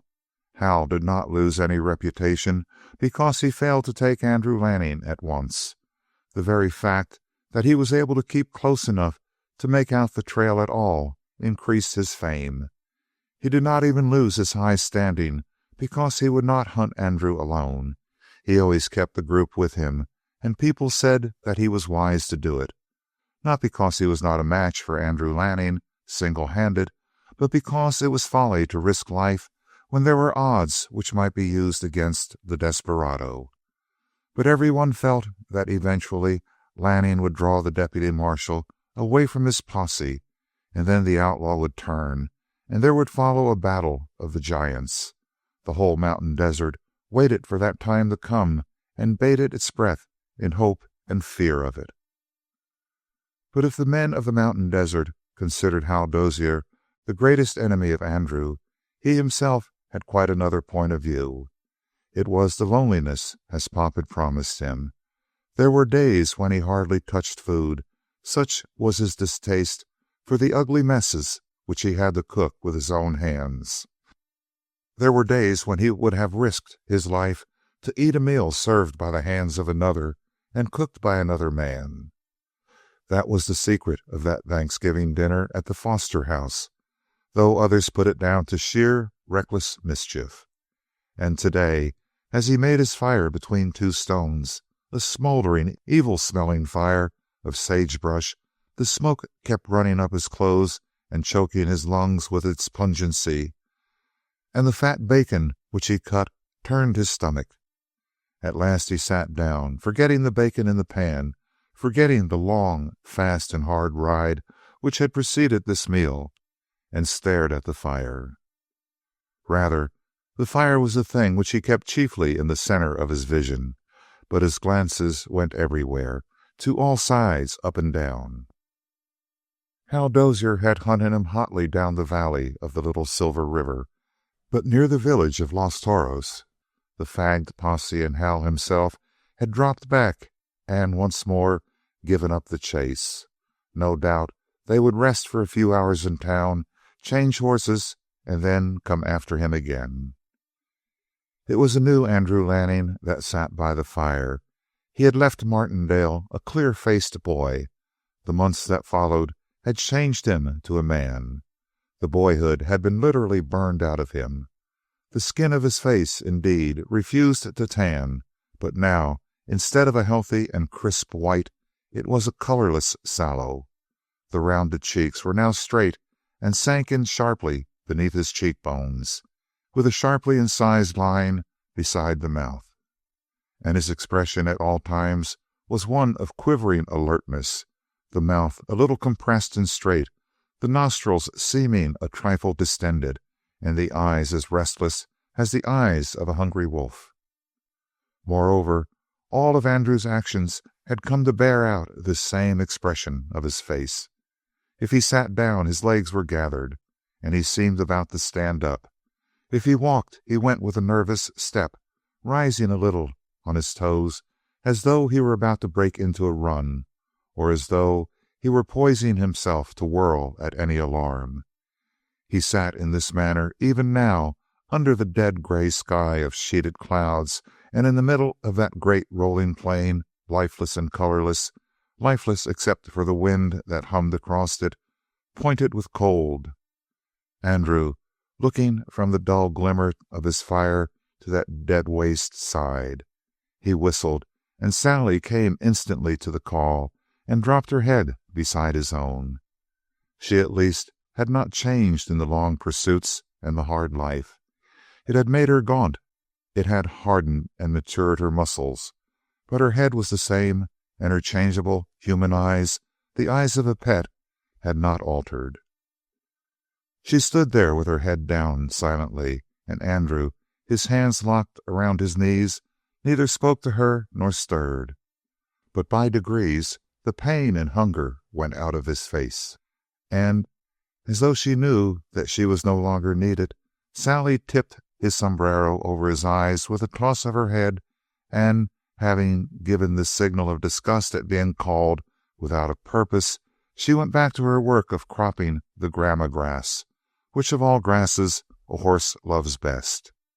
Andrew straightened his hat and cast one glance after her. A shade of thought passed over his face as he looked at her, but this time the posse was probably once more starting out of Los Toros and taking his trail. It would mean another test. He did not fear for her. He pitied her for the hard work that was coming, and he looked almost with regret over the long racing lines of her body. And it was then, coming out of the sight of Sally, the thought of the posse, and the disgust for the greasy bacon in the pan, that Andrew received a quite new idea. It was to stop his flight, turn about, and double like a fox straight back towards Los Toros, making a detour to the left. The posse would plunge ahead, and he could cut in toward Los Toros. For he had determined to eat once again, at least, at a table covered with a white cloth, food prepared by the hand of another. Sally was known. He would leave her in the grove beside the little silver river. For himself, weeks had passed since any man had seen him, and certainly no one in Los Toros had met him face to face. He would be unknown, except for a general description. And to disarm suspicion entirely, he would leave his cartridge belt and his revolver with Sally in the woods. For what human being, no matter how imaginative, would possibly dream of Andrew Lanning going unarmed into a town and sitting calmly at a table to order a meal? Chapter 30. Retrospection made Andrew Lanning's coming to Los Toros a mad freak, whereas it was in reality a very clever stroke. Hal Dozier would have been on the road 5 hours before if he had not been held up in the matter of horses. But this is to tell the story out of turn. Andrew saddled the mare and sent her back swiftly out of the plain, over the hills, and then dropped her down into the valley of the little silver river until he reached the grove of trees just outside Los Toros, some 400 yards, say, from the little group of houses. He then took off his belt, hung it over the pommel, fastened the reins to the belt, and turned away. Sally would stay where he had left her, unless someone else tried to get to her head. Then she would fight like a wildcat. He knew that, and he therefore started for Los Toros with his line of communications sufficiently guarded. He instinctively thought first of drawing his hat low over his eyes and walking swiftly.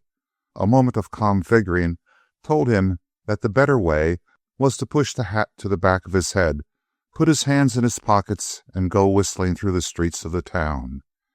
It was the middle of the gray afternoon. There were few people about, and 2 or 3 whom Andrew passed nodded a greeting. Each time they raised their hands, the fingers of Andrew twitched, but he made himself smile back at them and waved in return. He went on until he came to the restaurant. It was a long, narrow room with a row of tables down each side and a little counter and cash register beside the door. Some gaudy posters on the wall, a screen at the rear to hide the entrance to the kitchen, and a ragged strip of linoleum on the narrow passage between the tables. These things Andrew saw with the first flick of his eyes as he came through the door. As for people, there was a fat old man sitting behind a cash register in a dirty white apron, and two men in greasy overalls and black shirts, perhaps from the railroad. There was one other thing which immediately blotted out all the rest. It was a big poster, about halfway down the wall, on which appeared in staring letters, $10,000 reward for the apprehension, dead or alive, of Andrew Lanning. Above this caption was a picture of him, and below the big print appeared the body of smaller type which named his particular features. Straight to the sign Andrew walked and sat down at the table beneath it. It was no hypnotic attraction that took him there. He knew perfectly well that if a man noticed that sign, he would never dream of connecting the man for whom, dead or alive, $10,000 was to be paid with the man who sat underneath the picture, calmly eating his lunch in the middle of a town. Even if some super-curious person should make a comparison, he would not proceed far with it, Andrew was sure, for the picture represented the round young face of a person who hardly existed now. The hardened features of Andrew were now only a skinny caricature of what they had been. At any rate, Andrew sat down beneath the picture, and instead of resting one elbow on the table and partially veiling his face with his hand, as he might most naturally have done, he tilted back easily in his chair and looked up at the poster. The fat man from behind the register had come to take his order. He noted the direction of Andrew's eyes while he jotted down the items. "You ain't the first," he said, "that's looked at that. Think of the gent that'll get $10,000 out of a single slug." "I can name the man who'll get it," said Andrew, "and his name is Hal Dozier." "I guess you ain't far wrong," replied the other. "For that matter, the folks around here would mostly make the same guess. But maybe Hal's luck will take a turn." "Well," said Andrew, "if he gets the money, I'll say that he's earned it. And rush in some bread first, Captain. I'm 2/3 starved." It was a historic meal in more ways than one. The size of it was one notable feature, and even Andrew had to loosen his belt when he came to attack the main feature, which was a vast steak with fried eggs scattered over the top of it. The steak had been reduced to a meager rim before Andrew had any attention to pay to the paper which had been placed on his table. It was an 8-page sheet entitled The Granville Bugle, and a subhead announced that it was the greatest paper on the ranges and the cattleman's guide. Andrew found a picture on the first page, a picture of Hal Dozier, and over the picture the following caption: "Watch this column for news of the Andrew Lanning hunt." The article in this week's issue contained few facts. It announced a number of generalities. Marshal Hal Dozier, when interviewed, said, and a great many innocuous things which he was sure the grim hunter could not have spoken. He passed over the rest of the column in careless contempt. On the second page, in a muddle of short notices, one headline caught his eye and held it: "Charles Merchant to wed Society Belle." The editor had spread his talents for the public eye in doing justice to it. On the 15th of the month will be consummated a romance which began last year, when Charles Merchant, son of the well-known cattle king John Merchant, went east and met Miss Anne Witherow. It is Miss Witherow's second visit in the West, and now it is announced that the marriage— Andrew crumpled the paper and let it fall. He glanced at the calendar on the wall opposite him. There remained 6 days before the wedding. And he was still so stunned by that announcement that, raising his head slowly, his thoughts spinning, he looked up and encountered the eyes of Hal Dozier as the latter sank into a chair. He did not complete the act, but was arrested in midair, one hand grasping the back of the chair, the other hand at his hip. Andrew, in the space of an instant, thought of three things: to kick the table from him and try to get to the side door of the place, to catch up the heavy sugar bowl and attempt to bowl over his man with a well-directed blow, or to simply sit and look Hal Dozier in the eye. He had thought of the three things in the space that it would take a dog to snap at a fly and look away. He dismissed the first alternatives as absurd, and, picking up his coffee cup, he raised his eyes slowly towards the ceiling, after the time-honored fashion of a man draining a glass. Let his glance move gradually up and catch the face of Dozier, and then, without haste, lowered the cup to its saucer. The flush of his own heavy meal kept his pallor from showing. As for Dozier, there was a succession of changes in his features, and then he concluded by lowering himself heavily the rest of the way into his chair. He gave his order to the proprietor in a dazed fashion, looking straight at Andrew, and the latter knew perfectly that the deputy marshal felt that he was in a dream. He was seeing what was not possible to see.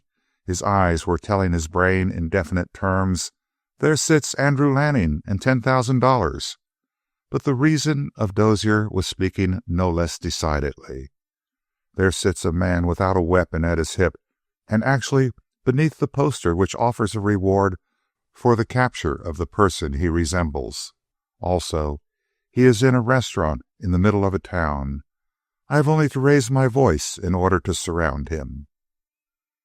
And reason gained the upper hand, though Dozier continued to look at Andrew in a fascinated manner.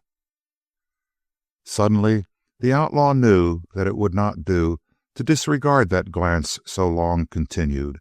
To disregard it would be to start the suspicions of Dozier as soon as his brain cleared. "Hello, stranger," said Andrew, and he merely made his voice a trifle husky and deep. "Do you know me?" The eyes of Dozier widened. There was a convulsive motion of his arm, and then his glance wandered slowly away. "Excuse me," he said. "I thought I remembered your face." Should he let it rest at that? No, better risk a finishing touch. "No harm done," he said in the same loud voice. "Hey, Captain, another cup of coffee, will you? And a cigar." He tilted back in his chair and began to hum, and all the time his nerves were jumping, and that old frenzy was taking him by the throat, that bulldog eagerness for the fight. But fight empty-handed and against Hal Dozier? The restaurant owner bought Dozier's order, and then the coffee and the cigar to Andrew, and while the deputy continued to look with dumb fascination at Andrew, with swift side glances, Andrew finished his second cup. He bit off the end of his cigar, asked for his check, and paid it, and then he felt his nerves crumble and go to pieces. It was not Hal Dozier who sat there, but death itself that looked him in the face. One false move, one wrong gesture would betray him. How could he tell? That very moment his expression might have altered into something which the marshal could not fail to recognize, and the moment that final touch came, there would be gunplay swifter than the eye could follow. Simply a flash of steel and a simultaneous explosion. Even now, with a cigar between his teeth, he knew that if he lighted a match, the match would tremble between his fingers, and that trembling would betray him to Dozier. Yet he must not sit there either, with the cigar between his teeth unlighted. It was a little thing, but the weight of a feather would turn the balance and loose on him the thunderbolt of Hal Dozier in action. But what could he do? He found the thing in the very deeps of his despair. He got up from his chair, pushed his hat calmly upon his head, and walked straight to the deputy. He dropped both hands upon the edge of Hal's table and leaned across it. "Got a light, partner?" he asked. And standing there over the table, he knew that Dozier had at length finally and definitely recognized him, but that the numbed brain of the marshal refused to permit him to act. He believed, and yet he dared not believe his belief. Andrew saw the glance of Dozier go to his hip, which the holster had rubbed until it gleamed. But no matter, the gun was not there, and stunned again by that impossible fact, Dozier reached back and brought up his hand bearing a matchbox. He took out a match. He lighted it, his brows drawing together and slackening all the time, and then he looked up, his eyes rising with the lighted match, and stared full into the eyes of Andrew. It was discovery, undoubtedly, and how long would that mental paralysis last? Andrew looked straight back into those eyes. His cigar took the fire and sucked in the flame. A cloud of smoke puffed out and rolled toward Hal Dozier, and Andrew turned leisurely and walked toward the door. He was a yard from it. "Lanning," came a voice behind him, terrible like a scream of pain. As he leaped forward, a gun spoke heavily in the room. He heard the bullet crunch into the frame of the door. The door itself was split by the second shot as Andrew slammed it shut. Then he raced around the corner of the restaurant and made for the Grove. There was not a sound behind him for a moment. Then a roar rose from the village and rushed after him.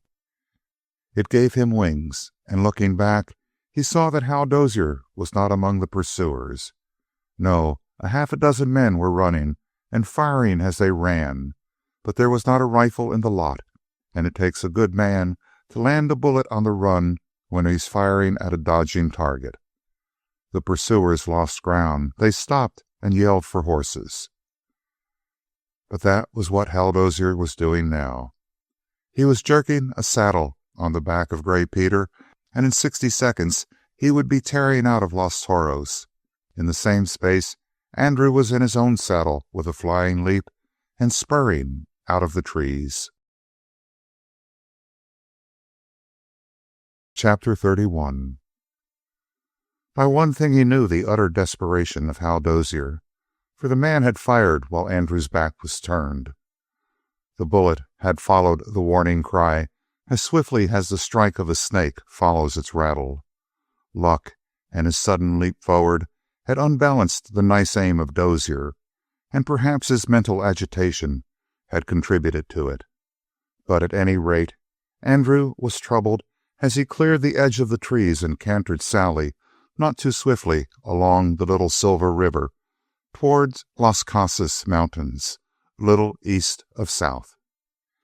He did not hurry her, partly because he wished to stay close and make sure of the number and force of his pursuers, and partly because he already had a sufficient lead to keep out of any but chance rifle shots. He had not long to wait. Men boiled out of the village like hornets out of a shaken nest. He could see them buckling on belts while they were riding with their reins in their teeth. And they came like the wind, yelling at the sight of their quarry. Who would not kill a horse for the sake of saying that he had been within pistol range of the great outlaw?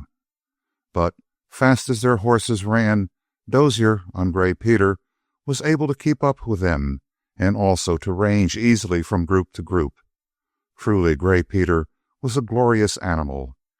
If he were allowed to stretch out after the mare, what would the result be? The pursuers, under the direction of Dozier, spread out across the river bottom, and, having formed so that no tricky doubling could leave them in the lurch on a blind trail, they began to use a new set of tactics. Dozier kept Gray Peter at a steady pace, never varying his gait, but on either side of him groups of his followers urged their horses forward at breakneck speed. 3 or 4 would send home the spurs and rush up the river bottom after Andrew.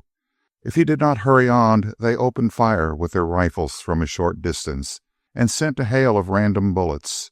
But Andrew knew that a random bullet carries just as much force as a well-aimed one, and chance might be on the side of one of those shots. He dared not allow them to come too close. Yet his heart rejoiced as he watched the manner in which Sally accepted these challenges. She never once had to lurch into her racing gait. She took the rushes of the cow-ponies behind her by merely lengthening her stride until the horses behind her were winded and had to fall back. If Andrew had let out Sally, she would have walked away from them all, but he dared not do that. For after he had run the heart out of the commoner ones, there remained Gray Peter in reserve, never changing his pace, never hurrying, falling often far back, as the groups, one after another, pushed close to Sally and made her spurt, gaining again when the spurts ended, one by one. There were 2 hours of daylight. There was 1 hour of dusk. And all that time the crowd kept thrusting out its small groups, one after the other, reaching after Sally like different arms, and each time she answered the spurt, and always slipped away into a greater lead at the end of it. And then, while twilight was turning into dark, Andrew looked back and saw the whole crowd rein in their horses and turn back. There remained a single figure following him, and that figure was easily seen, because it was a man on a gray horse. And then Andrew grasped the plan fully. The posse had played its part. The thing for which the mountain desert had waited was come at last, and Hal Dozier was going on to find his man single-handed and pull him down. Twice before complete darkness set in, Andrew had been on the verge of turning and going back to accept the challenge of Hal Dozier. Always 2 things stopped him. The first was the fear of the man, which he frankly admitted, and more than that was the feeling that one thing lay before him to be done before he could meet Dozier and end the long trail. He must see Anne Withero. She was about to be married and be drawn out of his world and into a new one. He felt it was more important than life or death to see her before that transformation took place. They would go east, no doubt. 2,000 miles, the law and the mountains would fence him away from her after that. During the last months he accepted her as he accepted the stars, something far away from him. Now, by some pretext, by some wile, he must live to see her once more. After that, let Hal Dozier meet him when he would. But with this in mind, and as soon as the utter dark shut down, he swerved Sally to the right and worked slowly up through the mountains, heading due southwest and out of the valley of the Little Silver. He kept at it, through a district where the mare could not even trot a great deal of the time, for 2 or more hours. Then he found a little plateau, thick with good grazing for Sally, and with a spring near it. There he camped for the night, without food, without fire. And not once during the hours before morning did he close his eyes. When the first gray touched the sky, he was in the saddle again. Before the sun was up, he had crossed the Las Casas and was going down the great shallow basin of the Royden River. A fine drizzling rain was falling, and Sally, tired from hard work of the day before and the long duels with the horses of the posse, went even more downheartedly moody than usual, shuffling wearily, but recovering herself with her usual cat-like adroitness whenever her footing failed on the steep downslope. For all her dullness, it was a signal from Sally that saved Andrew. She jerked up her head and turned. He looked in the same direction and saw a form like a gray ghost coming over the hills to his left, a dim shape through the rain. Gloomily, Andrew watched Hal Dozier come. Gray Peter had been fresher than Sally at the end of the run of the day before. He was fresher now. Andrew could tell that easily by the stretch of his gallop and the evenness of his pace as he rushed across the slope. He gave the word to Sally. She tossed up her head in mute rebellion at this new call for a race, and then broke into a canter whose first few strides, by way of showing her anger, were as choppy and lifeless as the stride of a plow horse. That was the beginning of the famous ride from the Las Casas mountains to the Royden range, and all the distance across the Royden Valley. It started with a 5-mile sprint, literally 5 miles of hot racing in which each horse did its best, and in that 5 miles Gray Peter would most unquestionably have won had not one bit of luck fallen the mare. A hedge of young evergreen streaked before Sally, and Andrew put her at the mark. She cleared it like a bird, jumping easily and landing in her stride. It was not the first time she had jumped with Andrew. But Gray Peter was not a steeplechaser. He had not been trained to it, and he refused. His rider had to whirl and go up the line of shrubs until he found a place to break through.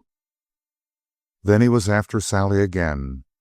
But the moment Andrew saw the marshal had been stopped, he did not use the interim to push the mare and increase her lead. Very wisely, he drew her back to the long, rocking canter, which was her natural gait, and Sally got the breath which Gray Peter had run out of her. She also regained priceless lost ground, and when the gray came into view of the quarry again, his work was all to do over again. Hal Dozier tried again in a straightaway running. It had been his boast that nothing under the saddle in the mountain desert could keep away from him in any stretch at any distance, and he rode Gray Peter desperately to make his boast good. He failed. If that first stretch had been unbroken, but there his chance was gone, and starting the second spurt, Andrew came to realize one greatly important truth.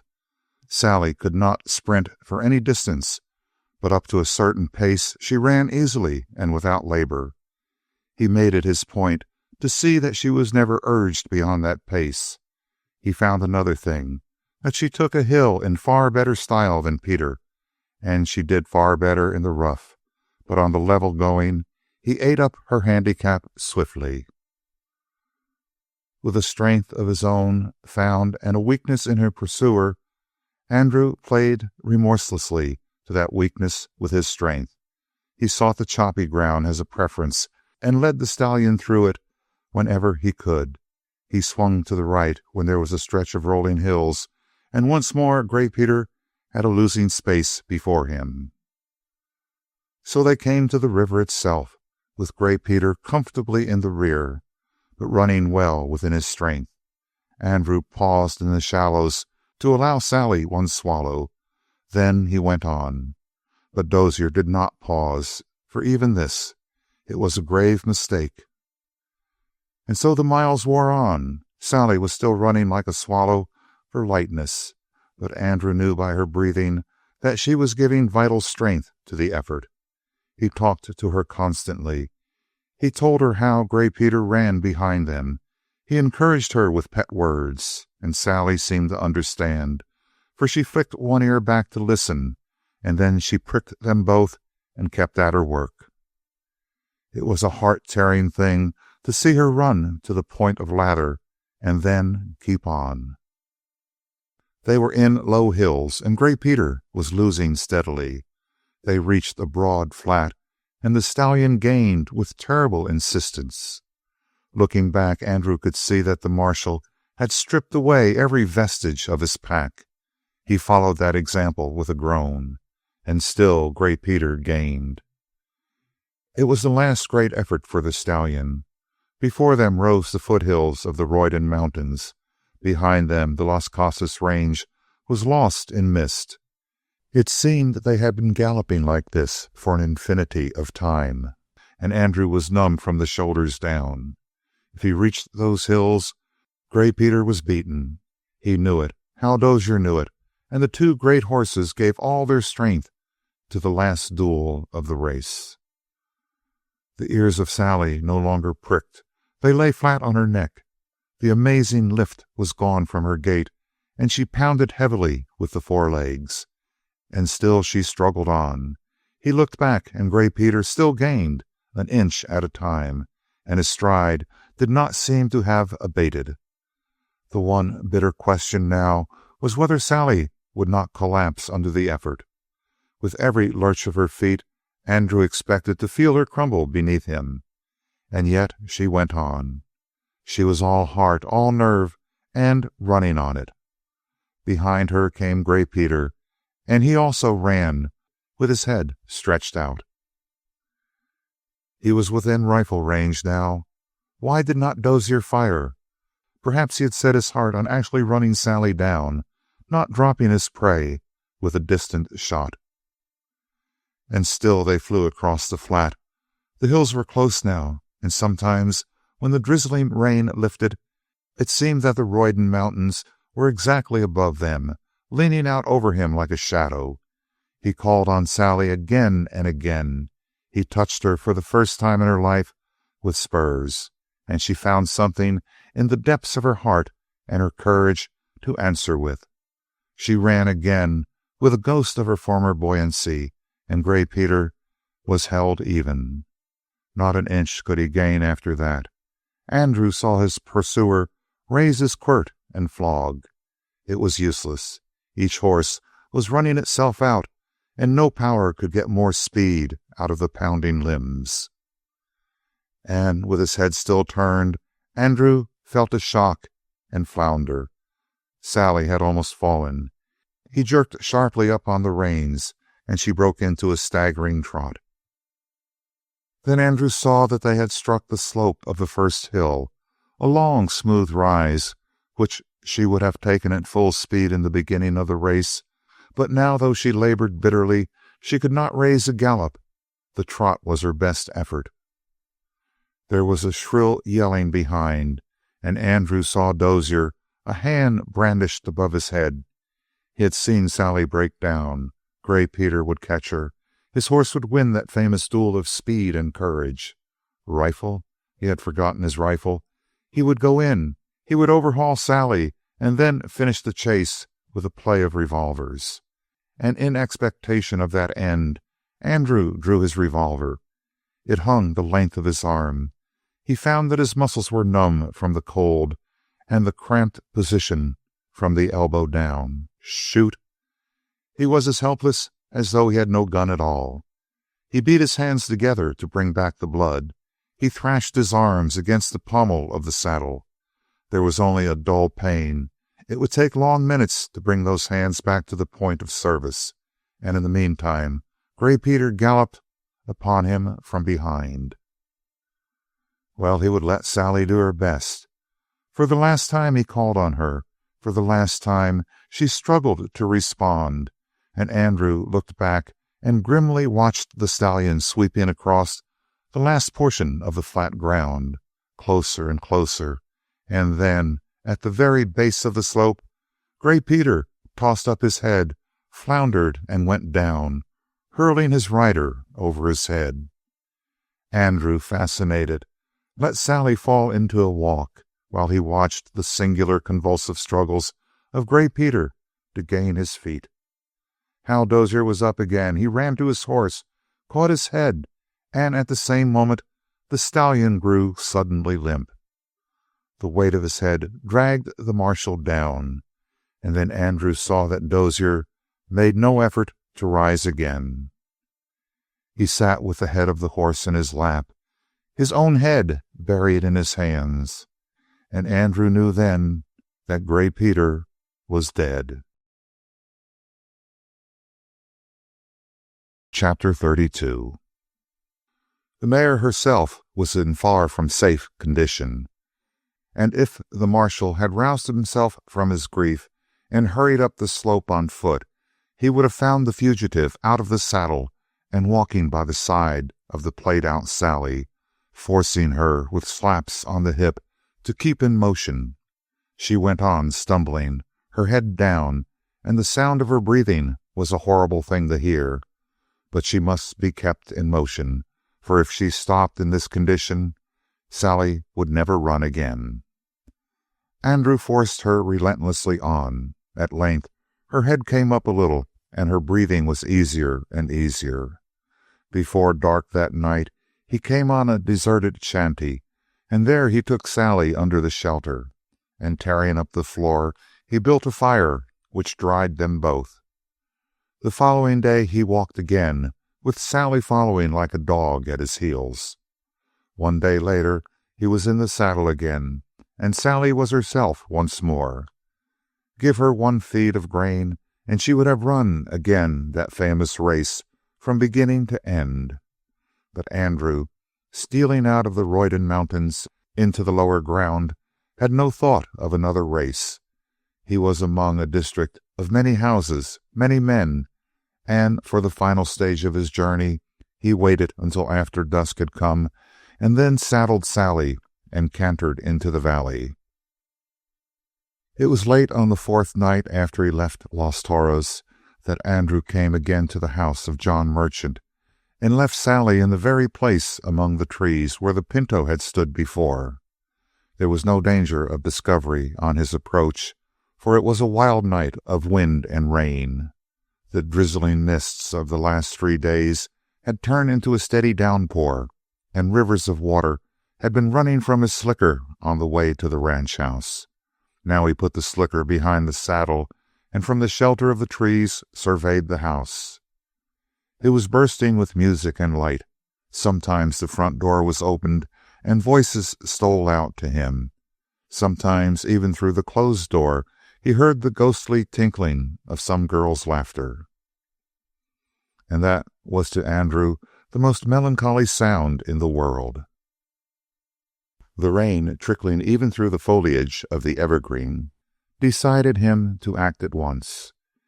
It might be that all the noise and light were, after all, an advantage to him, and running close to the ground, he skulked across the dangerous open stretch and came into the safe shadow of the wall of the house. Once there, it was easy to go up to the roof by one of the rain pipes, the same low roof from which he had escaped on the time of his last visit. On the roof, the rush and drumming of the rain quite covered any sound he made, but he was drenched before he reached the window of Anne's room. Could he be sure that on her second visit she would have the same room? He settled that by a single glance. The curtain was not drawn, and a lamp turned low burned on the table beside the bed. The room was quite empty. The window was fastened, but he worked back the fastening iron with the blade of his knife and raised himself into the room. He closed the window behind him. At once the noise of rain and the shouting of the wind faded off into a distance, and the voice of the house came more clearly to him. But he dared not stay to listen, for the water was dripping around him. He must move before a large dark spot showed on the carpet, and he saw, moreover, exactly where he could best hide. There was a heavily curtained alcove at one end of the room, and behind this shelter he hid himself. And here he waited. How would she come? Would there be someone with her? Would she come laughing with all the triumph of the dance bright in her face? Vaguely he heard the shrill droning of the violins die away beneath him, and the slipping of many dancing feet on the smooth floor fell to a whisper and then ceased. Voices sounded in the hall, but he gave no heed to the meaning of all this. Not even the squawking of horns as automobiles drove away conveyed any thought to him. He wished that this moment could be suspended to an eternity. Parties of people were going down the hall. He heard soft flights of laughter and many young voices. People were calling gaily to one another, and then, by an inner sense rather than by a sound, he knew that the door was opened into the room. He leaned and looked, and he saw Anne Withrow close the door behind her and leaned against it, in the joy of her triumph that evening. No, her head was fallen, and he saw the gleam of her hand at her breast. He could not see her face clearly, but the bent head spoke eloquently of defeat. She came forward at length. Thinking of her as the reigning power in that dance and all the merriment below him, Andrew had been imagining her tall, strong, with compelling eyes commanding admiration. He found all at once that she was small, very small, and her hair was not that keen fire which he had pictured. It was simply a coppery glow, marvelously delicate, molding her face. She went to a great full-length mirror. She raised her head for one instant to look at her image, and then she bowed her head again and placed her hand against the edge of the mirror for support. Little by little, Through the half-light he was making her out, and now the curve of this arm from wrist to shoulder went through Andrew like a phrase of music. He stepped out from behind the curtain, and at the sound of the cloth swishing back into place, she whirled on him. She was speechless. Her raised hand did not fall. It was as if she were frozen where she stood. "I shall leave you at once," said Andrew quietly. "If you are frightened, you have only to tell me." He had come closer. Now he was astonished to see her turn swiftly toward the door and touch his arm with her hand. "Hush," she said, "hush. They may hear you." She glided to the door into the hall and turned the lock softly and came to him again.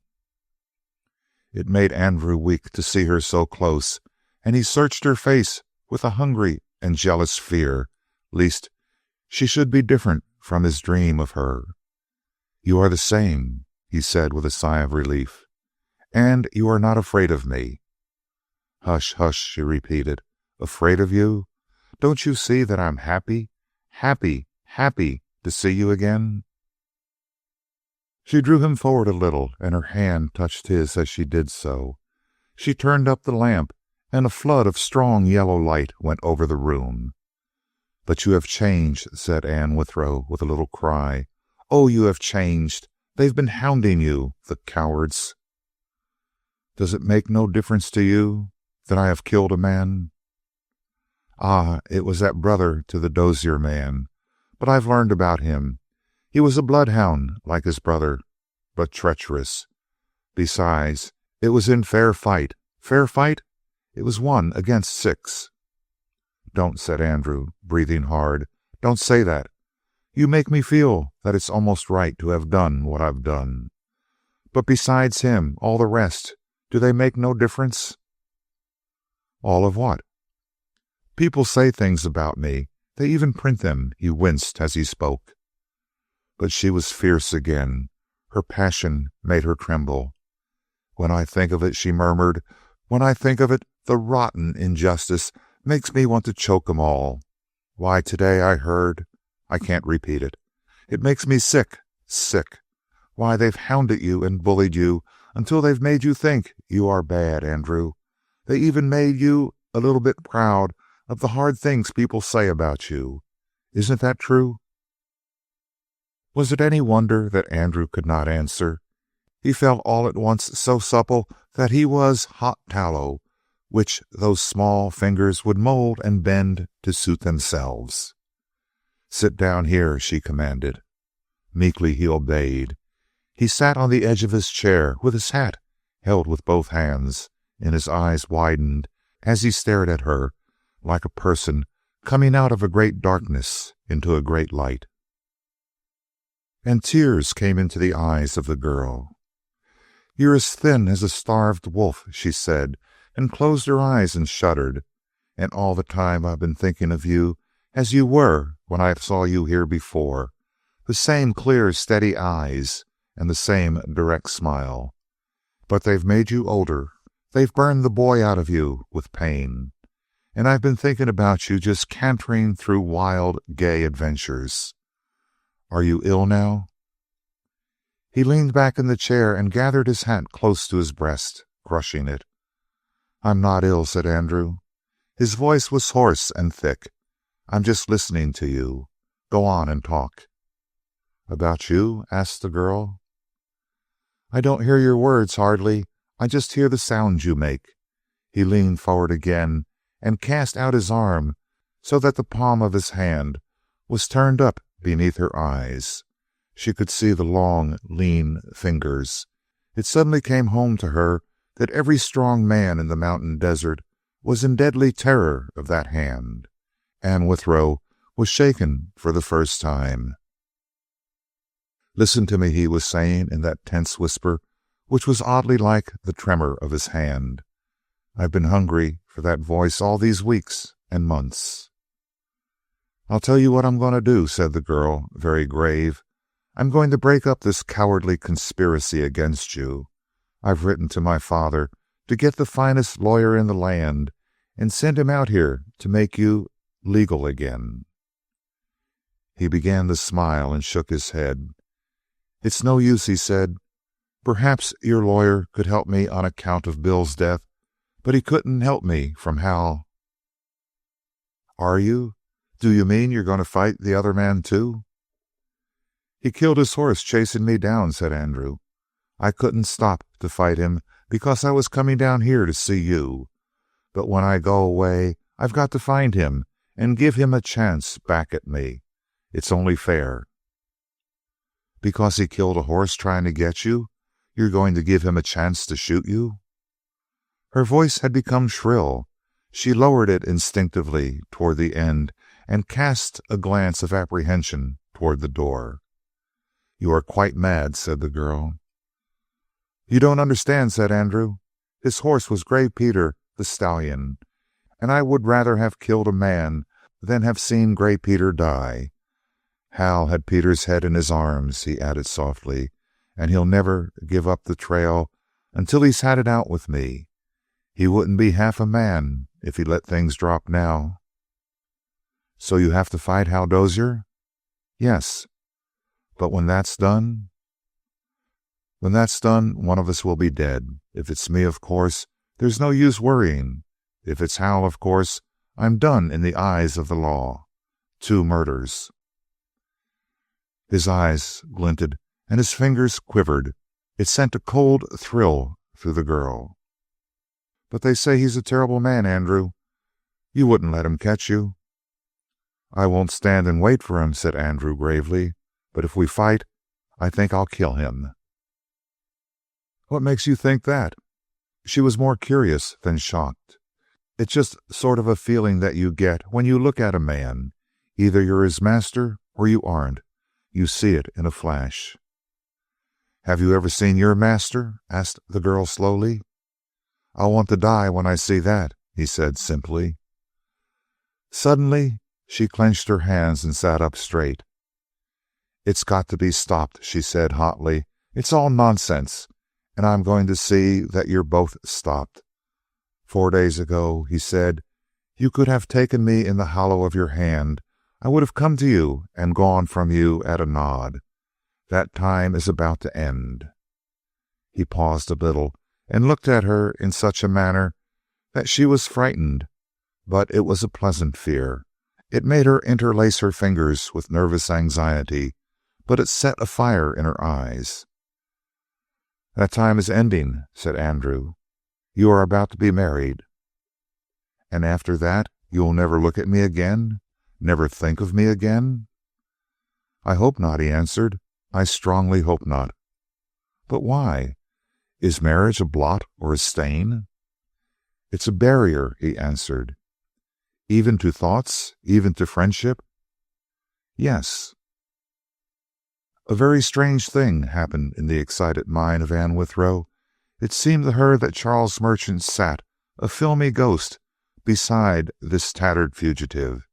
He was speaking the same words that Andrew spoke, but his voice and his manner were to Andrew Lanning what moonshine is to sunlight. She had been thinking of Charles Merchant as a social asset. She began to think of him now as a possessing force. Anne Withrow, possessed by Charles Merchant. "What you have told me," she said, "means more than you may think to me. Have you come all this distance to tell me?" "All this distance to talk," he said. He seemed to sit back and wonder.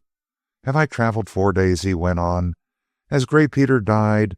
And have I been under Hal Dozier's rifle only to speak to you?" He suddenly recalled himself. "No, no. I have come to give you a wedding present." He watched her color change. "Are you angry? Is it wrong to give you a present?" "No," she answered in a singular, stifled voice. "It is this watch." It was a large gold watch and a chain of very old make that he put into her hand. "It is for your son," said Andrew. She stood up. He rose instinctively. "When I look at it, I am to remember that you are forgetting me?" A little hush fell upon them. "Are you laughing at me, Anne?" He had never called her by name before, and yet it came naturally upon his lips. She stood indeed, with the same smile upon her lips, but her eyes were fixed and looked straight past him, and presently he saw a tear pass slowly down her face.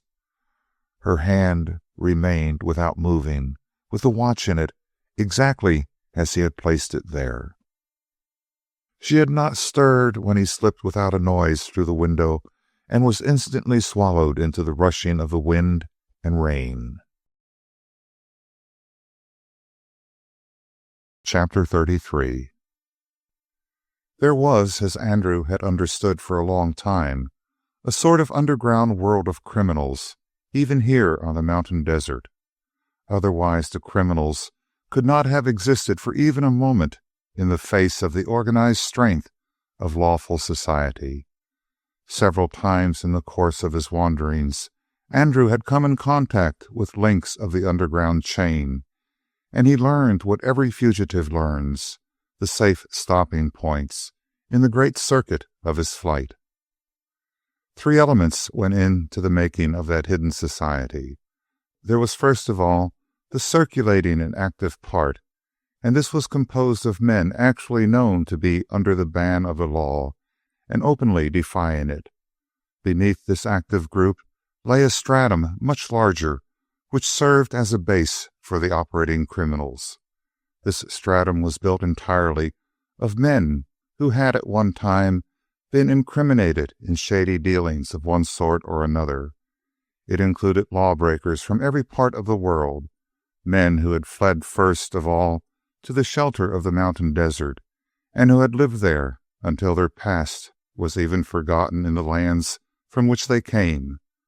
But they had never lost the inevitable sympathy for their more active fellows, and in this class there was included a meaner element, men who had in the past committed crimes in the mountain desert itself, and who from time to time, when they saw an absolutely safe opportunity, were perfectly ready and willing to sin again.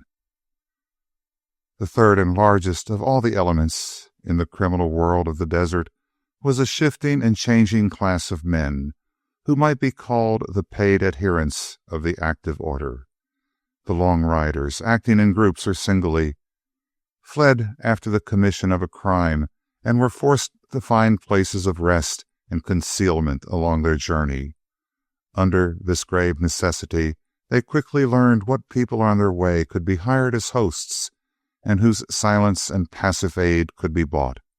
Such men were secured in the first place by handsome bribes, and very often they joined the ranks unwillingly.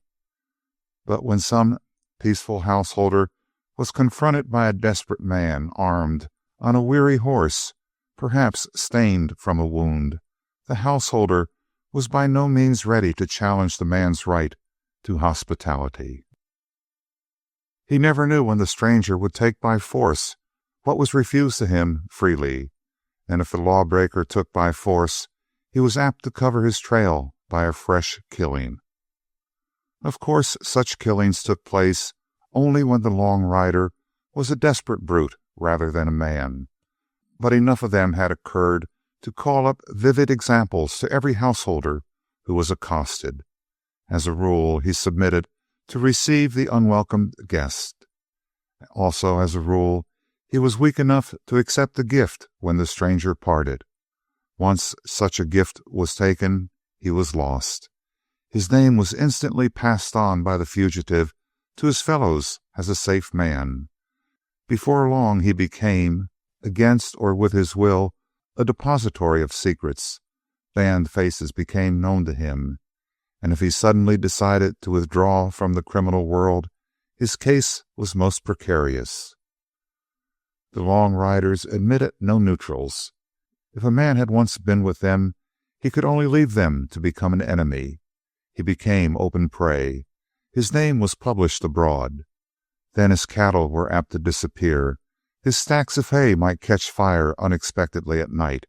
His house itself might be plundered, and in not infrequent cases, the man himself was brutally murdered. It was part of a code no less binding because it was unwritten. All of this Andrew was more or less aware of, and scores of names had been mentioned to him by chance acquaintances of the road.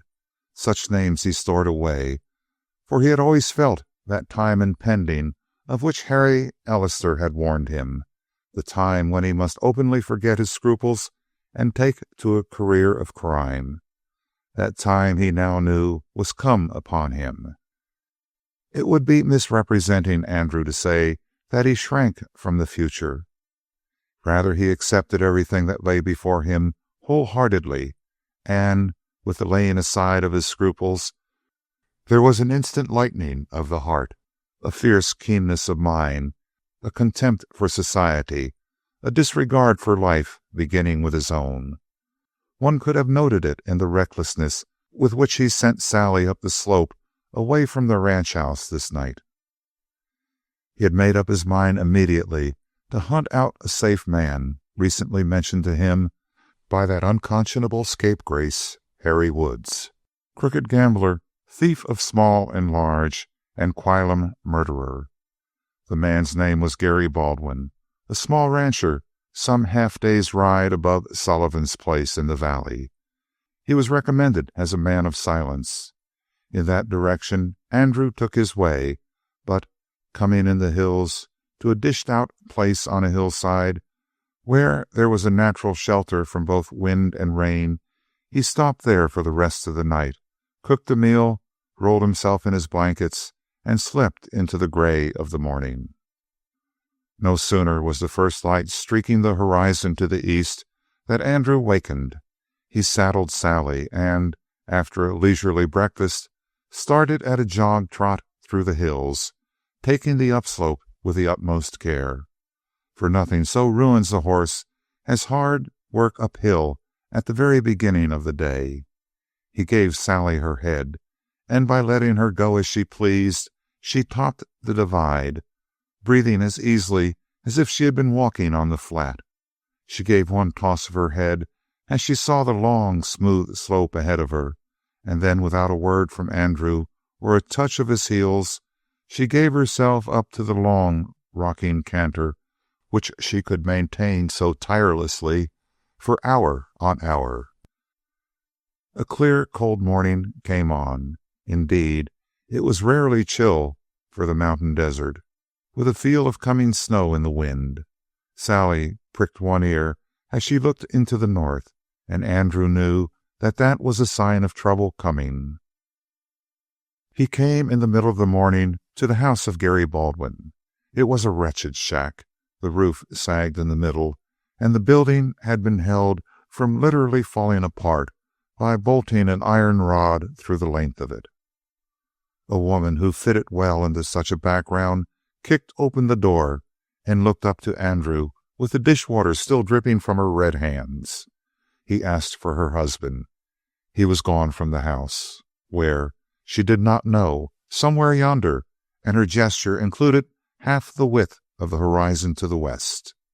There was his trail, if Andrew wished to follow it.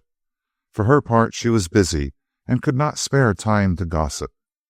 At that, she stepped back and kicked the door shut with a slam that set the whole side of the shack shivering. At that moment, Andrew wondered what he would have done when he lived in Martindale if he had been treated in such a manner.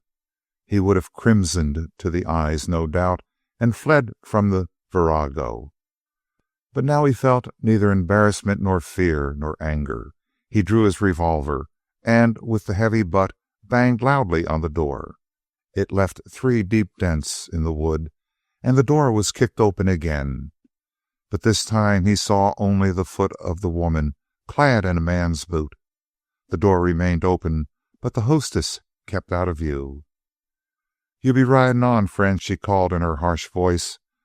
"Bud, keep out in the kitchen. Stranger, you be riding on. I don't know you, and I don't want to know you. A man that beats on doors with his gun?" Andrew laughed, and the sound brought her into view. A furious face, but a curious face as well. She carried a long rifle slung easily under her stout arm. "What do you want with Gary?" she asked. And he replied with a voice equally hard, I want directions for finding Scarface Allister."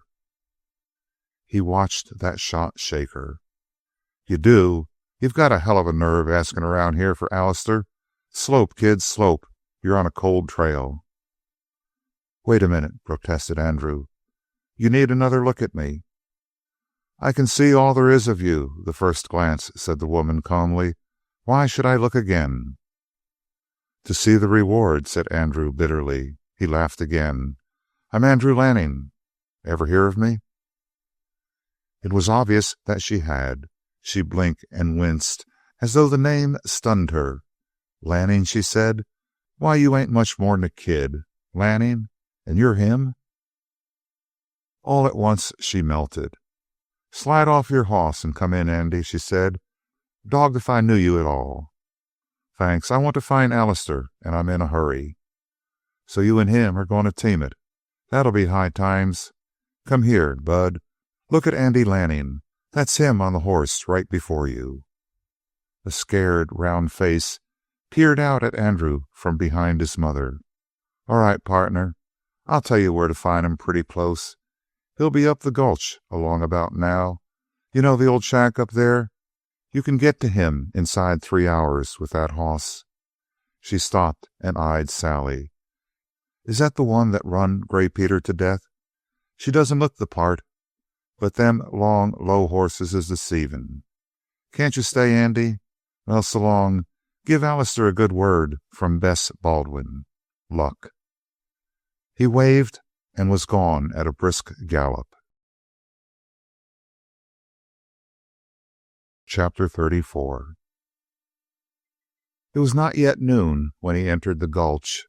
He was part way up the ravine when something moved at the top of the high wall to his right. He guessed at once that it was a lookout signaling the main party of the approach of a stranger. So Andrew stopped Sally with a word and held his hand high above his head, facing the point from which he had seen the movement. There was a considerable pause. Then a man showed on the top of the cliff, and Andrew recognized Jeff Rankin by his red hair. Yet they were at too great a distance for conversation, and after waving a greeting, Rankin merely beckoned Andrew on his way up the valley. Around the very next bend of the ravine he found the camp. It was of the most impromptu character, and the warning of Rankin had caused them to break it up precipitately, as Andrew could easily see, by one length of tarpaulin tossed without folding over a saddle. Each of the four was ready beside his horse for flight or for attack, as their outlook on the cliff should give signal. But at sight of Andrew and the bay mare, a murmur, then a growl of interest went among them. Even Larry LaRoche grinned a skull-like welcome, and Henry Allister actually ran forward to receive the newcomer. Andrew dropped out of the saddle and shook hands with him. "I've done as you said I would," said Andrew. "I've run in a circle, Allister, and now I'm back to make one of you, if you still want me." Allister, laughing joyously, turned to the other three and repeated the question to them. There was only one voice in answer. "Want you?" said Allister, and his smile made Andrew almost forget the scar which twisted the otherwise handsome face. "Want you? Why, man, if we've been beyond the law up to this time, we can laugh at the law now. Sit down. Hey, Scotty, shake up the fire and put on some coffee, will you? We'll take an hour off." Larry LaRoche was observed to make a dour face. "Who's to tell me it's lucky," he said, "to have a gent that starts out by making us all stop on the trail? Is that a good sign?" But Scotty, with laughter, hushed him. Yet Larry LaRoche remained, of all the rest, quite silent during the making of the coffee and the drinking of it. The others kept up a running fire of comments and questions, but Larry LaRoche, as though he had never forgiven Andrew for their first quarrel, remained with his long, bony chin dropped upon his breast and followed the movements of Andrew Lanning with restless eyes. The others were glad to see him, as Andrew could tell at a glance, but also they were a bit troubled, and by degrees he made out the reason. Strange as it seemed, they regretted that he had not been able to make his break across the mountains.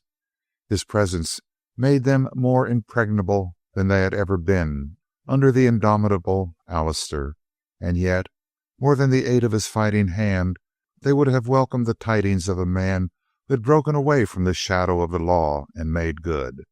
For each of the falling wishes to feel that his exile is self-terminable.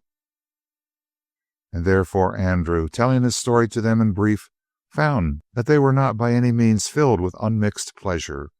Joe Clune, with his bright brown hair of youth and his lined, haggard face of worn middle age, summed up their sentiments at the end of Andrew's story. "You're what we need with us, Lanning. You and Alistair will beat the world, and it means high times for the rest of us. But God pity you. That's all." The pause that followed this solemn speech was to Andrew like an amen. He glanced from face to face, and each stern eye met his in gloomy sympathy. Then something shot through him which was to his mind what red is to the eye. It was a searing touch of reckless indifference, defiance. "Forget this prayer meeting talk," said Andrew. "I came up here for action, not mourning. I want something to do with my hands, not something to think about with my head." Something to think about?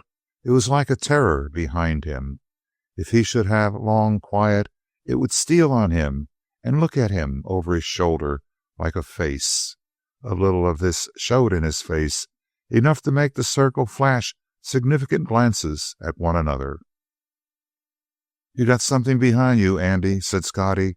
"Come out with it. It ain't too bad for us to hear." "There's something behind me," said Andrew. "It's the only real decent part of my life, and I don't want to think about it. Alistair, they say you never let grass grow under you. What's on your hands now?" "Somebody has been flattering me," said the leader quietly, and all the time he kept studying the face of Andrew. "We have a little game ahead, if you want to come in on it. We're short-handed, but I'd try it with you. That makes us 6 all told. 6 enough, boys?" "Count me half a one," said Larry LaRoche. "I don't feel lucky about this little party." "We'll count you 2 times 2, replied the leader. He added, "You boys play a game. I'm going to break in Lanning to our job." Taking his horse, he and Andrew rode at a walk up the ravine. On the way, the leader explained his system briefly and clearly. Told in short, he worked somewhat as follows.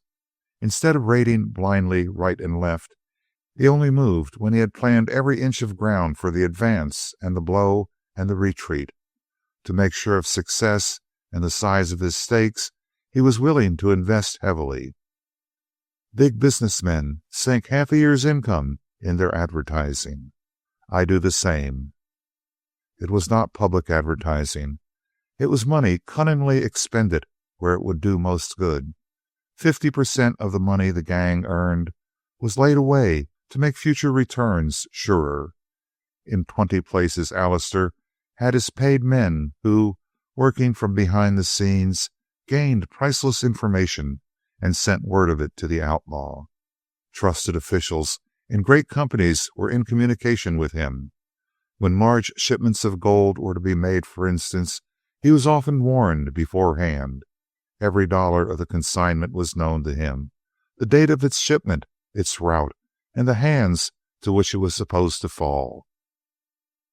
Or again, in many a bank and prosperous mercantile firm in the mountain desert, he had inserted his paid spies, who let him know when the safe was crammed with cash and by what means the treasure was guarded. Not until he had secured such information did the leader move, and he still delayed until every possible point of friction had been noted, every danger considered, and a check appointed for it, every method of advance and retreat gone over. A good general, Alistair was fond of saying, plans in 2 ways, for an absolute victory and for an absolute defeat. The one enables him to squeeze the last ounce of success out of a triumph. The other keeps a failure from turning into a catastrophe. With everything arranged for the stroke, he usually posted himself with the band as far as possible from the place where the actual work was to be done. Then he made a feint in the opposite direction. He showed himself or a part of his gang recklessly. The moment the alarm was given, even at the risk of having an entire hostile countryside around him, he started a whirlwind course in the opposite direction from which he was generally supposed to be traveling. If possible, at the ranches of adherents or at out-of-the-way places where Confederates could act, he secured fresh horses and dashed on at full speed all the way.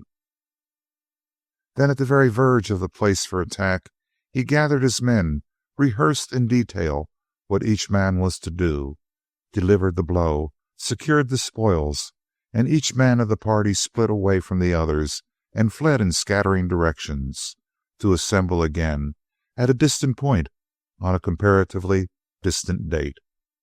There they sat down around a council table, and there they divided the spoils. No matter how many of them were employed, no matter how vast a proportion of the danger and scheming had been borne by the leader, he took no more than 2 shares. Then 50% of the prize was set aside. The rest was divided with an exact care among the remaining members of the gang. The people who had supplied the requisite information for the coup were always given their share. From this general talk, Alistair descended to particulars. He talked of the gang itself. They were quite a fixed quantity. In the last half-dozen years, there had not been 3 casualties. For one thing, he chose his men with infinite care. In the second place, he saw to it that they remained in harmony, and to that end he was careful never to be tempted into forming an unwieldy crew, no matter how large the prize. Of the present organization, each was an expert. Larry LaRoche had been a counterfeiter and was a consummate penman. His forgeries were works of art. Have you noticed his hands?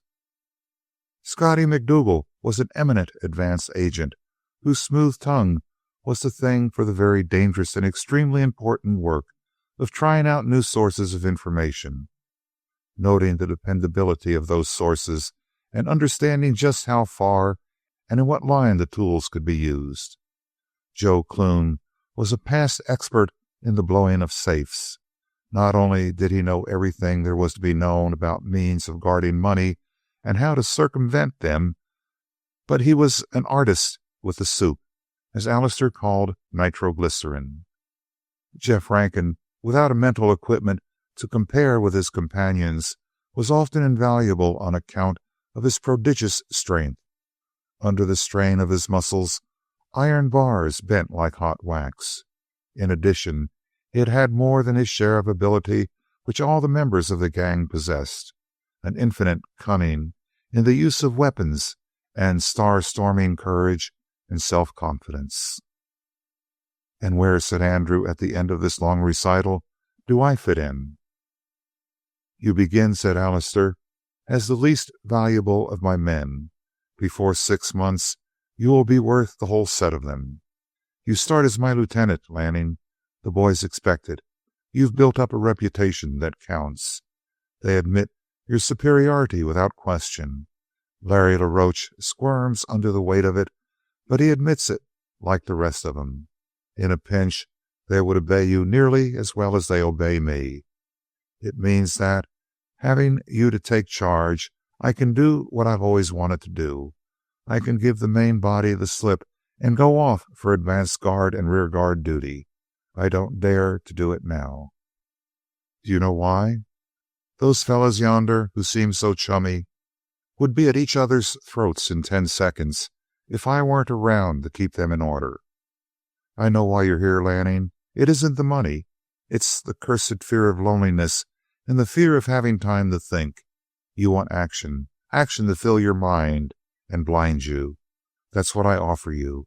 You're the keeper of the 4 wildcats you see over there. You start in with their respect. Let them lose their fear of you for a moment, and they'll go for you. Treat them like men. Think of them as wild beasts. That's what they are. The minute they know you're without your whip, they go for you like tigers at a wounded trainer. One taste of meat is all they need to madden them. It's different with me. I'm wild too." His eyes gleamed at Andrew.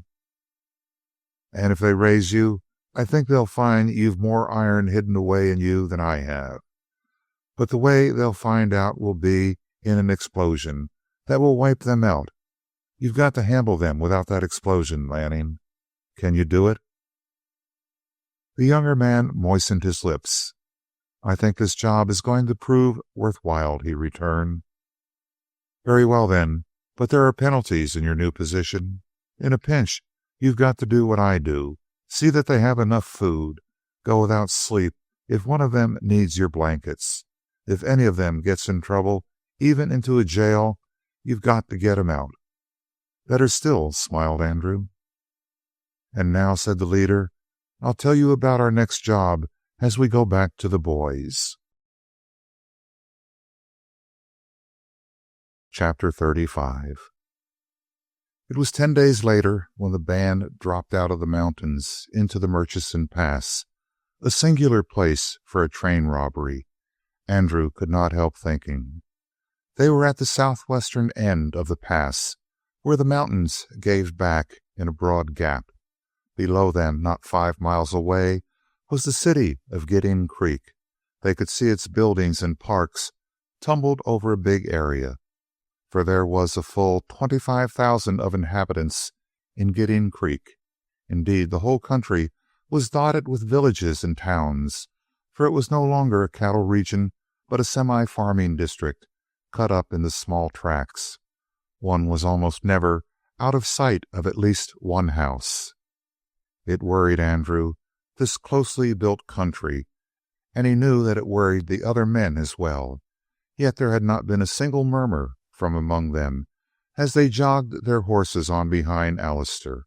Each of them was swathed from head to heel in a vast slicker that spread behind, when the wind caught it, as far as the tail of the horse, and the rubber creaked and rustled softly.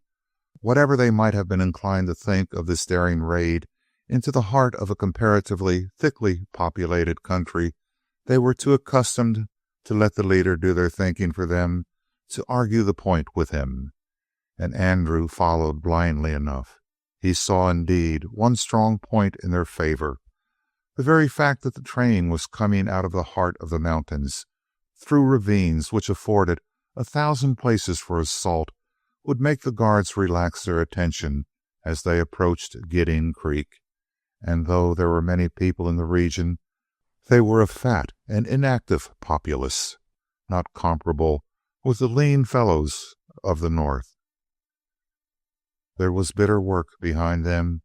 10 days before, they had made a feint to the north of Martindale that was certain to bring out Hal Dozier. Then they doubled about and had plodded steadily south, choosing always the most desolate ground for their travel. There had been 2 changes of horses for the others, but Andrew kept to Sally. To her that journey was play after the labor she had passed through before. The iron dust of danger and labor was in her even as it was in Andrew. 3 in all that party were fresh at the end of the long trail. They were Alistair, Sally, and Andrew. The others were poisoned with weariness, and their tempers were on edge. They kept an ugly silence, and if one of them happened to jostle the horse of the other, there was a flash of teeth and eyes, a silent warning. The 6th man was Scotty, who had long since been detached from the party. His task was one which, if he failed in it, would make all that long ride go for nothing. He was to take the train far up, ride down his blind baggage to the Murchison Pass, and then climb over the tender into the cab, stick up the fireman and the engineer, and make them bring the engine to a halt at the mouth of the pass, with Gidding Creek and safety for all that train only 5 minutes away. There was a touch of the satanic in this that pleased Andrew and made Alister show his teeth in self-appreciation. So perfectly had their journey been timed that the train was due in a very few minutes. They disposed of their horses in the thicket and then went back to take up their position in the ambush. The plan of work was carefully divided. To Jeff Rankin, the nicely accurate shot and bulldog fighter, fell what seemed to be a full half of the total risk and labor. He was to go to the blind side of the job. In other words, he was to guard the opposite side of the train to that on which the main body advanced. It was always possible that when a train was held up, the passengers, at least the unarmed portion, and perhaps even some of the armed men, would break away on the least threatened side. Jeff Rankin, on that blind side, was to turn them back with a hurricane of bullets from his magazine rifle. Firing from ambush and moving from place to place, he would seem more than one man. Probably 3 or 4 shots would turn back the mob. In the meantime, having made the engineer and fireman stop the train, Scotty would be making them continue to flood the firebox.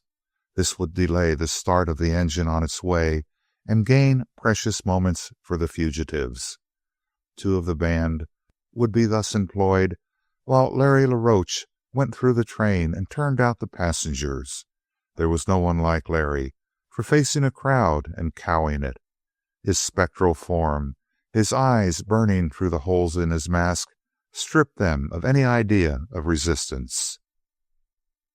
While the crowd turned out, Andrew, standing opposite the middle of the train, rifle in hand, would line them up, while Alister and Joe Clune attended to overpowering the guards of the safe, and Larry LaRoche came out and went through the line of passengers for personal valuables, and Clune and Alister fixed the soup to blow the safe. Last of all, there was the explosion. The carrying off of the coin in its canvas sacks to the horses. Each man was to turn his horse in a direction carefully specified, and riding in a roundabout manner, which was also named, he was to keep on until he came, 5 days later, to a deserted, ruinous shack far up in the mountains on the side of the Twin Eagles peaks. These were the instructions which Alister went over carefully with each member of his crew before they went to their posts. There had been 20 rehearsals before, and each man was letter perfect. They took their posts, and Alister came to the side of Andrew among the trees. "How are you?" he asked. "Scared to death," said Andrew truthfully. "I'd give $1,000, if I had it, to be free of this job." Andrew saw the hard glint come in the eyes of the leader. "You'll do later," nodded Alister. "But keep back from the crowd. Don't let them see you get nervous when they turn out of the coaches. If you show a sign of wavering, they might start something. Once they make a surge, shooting won't stop 'em." Andrew nodded. There was more practical advice on the heels of this. Then they stood quietly and waited. For days and days a northeaster had been blowing. It had whipped little drifts of rain and mist that stung the face and sent chill to the bone, and though there had been no actual downpour, the cold and the wet had never broken since the journey started. Now the wind came like a wolf down the Murchison Pass, howling and moaning. Andrew, closing his eyes, felt that the whole thing was dreamlike. Presently he would open his eyes and find himself back beside the fire in the house of Uncle Jasper, with the old man prodding his shoulder and telling him that it was bedtime. When he opened his eyes, in fact, they fell upon a solitary pine high up on the opposite slope, above the thicket where Jeff Rankin was hiding. It was a sickly tree, half naked of branches, and it shivered like a wretched animal in the wind. Then a new sound came down the pass, wolf-like indeed. It was repeated more clearly, the whistle of a train. It was the signal arranged among them for putting on the masks, and Andrew hastily adjusted his. "Did you hear that?" asked Alister, as the train hooted in the distance again.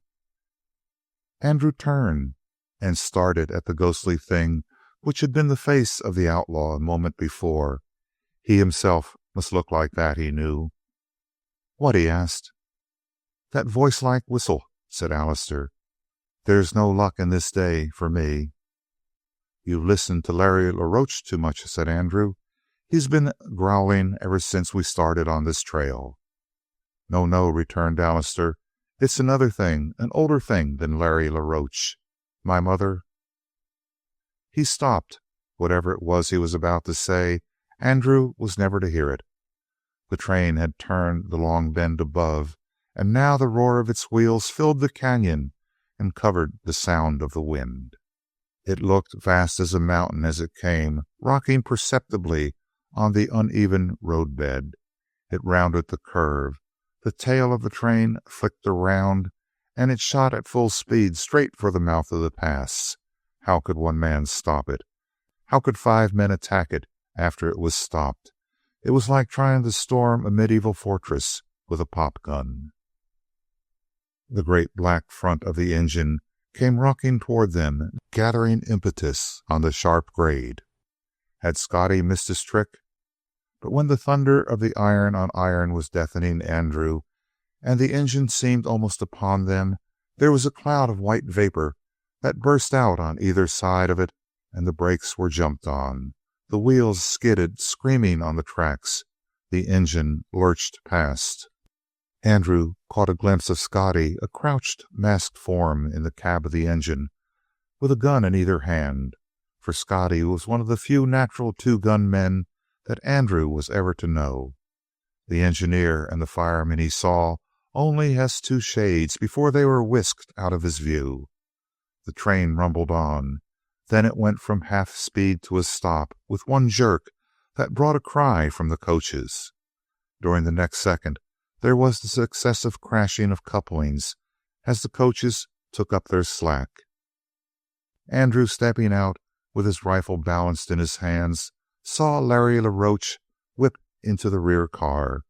Then he himself swept the windows of the train, blurred by the mist, with the muzzle of his gun, keeping the butt close to his shoulder, ready for a swift snapshot in any direction.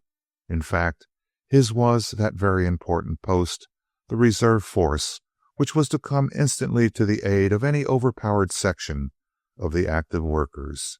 He had rebelled against this minor task, but Allister had assured him that, in former times, it was the place which he took himself to meet crises in the attack. The leader had gone with Joe Clune straight for the front car. How would they storm it?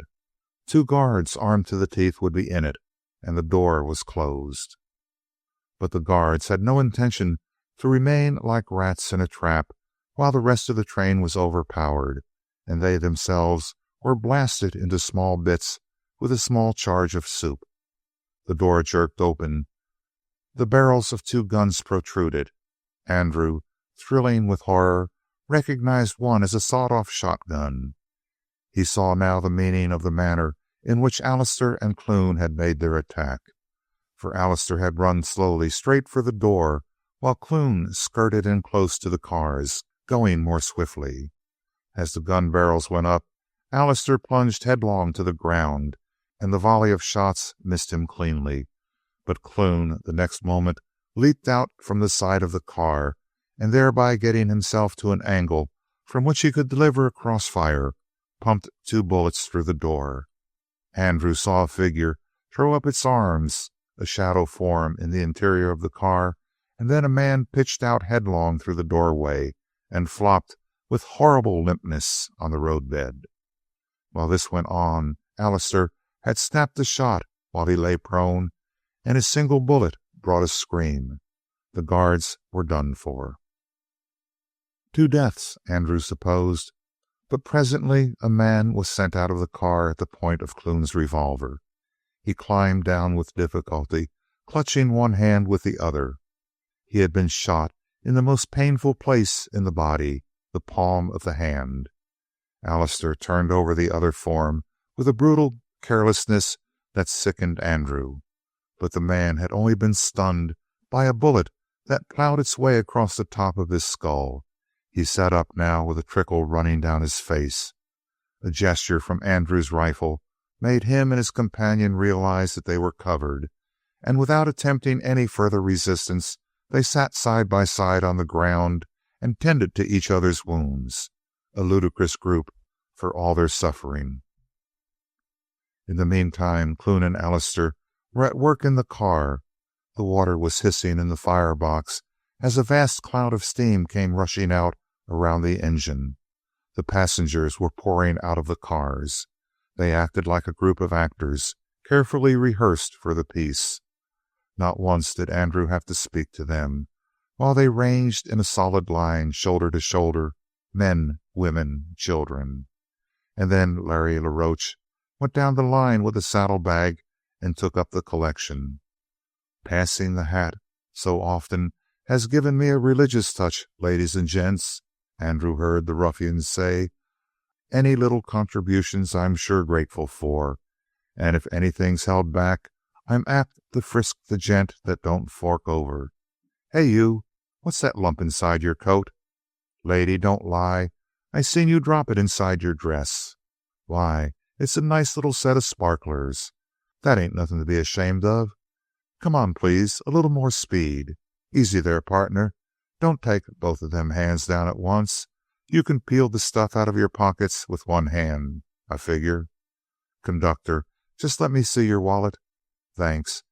Hate to bother you, ma'am, but you sure ain't traveling on this train with only 85 cents in your pocketbook. Just let me have a look at the rest. See if you can't find it in your stocking. No, there ain't anything here to make you blush. You're among friends, lady, a plumb friendly crowd. Your poor old pa give you this to go to school on, did he? Son, you're getting a pile more education out of this than you would in college. No, honey, you just keep your locket. It ain't worth $5. Did you? That jeweler ought to have my job, 'cause he sure robbed you. You call that watch an heirloom? Heirloom is my middle name, miss. Just get them danglers out of your ears, lady. Thanks. Don't hurry, mister. You'll bust the chain." His monologue was endless. He had a comment for every person in the line, and he seemed to have a seventh sense for concealed articles. The saddlebag was bulging before he was through. At the same time, Alistair and Clune jumped from the car and ran. Larry LaRoche gave the warning. Everyone crouched or lay down. The soup exploded. The top of the car lifted. It made Andrew think, foolishly enough, of someone tipping a hat. It fell slowly with a crash that was like a faint echo of the explosion.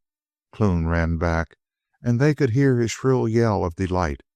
"It ain't a safe," he exclaimed. "It's a baby mint." A baby mint it was. It was a gold shipment. Gold coins run about 90 pounds to $10,000, and there was close to 100 pounds apiece for each of the bandits. It was the largest haul Alistair's gang had ever made. Larry LaRoche left the pilfering of the passengers and went to help carry the loot. They brought it out in little loose canvas bags and went on the run with it to the horses. Someone was speaking. It was the gray-headed man with the glasses and the kindly look about the eyes. "Boys, this is the worst little game you've ever worked. I promise you, we'll keep on your trail until we've run you all into the ground. That's really something to remember. I speak for Gregg and Sons." "Partner," said Scotty McDougal from the cab, where he still kept the engineer and fireman covered, "a little hunt is like an after-dinner drink to me." To the utter amazement of Andrew, the whole crowd, the crowd which had just been carefully and systematically robbed, burst into laughter. But this was the end. There was Alistair's whistle. Jeff Rankin ran around from the other side of the train. The gang faded instantly into the thicket. Andrew, as the rear guard, his most ticklish moment, backed slowly toward the trees. Once there was a waver in the line, such as precedes a rush. He stopped short, and a single twitch of his rifle froze the waverers in their tracks. Once inside the thicket, a yell came from the crowd, but Andrew had whirled and was running at full speed. He could hear the others crashing away.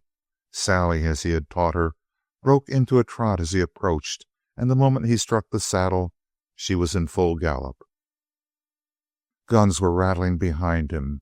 Random shots cut the air, sometimes close to him, but not one of the whole crowd dared venture beyond that unknown screen of trees.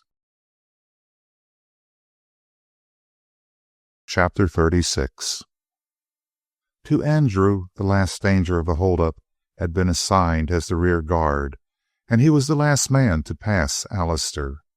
The leader had drawn his horse to one side a couple of miles down the valley, and as each of his band passed him, he raised his hand in silent greeting. It was the last Andrew saw of him, a ghostly figure sitting his horse with his hand above his head. After that, his mind was busied by his ride, for having the finest mount in the crowd, to him had been assigned the longest and the most roundabout route to reach the Twin Eagles. Yet he covered so much ground with Sally that instead of needing the full 5 days to make the rendezvous, he could afford to loaf the last stage of the journey. Even at that, he camped in sight of the cabin on the 4th night, and on the morning of the 5th, he was the first man at the shack. Jeff Rankin came in next. To Jeff, on account of his unwieldy bulk, had been assigned the shortest route.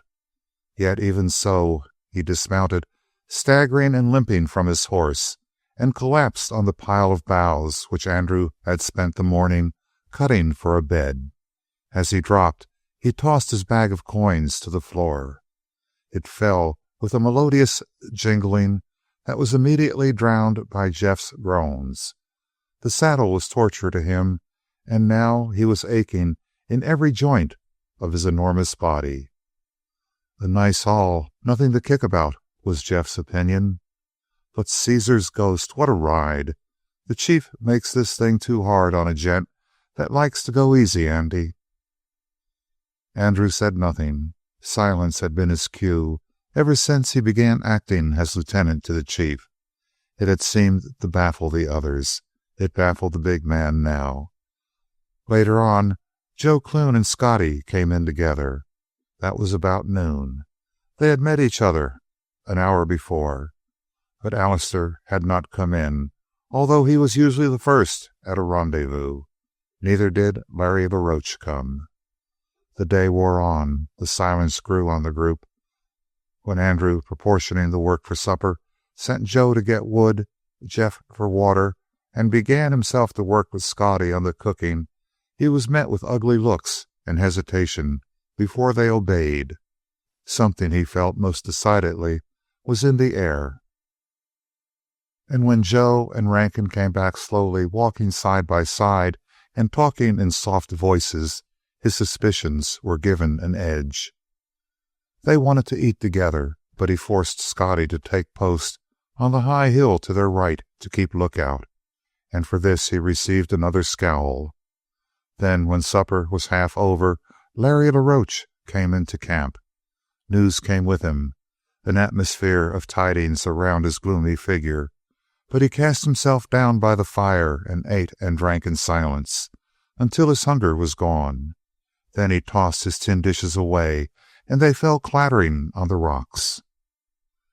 "Pick 'em up," said Andrew quietly. "We'll have no litter around this camp." Larry LaRoche stared at him in hushed malevolence. "Stand up and get 'em," repeated Andrew. As he saw the big hands of Larry twitching, he smiled across the fire at the tall, bony figure. "I'll give you 2 seconds to get 'em," he said. 1 deadly second pulsed away. Then Larry crumpled. He caught up his tin cup and the plate. "We'll talk later about you," he said ominously. "We'll talk about something else first," said Andrew. "You seen Allister?" At first it seemed that LaRoche would not speak. Then his wide, thin lips writhed back from his teeth. "Yes." "Where is he?" "Gone to the happy hunting grounds." The silence came, and the pulse in it. One, by natural instinct, The men looked about them sharply into the night and made sure of their weapons. It was the only tribute to the memory of Alistair from his men, but tears and praise could not have been more eloquent. He had made these men fearless of the whole world. Now they were ready to jump at the passage of his shadow. They looked at each other with strange eyes. "Who? How many?" asked Jeff Rankin. "One man done it." "Hal Dozier?" said Andrew. "Him," said Larry LaRoche. He went on, looking gloomily down at the fire. "He got me first.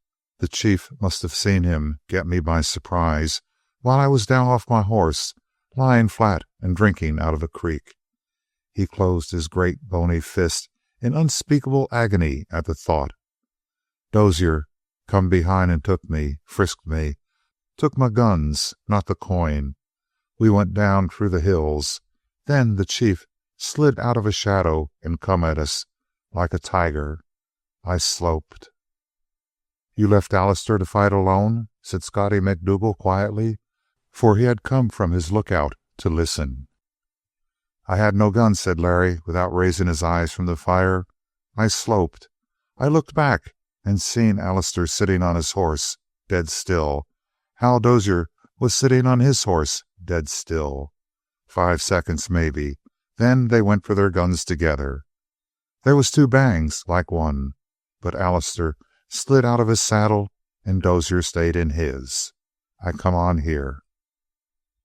The quiet covered them. Joe Clune, with a shudder and another glance over his shoulder, cast a branch on the fire, and the flames leaped. "Dozier knows you're with us," added Larry LaRoche, and he cast a long glance of hatred at Andrew. "He knows you're with us, and he knows our luck left us when you come." Andrew looked about the circle. Not an eye met his. The talk of Larry LaRoche during the days of the ride was showing its effect now. The gauge had been thrown down to Andrew, and he dared not pick it up. "Boys," he said, "I'll say this. Are we going to bust up and each man go his way?" There was no answer. "If we do, we can split the profits over again. I'll take no money out of a thing that cost Alistair's death. There's my sack on the floor of the shack. Divvy it up among you. You fitted me out when I was broke. That'll pay you back. Do we split up?" "They's no reason why we should, and be run down like rabbits," said Joe Clune, with another of those terrible glances over his shoulder into the night. The others assented with so many growls. "All right," said Andrew, "we stick together, and if we stick together, I run this camp." "You?" asked Larry LaRoche. "Who picked you? Who 'lected you, son? Why, you're unlucky." "Ease up," said Andrew softly. The eyes of LaRoche flicked across the circle and picked up the glances of the others, but they were not yet ready to tackle Andrew Lanning. "The last thing Alistair did," said Andrew, "was to make me his lieutenant. It's the last thing he did, and I'm going to push it through. Not because I like the job." He raised his head, but not his voice. "They may run down the rest of you. They won't run down me. They can't. They've tried, and they can't. I might be able to keep the rest of you clear. I'm going to try, but I won't follow the lead of any of you. If there had been one that could keep the rest of you together, do you think Alistair wouldn't have seen it? Don't you think he would have made that one leader? Why, look at you, Jeff. You follow Clune. But would Larry and Scotty follow Clune? Look at 'em and see." All eyes went to Clune, and then the glances of Scotty and LaRoche dropped. "Nobody here would follow LaRoche. He's the best man we've got for some of the hardest work, but you're too fighty with your temper, Larry, and you know it. We respect you just as much, but not to plan things for the rest of us. Isn't that straight?" "And you, Scotty," said Andrew. "You're the only one I'd follow. I say that freely, but who else would follow you? You're the best of us all at head work and planning, but you don't swing your gun as fast, and you don't shoot as straight as Jeff or Larry or Joe. Isn't that straight?" "What's leading the gang got to do with fighting?" asked Scotty harshly. And who's got the right to the head of things but me?" "Ask Allister what fighting had to do with the running of things," said Andrew calmly. The moon was sliding up out of the east. It changed the faces of the men and made them oddly animal-like. They stared fascinated at Andrew. "There's two reasons why I'm going to run this job, if we stick together." Allister named them once. "I can take advice from any one of you. I know what each of you can do. I can plan a job for you. I can lead you clear of the law, and there's not one of you that can bully me or make me give an inch. No, nor all of you together, LaRoche, MacDougall, Clune, Rankin." It was like a roll call, and at each name a head was jerked up in answer, and two glittering eyes flashed at Andrew, flashed, sparkled, and then became dull. The moonlight had made his pale skin a deadly white, and it was a demoniac face they saw. The silence was his answer. "Jeff," he commanded, "take the hill. You'll stand the watch tonight, and look sharp. If Dozier got Allister, he's apt to come at us. Step on it." And Jeff Rankin rose without a word and lumbered to the top of the hill. Larry LaRoche suddenly filled his cup with boiling hot coffee, regardless of the heat, regardless of the dirt in the cup. His hand shook when he raised it to his lips. Chapter 37. There was no further attempt at challenging his authority. When he ordered Clune and LaRoche to bring in boughs for bedding, since they were to stop in the shack overnight, they went silently. But it was such a silence as comes when the wind falls at the end of the day, and in a silent sky the clouds pile heavily higher and higher. Andrew took the opportunity to speak to Scotty MacDougall. He told Scotty simply that he needed him, and with him at his back he could handle the others, and more too. He was surprised to see a twinkle in the eye of the Scotchman. "Why, Andy," said the canny fellow, "didn't you see me pass you the wink? I was with you all the time." Andrew thanked him and went into the cabin to arrange for lights. He had no intention of shirking a share of the actual work of the camp, even though Allister had set that example for his following. He took some lengths of pitchy pine sticks and arranged them for torches. One of them alone would send a flare of yellow light through the cabin. Two made a comfortable illumination. But he worked cheerlessly. The excitement of the robbery and the chase was over, and then the conflict with the men was passing. He began to see things truly by the drab light of retrospection. The bullets of Allister and Clune might have gone home. They were intended to kill, not to wound. And if there had been two deaths, he, Andrew Lanning, would have been equally guilty with the men who handled the guns, for he had been one of the forces which made that shooting possible. It was an ugly way to look at it, very ugly. It kept the frown on Andrew's face while he arranged the torches in the main room of the shack, and then put one for future reference in the little shed which leaned against the rear of the main structure. He arranged his own bed in this second room, where the saddles and other accoutrements were piled. It was easily explained, since there was hardly room for 5 men in the first room. But he had another purpose. He wanted to separate himself from the others, just as Allister always did. Even in a crowded room, Allister would seem aloof, and Andrew determined to make the famous leader his guide. Above all, he was troubled by what Scotty had said. He would have felt easy at heart if the Scotchman had met him with an argument, or with a frown of honest opposition, or with a hearty handshake to say that all was well between them. But this cunning lie, this cunning protestation that he had been with the new leader from the first, put Andrew on his guard, for he knew perfectly well that Scotty had not been on his side during the crisis with LaRoche. MacDougall sat before the door, his metal flask of whiskey beside him. It was a fault of Allister, this permitting of whiskey at all times and in all places after a job was finished. And while it made the other men savage beasts, it turned Scotty McDougal into a wily, smiling snake. He had bit the heel of more than one man in his drinking bouts. Presently LaRoche and Clune came in. They had been talking together again. Andrew could tell by the manner in which they separated as soon as they entered the room, and by their voices, which they made loud and cheerful, and also by the fact that they avoided looking at each other. They were striving patently to prove that there was nothing between them, and if Andrew had been on guard, now he became tingling so. They arranged their bunks. Larry LaRoche took from his vest a pipe with a small bowl and a long stem, and sat down cross-legged to smoke. Andrew suggested that Larry produce the contents of his saddlebag and share the spoils of war. He brought it out willingly enough and spilled it out on the improvised table, a glittering mass of gold trinkets, watches, jewels. He picked out of the mass a chain of diamonds and spread it out on his snaky fingers so that the light could play on it.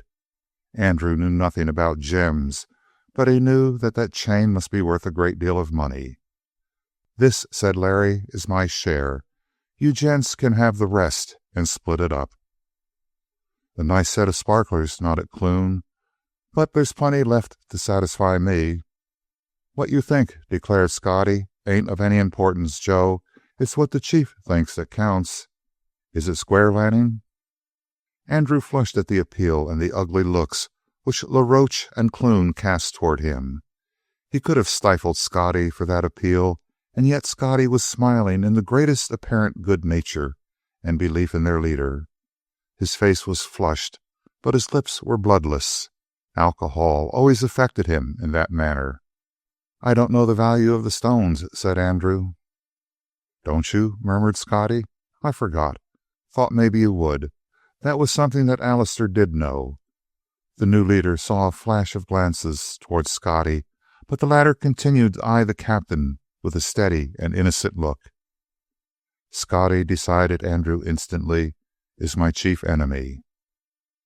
If he could detach one man to his side, all would be well. 2 against 3 would be a simple thing as long as he was one of the 2. But 4 against 1, and such a 4 as these, was hopeless odds. There seemed little chance of getting Joe Clune. There remained only Jeff Rankin as his possible ally, and already he had stepped on Jeff's toes sorely by making the tired giant stand guard. He thought of all these things, of course, in a flash. And then, in an answer to his thoughts, Jeff Rankin appeared. His heavy footfall crashed inside the door. He stopped, panting, and in spite of his news, paused to blink at the flash of jewels. "It's coming," said Jeff. "Boys, get your guns and scatter out of the cabin. Duck that light. Hal Dozier is coming up the valley." There was not a single exclamation, but the lights went out as if by magic. There were a couple of light, hissing sounds, such as iron makes when it is whipped swiftly across leather. "How'd you know him by this light?" asked Larry LaRoche as they went out of the door. Outside they found everything brilliant with the white moonshine of the mountains. "Nobody but Hal Dozier rides twisted that way in the saddle. I'd tell him in 1,000. It's old wounds that makes him ride like that. We've got 10 minutes. He's taken the long way up the canyon, and there ain't anybody with him." "If he's come alone," said Andrew, "he's come for me and not for the rest of you." No one spoke. Then Larry LaRoche: "He wants to make it man to man, that's clear. That's why he pulled up his horse and waited for Alistair to make the first move for his gun. It's a clean challenge to some one of us." Andrew saw his chance and used it mercilessly. "Which one of you is willing to take the challenge?" he asked. "Which one of you is willing to ride down the canyon and meet him alone? LaRoche, I've heard you curse Dozier." But Larry LaRoche answered: "What's this fool talking about, taking a challenge? I say string out behind the hills and pot 'em with rifles." "One man and we're 5," said Jeff Rankin. "It ain't sporting, Larry." I hate to hear you say that. We'd be despised all over the mountains if we'd done it. He's making his play with a lone hand, and we've got to meet him the same way, huh, Chief?" It was sweet to Andrew to hear that appeal, and he saw them turn one by one toward him in the moonlight and wait. It was his first great tribute. He looked over those 4 wolfish figures and felt his heart swelling. "Wish me luck, boys," he said, and without another word he turned and went down the hillside. The others watched him with amazement. He felt it rather than saw it, and it kept a tingle in his blood. He felt also that they were spreading out to either side to get a clear view of the fight that was to follow, and it occurred to him that, even if Hal Dozier killed him, there would not be 1 chance in 1,000 of Hal's getting away. 4 deadly rifles would be covering him. It must be that a sort of madness had come on Dozier, advancing in this manner, unsupported by a posse, or perhaps he had no idea that the outlaws could be so close. He expected a daylight encounter high up the mountains. But Andrew went swiftly down the ravine. Broken cliffs, granite boulders jumped up on either side of him, and the rocks were pale and glimmering under the moon. This one valley seemed to receive the light. The loftier mountains rolling away on each side were black as jet, with sharp, ragged outlines against the sky. It was a cold light, and the chill of it went through Andrew. He was afraid as he had been when Buck Heath faced him in Martindale, or when Bill Dozier ran him down, or when the famous Sandy cornered him. His fingers felt brittle, and his breath came and went in short gasps, drawn into the upper part of his lungs only. Behind him, like an electric force pushing him on, the outlaws watched his steps. They also were shuddering with fear, and he knew it. Dozier was coming, fresh from another kill. "Only one man I'd think twice about meeting," Alistair had said in the old days, and he had been right. Yet there were thousands who had sworn that Alistair was invincible, that he would never fall before a single man. He thought, too, of the lean face and the peculiar, set eye of Dozier. The man had no fear. He had no nerves. He was a machine, and death was his business. And was he, Andrew Lanning, unknown until the past few months, now going down to face destruction, as full of fear as a girl trembling at the dark?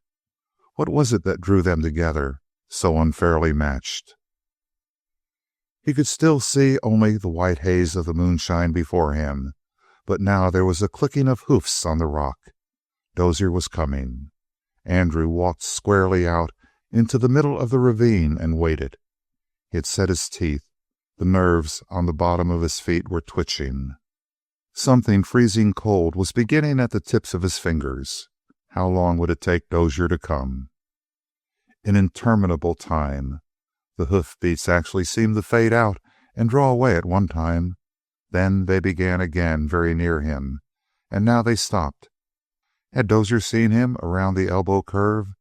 That heartbreaking instant passed, and the clicking began again.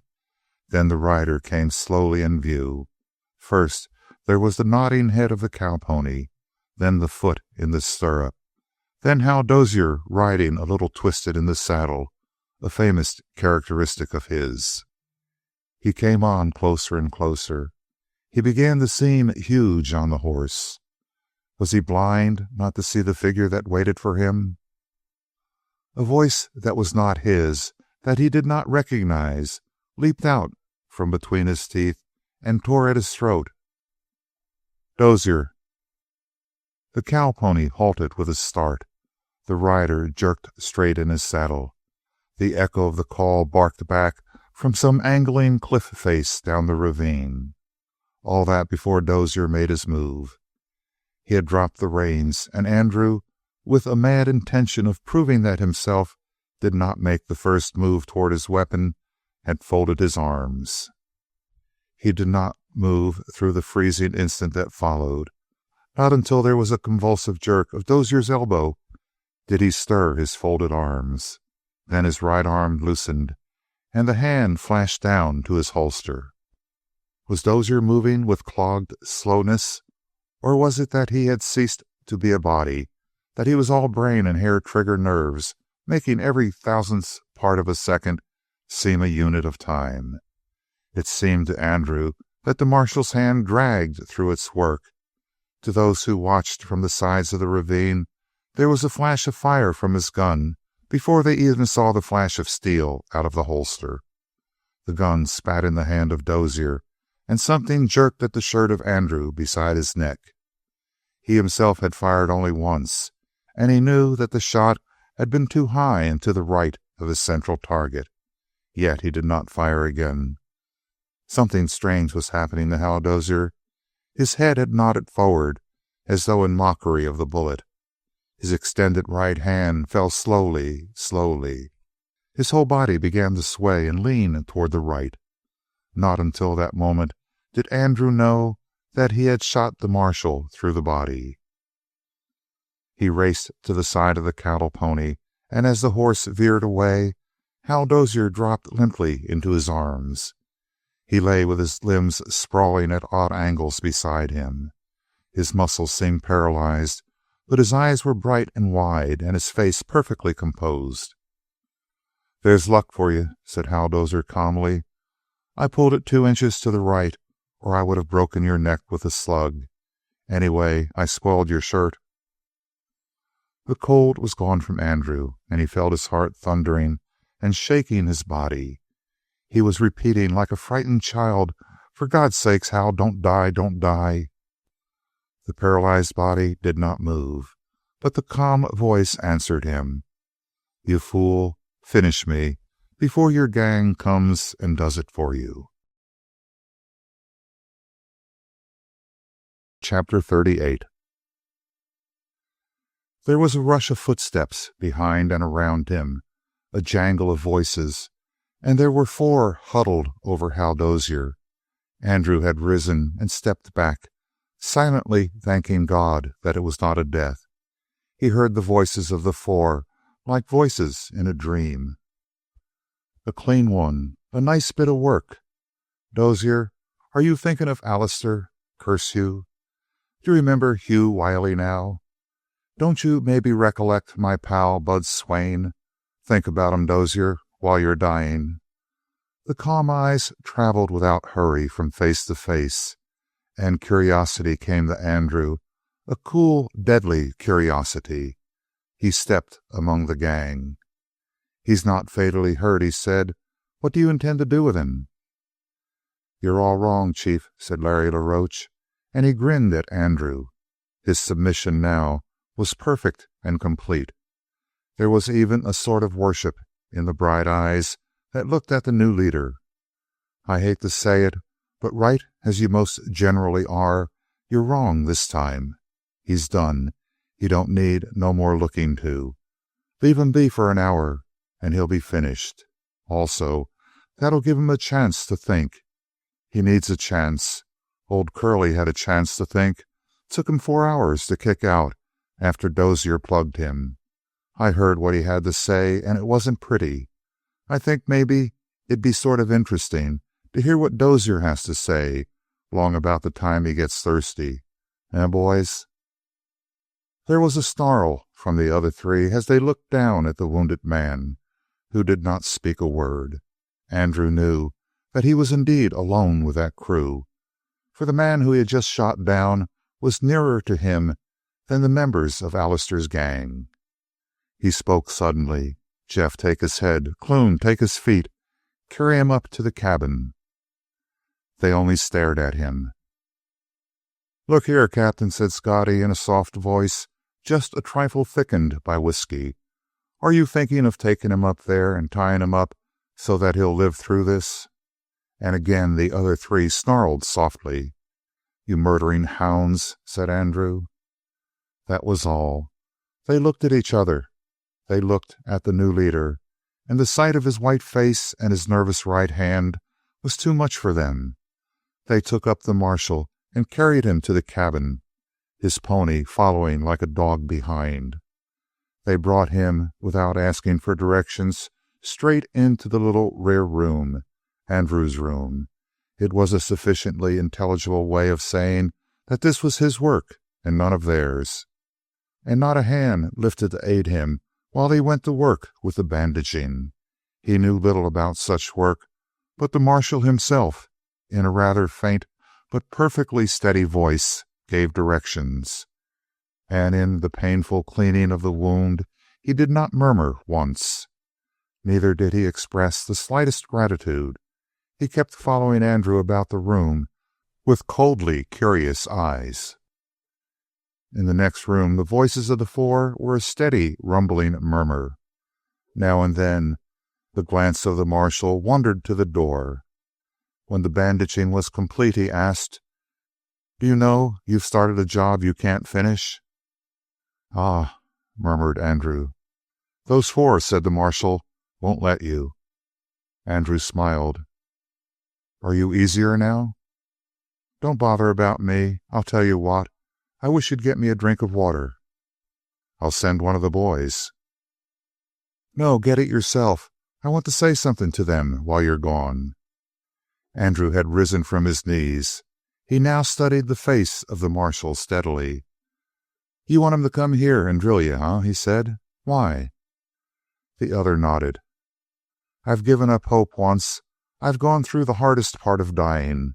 Let them finish the job now." "Tomorrow you'll feel differently." "Will I?" asked the marshal. All at once his eyes went yellow with hate. "I go back to the desert. I go to Martindale. People I pass on the street whisper as I go by. They tell over and over how I went down, and a kid did it, a raw kid." He closed his eyes in silent agony. Then he looked up more keenly than before. "How they'll know that it was luck, that my gun stuck in the holster, and that you jumped me on the draw." "You lie," said Andrew calmly. "Your gun came out as clean as a whistle, and I waited for you, Dozier. You know I did." The pain in the marshal's face became a ghastly thing to see. At last he could speak. "A sneak always lies well," he replied, as he sneered at Lanning. He went on while Andrew sat shivering with passion. "And any fool can get in a lucky shot now and then. But when I'm out of this, I'll hunt you down again, and I'll plant you full of lead, my son. You can lay to that." The hard breathing of Andrew gradually subsided. "It won't work, Dozier," he said quietly. "You can't make me mad enough to shoot a man who's down. You can't make me murder you." The marshal closed his eyes again while his breathing was beginning to grow fainter, and there was an unpleasant rattle in the hollow of his throat. Andrew went into the next room. "Scotty," he said, "will you let me have your flask?" Scotty smiled at him. "Not for what you'd use it for, Lanning," he said. Andrew picked up a cup and shoved it across the table. "Pour a little whiskey in that, please," he said. Scotty looked up and studied him. Then he tipped his flask and poured a thin stream into the cup until it was half full. Andrew went back towards the door, the cup in his left hand. He backed up, keeping his face steadily toward the four, and kicked open the door behind him. War, he knew, had been declared. Then he raised the marshal's head and gave him a sip of the fiery stuff. It cleared the face of the wounded man. Then Andrew rolled down his blankets before the door, braced a small stick against it so that the sound would be sure to wake him if anyone tried to enter, and laid down for the night. He was almost asleep when the marshal said, "Are you really going to stick it out, Andy?" "Yes." "In spite of what I said?" "I suppose you meant it all. You'd hunt me down and kill me like a dog after you get back on your feet." "Like a dog." "If you think it over and see things clearly," replied Andrew, "you'll see that what I've done for my own sake and not for yours."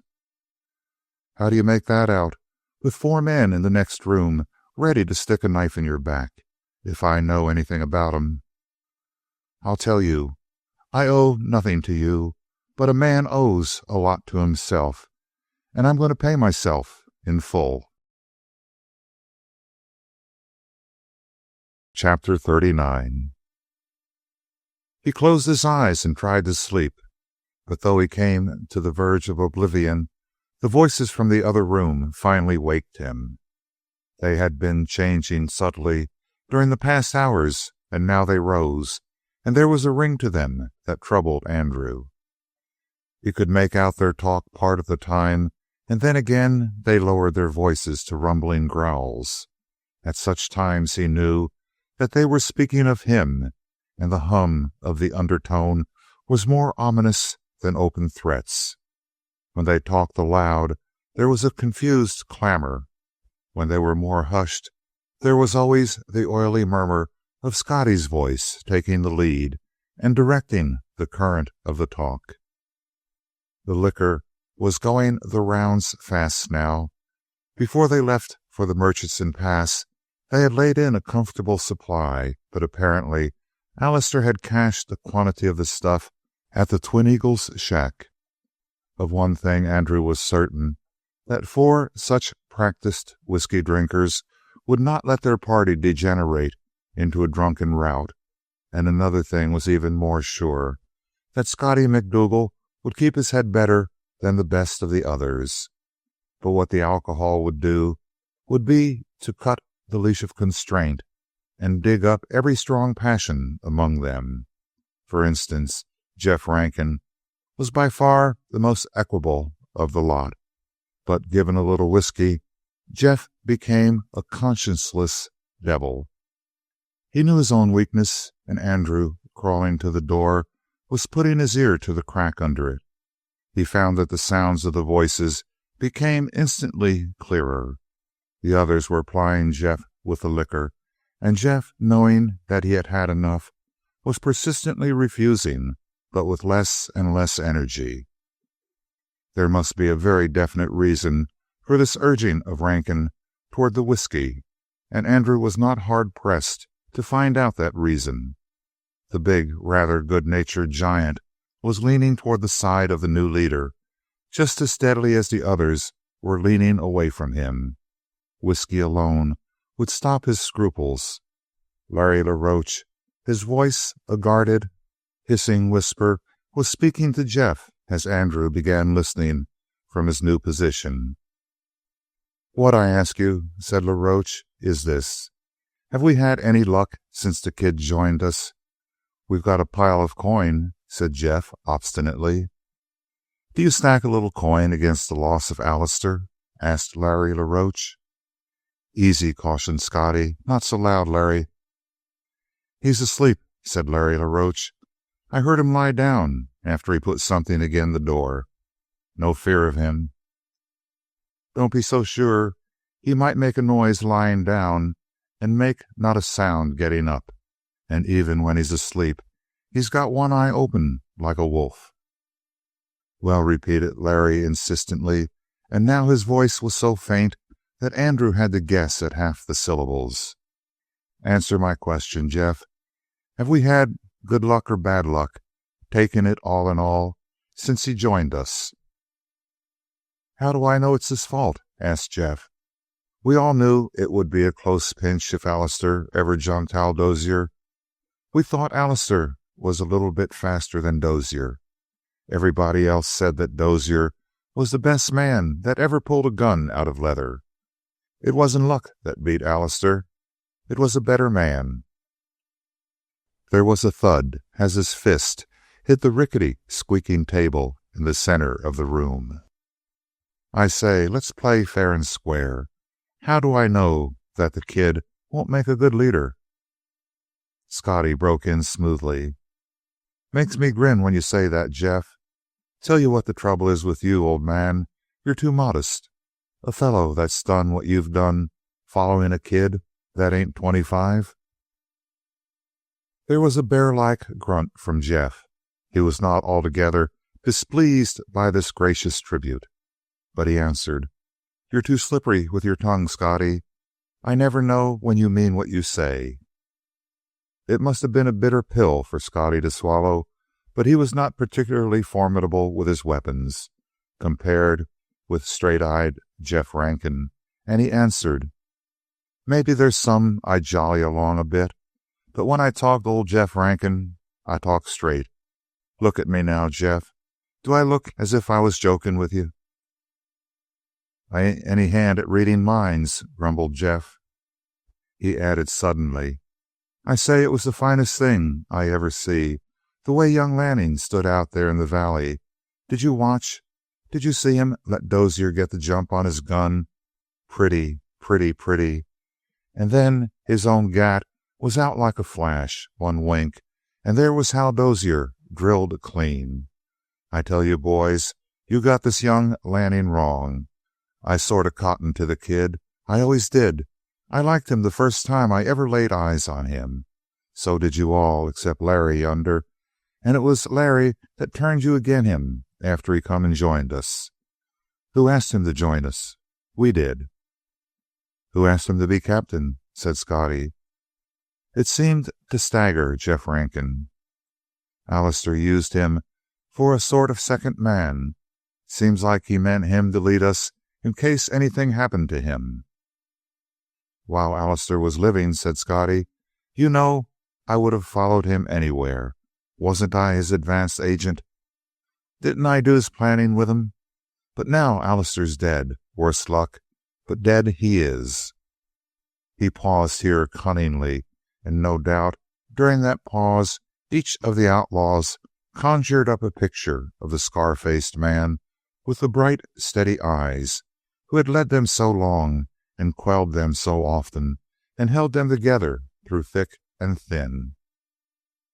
"Allister's dead," repeated Scotty, "and what he did while he was alive don't hold us now. We chose him for captain out of our own free will. Now that he's dead, we have the right to elect another captain. What's Lanning done that he has a right to fill Allister's place with us? What job did he have at the holdup? When we stuck up the train, didn't he have the easiest job? Did he give one good piece of advice while we were planning the job? Did he show any ability to lead us then?" The answer came unhesitantly from Rankin. It wasn't his place to lead while Allister was with us. And I'll tell you what he's done after Allister died. When I seen Dozier coming, who was it that stepped out to meet him? Was it you, Scotty? No, it wasn't. It wasn't you, LaRoche, neither. Nor you, Clune. It wasn't me. Made me sick inside the thought of facing Dozier. Why? Because I knew he'd never been beat. Because I knew he was a better man than Allister, and that Allister had been a better man than me. And it ain't no bragging to say I'm a handier gent with my guns than any of you. Well, I was sick, and you all were sick. I seen your faces, but who steps out and takes the lead? It was the kid you grin at, Scotty. It was Andy Lanning, and I say it was a fine thing to do. It was undoubtedly a facer, but Scotty came back in his usual calm manner. "I know it was Lanning, and it was a fine thing. I don't deny, either, that he's a fine gent in a lot of ways, and in his place. But is his place at the head of the gang? Are we going to be bullied into having him there? Then let him follow, and someone else lead." "You make me laugh, Jeff. He's not the sort that will follow anybody."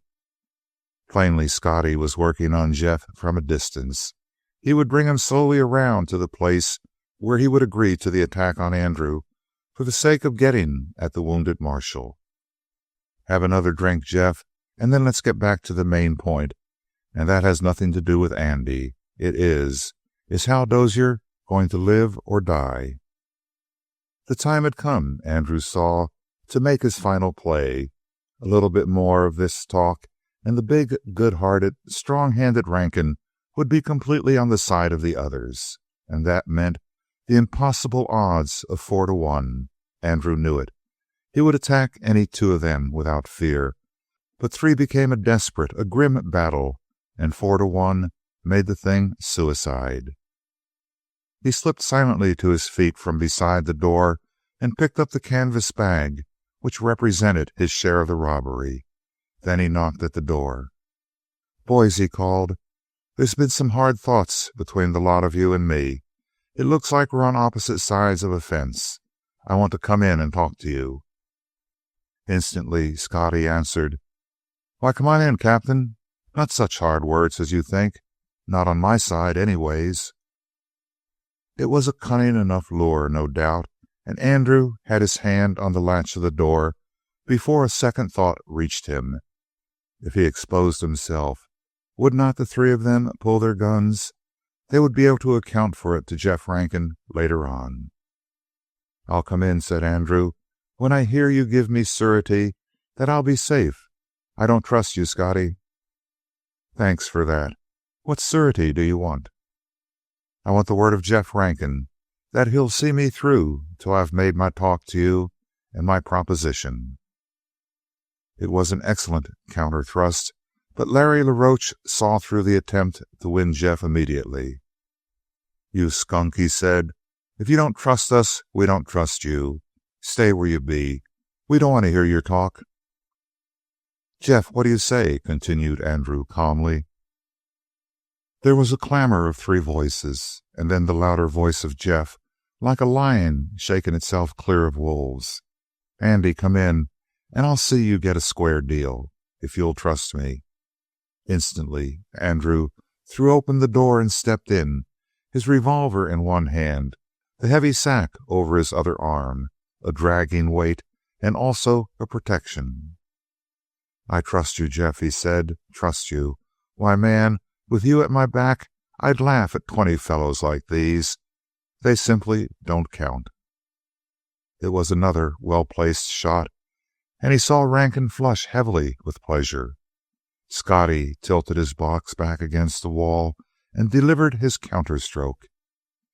"He said the same thing to me earlier on in the evening," he remarked casually. "But I told him where to go. I told him that I was with the bunch first and last and all the time. That's why he hates me." Chapter 40. While he searched desperately for an answer, Andrew found none. Then he saw the stupid big eyes of Jeff wander from his face to the face of Scotty, and he knew that his previous advantage had been completely neutralized. "Boys," he said, as he surveyed the restless, savage figures of Clune and LaRoche, "I've come for a little plain talk. There's no more question about me leading the gang. None at all. I wouldn't lead you, LaRoche, nor you, Clune, nor you, Scotty. There's only one man here that's clean, and he's Jeff Rankin." He waited for the point to sink home. As Scotty opened his lips to strike back, he went ahead deliberately. By retaining his own calm, he saw that he kept a great advantage. Rankin began fumbling at his cup. Scotty instantly filled it half full with whiskey. "Don't drink that," said Andrew sharply. "Don't drink it, Jeff. Scotty's doing that on purpose to get you sap-headed." "Do what he says," says Scotty calmly. "Throw the dirty stuff away, Jeff. Do what your daddy tells you. You ain't old enough to know your own mind, are you?" Big Jeff flushed, cast a glance of defiance that included both Andrew and Scotty, and tossed off the whiskey. It was a blow over the heart of Andrew. He had to finish his talking now, before Jeff Rankin was turned mad by the whiskey. And if he worked it well, Jeff would be on his side. The madness would fight for Andrew. He said, "There's no more question about me being a leader for you. Personally, I'd like to have Jeff, not to follow me, but to be pals with me." Jeff cleared his throat and looked about with foolish importance. Not an eye wavered to meet his glance. Every look was fixed with a hungry hate upon Andrew. "There's only one thing up between the lot of us. Do I keep Hal Dozier, or do you get him to murder him? Do you fellows ride on your way free and easy to do what you please, or do you tackle me in that room, eat my lead, and then, if you finish me, get a chance to kill a man that's nearly dead now? How does it look to you, boys? Think it over. Think sharp." He knew while he spoke that there was one exquisitely simple way to end both his life and the life of Dozier. Let them touch a match to the building and shoot him while he ran from the flames. But he could only pray that they would not see it. And besides, I'll do more. You think you have a claim on Dozier? I'll buy him from you. Here's half his weight in gold. Will you take the money and clear out? Or are you going to make the play at me? If you do, you'll buy whatever you get at a high price. You forget, put in Scotty, but Andrew interrupted. I don't want to hear from you, Scotty. I know you're a snake. I want to hear from Jeff Rankin. Speak up, Jeff. Everything's in your hands, and I trust you. The giant rose from his chair. His face was white with the effect of the whiskey, and one spot of color burned in each cheek. He looked gloweringly upon his companions. Andy, he said, Wait a minute, said Scotty swiftly, seeing that the scales were balancing toward a defeat. Let him talk. You don't have to tell him what to say, said Andrew. I've got a right to put our side up to him for the sake of the things we've been through together. Jeff, have I? Jeff Rankin cleared his throat importantly. Scotty faced him. The others kept their unchanging eyes riveted upon Andrew, ready for the gunplay at the first flicker of an eyelid. The first sign of unwariness would begin and end the battle. Don't forget this, went on Scotty, having Jeff's attention. Andy is working to keep Dozier alive. Why? Dozier's the law, isn't he? Then Andy wants to make up with the law. He wants to sneak out. He wants to turn state's evidence. That deadly phrase shocked Jeff Rankin a pace back towards soberness. I never thought, he began. You're too straight to think of it. Take another look at Lanning. Is he one of us? Has he ever been one of us? No. Look again. Dozier has hunted Lanning all over the mountain desert. Now he wants to save Dozier, wants to risk his life for him, wants to buy him from us. Why? Because he's turned crooked. He's turned soft. He wants to get under the wing of the law. But Jeff Rankin swept all argument away with a movement of his big paws. Too much talk, he said. I want to think. His stupid animal eyes went laboriously around the room. I wish Allister were here, he said. He always knew. For my part, said Scotty, I can't be bought. Not me. He suddenly leaned to the big man, and before Andrew could speak, he had said, Jeff, you know why I want to get Dozier. Because he ran down my brother. And are you going to let him go clear, Jeff? Are you going to have Allister haunt you? It was the decisive stroke. The big head of Jeff twitched back. He opened his lips to speak, and in that moment, knowing the battle was over and lost to him, Andrew, who had moved back, made one leap and was through the door and into the little shed again. The gun had gleamed in the hand of Larry LaRoche as he sprang, but Andrew had been too quick for the outlaw to plant his shot. He heard Jeff Rankin still speaking. I don't know, quite, but I see you're right, Scotty. There ain't no reason for Lanning to be so chummy with Dozier. And so there must be something crooked about it. Boys, I'm with you to the limit. Go as far as you like. I'm behind you.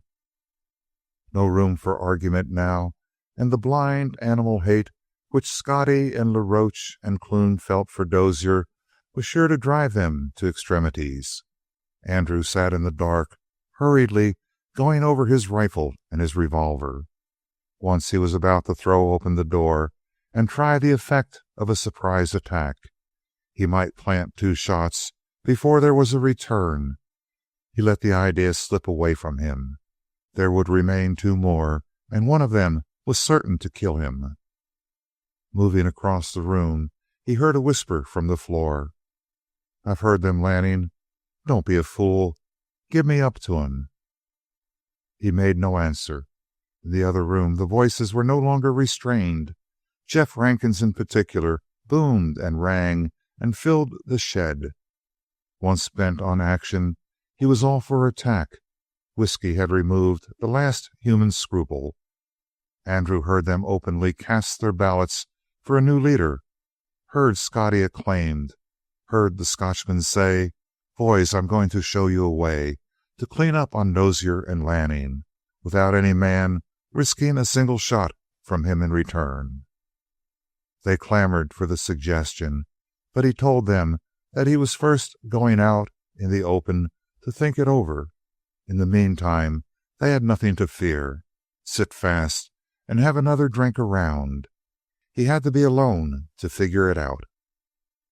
It was very plain the wily rascal would let them go one step farther towards an insanity of drink, and then, his own brain cold and collected, he would come back to turn the shack into a shambles.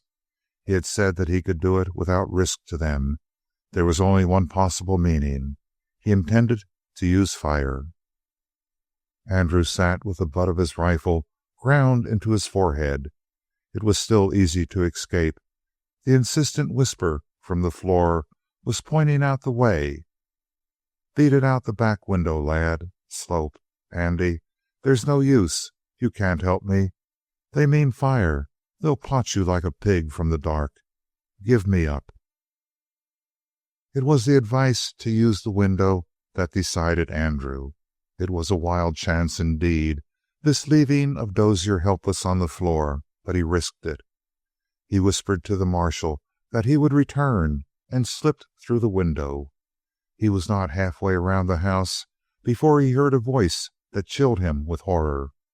It was the marshal calling to them that Andrew was gone and inviting them in to finish him. But they suspected naturally enough that the invitation was a trap, and they contented themselves with abusing him for thinking them such fools. Andrew went on. 50 feet from the house, and just aside from the shaft of light that fell from the open door, stood Scotty. His head was bare, his face was turned up to catch the wind, and no doubt he was dreaming of the future which lay before him as the new captain of Allister's band. The whisper of Andrew behind him cut his dream short. He whirled to receive the muzzle of a revolver in his stomach. His hands went up, and he stood gasping faintly in the moonlight. "I've got you, Scotty," he said, "and so help me heaven, you're the first man that I've wanted to kill." It would have taken a man of super nerve to outface that situation, and the nerve of Scotty cracked. He began to whisper with a horrible break and sob in his breath. "Andy, Andy, give me a chance. I'm not fit to go this way. Andy, remember." "I'm going to give you a chance. You're pretty low, Scotty. I check what you've done to the way you hate Dozier, and I won't hold a grudge. And I'll tell you the chance you've got. You see these rocks here? I'm going to lie down behind them. I'm going to keep you covered with my rifle. Scotty, did you ever see me shoot with a rifle?" Scotty shuddered. A very sufficient reply. "I'm going to keep you covered. Then you'll turn around and walk straight back to the shack. You'll stand there, always in clean sight of the doorway. You'll persuade that crowd of drunks to leave the house and ride away with you. Understand? When you get inside the house, there'll be a big temptation to jump to one side and get behind the wall. Just one twitch of your muscles, and you'd be safe. But as fast as you could move, Scotty, powder drives lead a lot faster, and I'll have you centered every minute. You'll make a pretty little target against the light, besides. You understand? The moment you even start to move fast, I'll pull the trigger. Remember it, Scotty, for as sure as there's a hell, I'll send you into it head first, if you don't." "So help me heaven," said Scotty. "I'll do what I can. I think I can talk him into it, but if I don't—" "If you don't, you're dead. That's short, and that's sweet. Keep it in your head. Go back and tell them it would take too great a risk to try to fix me. And there's another thing to remember. If you should be able to get behind that wall without being shot, you're not safe. Not by a long way, Scotty. I'd still be alive, and though you'd have Dozier to cut up as you pleased. I'd be here outside the cabin, watching it with my rifle, and I'd tag some of you when you tried to get out. And if I didn't get you all, I'd start on your trail. Scotty, you fellows, even when you had Alistair to lead you, couldn't get off scot-free from Dozier. Scotty, I give you my solemn word of honor, you'll find me a harder man to get free of than Hal Dozier. Here's the last thing. If you do what I tell you, if you get that crowd of drunken brutes out of the cabin and away without harming Dozier, I'll wipe out the score between us. No matter what you've told the rest of 'em, you know I've never broken a promise, and that I never shall. He stopped, and stepping back to the rocks, sank slowly down behind them. Only the muzzle of his rifle showed, no more than the glint of a tiny bit of quartz. His left hand was raised, and at its gesture, Scotty turned and walked slowly toward the cabin doorway. Once stumbling over something, he reeled almost out of the shaft of light, but stopped on the edge of safety with a terrible trembling. There he stood for a moment, and Andrew knew that he was gathering his nerve. He went on. He stood in the doorway, leaning with one arm against it. What followed, Andrew could not hear, except an occasional roar from Rankin. Once Larry LaRoche came and stood before the new leader, gesturing frantically, and the ring of his voice came clearly to Andrew. The Scotchman negligently stood to one side. The way between Andrew and Larry was cleared, and Andrew could not help smiling at the fiendish malevolence of Scotty. But he was apparently able to convince even Larry LaRoche by means of words. At length there was a bustling in the cabin, a loud confusion, and finally the whole troop went out. Somebody brought Scotty his saddle. Jeff Rankin came out reeling. But Scotty stirred last from the doorway. There he stood in the shaft of light until someone, cursing, brought him his horse. He mounted it in full view. Then the cavalcade started down the ravine. Certainly, it was not an auspicious beginning for Scotty McDougal. Chapter 41. The first 10 days of the following time were the hardest. It was during that period that Scotty and the rest were most apt to return and make a backstroke at Dozier and Andrew. For Andrew knew well enough that this was the argument, the promise of a surprise attack, with which Scotty had lured his men away from the shack. During that 10 days and later, he adopted a systematic plan of work. During the nights, he paid 2 visits to the sick man. On one occasion, he dressed the wound. On the next, he did the cooking and put food and water beside the marshal to last him through the day. After that, he went out and took up his post. As a rule, he waited on the top of the hill in the clump of pines.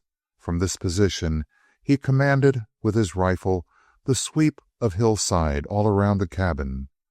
The greatest time of danger for Dozier was when Andrew had to scout through the adjacent hills for food. Their supply of meat ran out on the 4th day. But the 10 days passed, and after that, in spite of the poor care he had received, or perhaps aided by the absolute quiet, the marshal's iron constitution asserted itself more and more strongly. He began to mend rapidly. Eventually, he could sit up, and when that time came, the great period of anxiety was over. For Dozier could sit with his rifle across his knees or leaning against the chair which Andrew had improvised, command a fairly good outlook.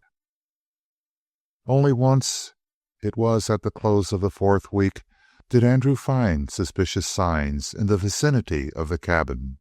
The telltale trampling on a place where 4 horses had milled in an impatient circle. But no doubt the gang had thought caution to be the better part of hate. They remembered the rifle of Andrew and had gone on without making a sign.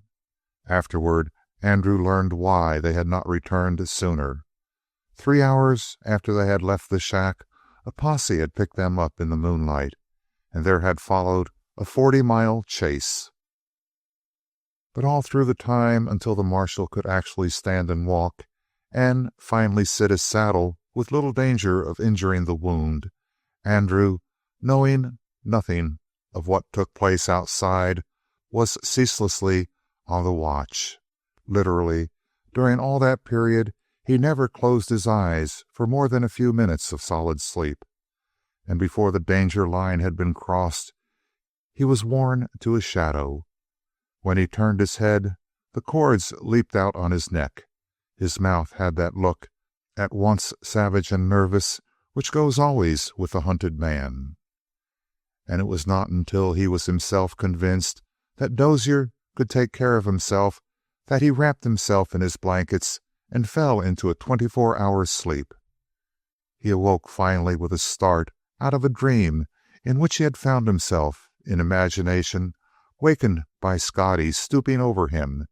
He had reached for his revolver at his side in the dream and had found nothing.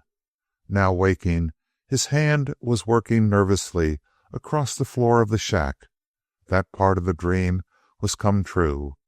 But instead of Scotty leaning over him, it was the marshal who sat in his chair with his rifle across his knees. Andrew sat up.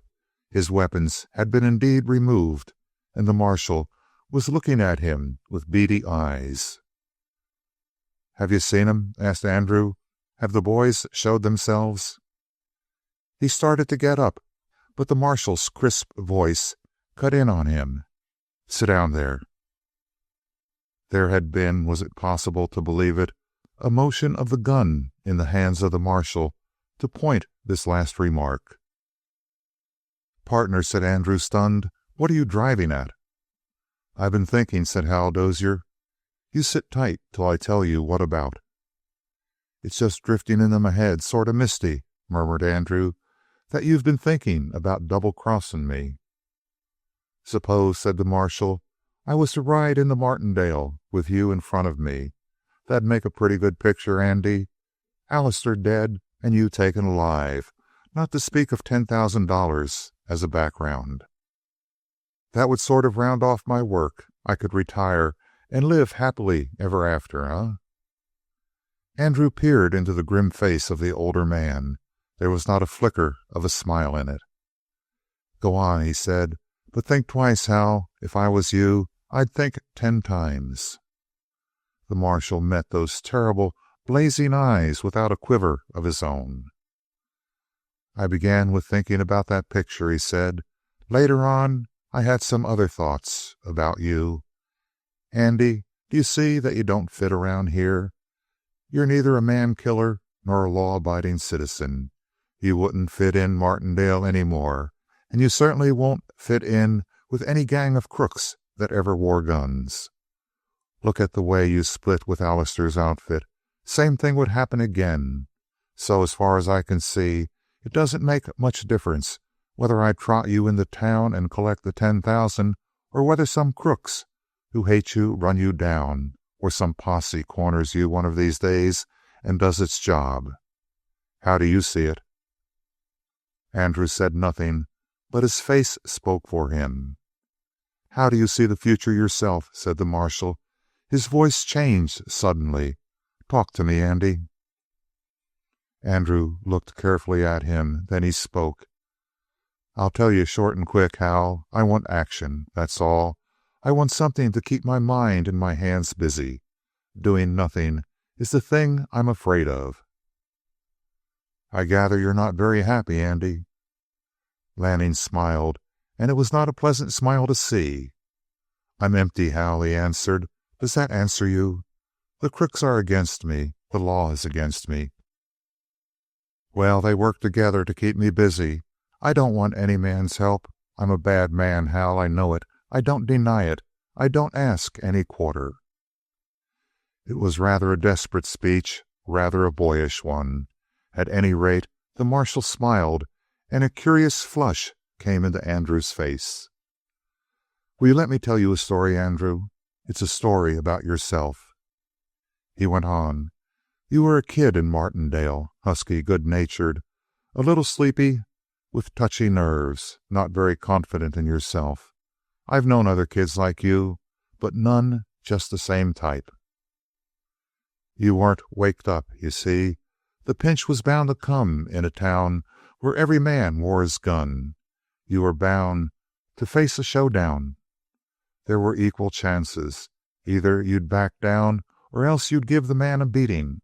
If the first thing happened, you'd have been a coward the rest of your life. But the other thing was what happened, and it gave you a touch of the iron that a man needs in his blood. Iron dust, Andy, iron dust. You had bad luck, you think. You thought you killed a man. It made you think you were a born murderer. You began to look back to the old stories about the Lannings, a wild crew of men. You thought that blood was what was a-showing in you. Partly you were right, partly you were wrong. There was a new strength in you. You thought it was the strength of a desperado. Do you know what the change was? It was a change from boyhood to manhood. That was all. A sort of chemical change, Andy. See what happened? You had your first fight, and you saw your first girl, all about the same time. But here's what puzzles me. According to the way I figure it, you must have seen the girl first, but it seems that you didn't. Will you tell me?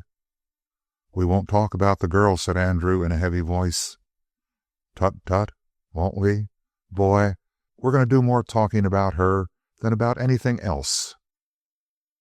Well, anyway, you saw the girl, fell in love with her, and went away. Met up with a posse, which my brother happened to lead. Killed your man. Went on. Rode like the wind. Went through about 100 adventures in as many days. And little by little, you were fixing in your ways. You were changing from boyhood to manhood, and you were changing without any authority over you. Most youngsters have their father over them when that change comes. All of them have the law. But you didn't have either. And the result was that you changed from a boy into a man, and a free man. You hear me? You found that you could do what you wanted to do. Nothing could hold you back except one thing. The girl. Andrew caught his breath, but the marshal would not let him speak. I've seen other free men. Most people call them desperados. What's a desperado in the real sense? A man who won't submit to the law. That's all he is. But because he won't submit, he usually runs foul of other men. He kills one, then he kills another. Finally, he gets the bloodlust. Well, Andy, that's what you never got. You killed one man. He brought it on himself. But look back over the rest of your career. Most people think you've killed 20. That's because they've heard a pack of lies. You're a desperado, a free man, but you're not a man-killer. And there's the whole point.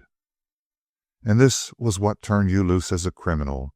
You thought the girl had cut loose from you. Otherwise, to this day, you'd have been trying to get away across the mountains and be a good, quiet member of society. But you thought the girl had cut loose from you, and it hurt you. Man-killer? Bah! You're simply lovesick, my boy. Talk slow, whispered Andrew. My head's whirling. It'll whirl more pretty soon, Andy. Do you know that girl never married Charles Merchant? There was a wild yell. Andrew was stopped in midair by a rifle thrust into his stomach. She broke off her engagement. She came to me because she knew I was running the manhunt. She begged me to let you have a chance. She tried to buy me. She told me everything that had gone between you. Andy, she put her head on my desk and cried while she was begging for you. Stop, whispered Andrew. But I wouldn't lay off your trail, Andy. Why? Because I'm as proud as a devil. I've started to get you, and I've lost Gray Peter trying. And even after you saved me from Alistair's men, I was still figuring how I could get you. And then, little by little, I saw that the girl had seen the truth. You weren't really a crook. You weren't really a man-killer. You were simply a kid that turned into a man in a day and turned into a free man. You were too strong for the law. Now, Andrew, here's my point. As long as you stay here in the mountain desert, you've no chance.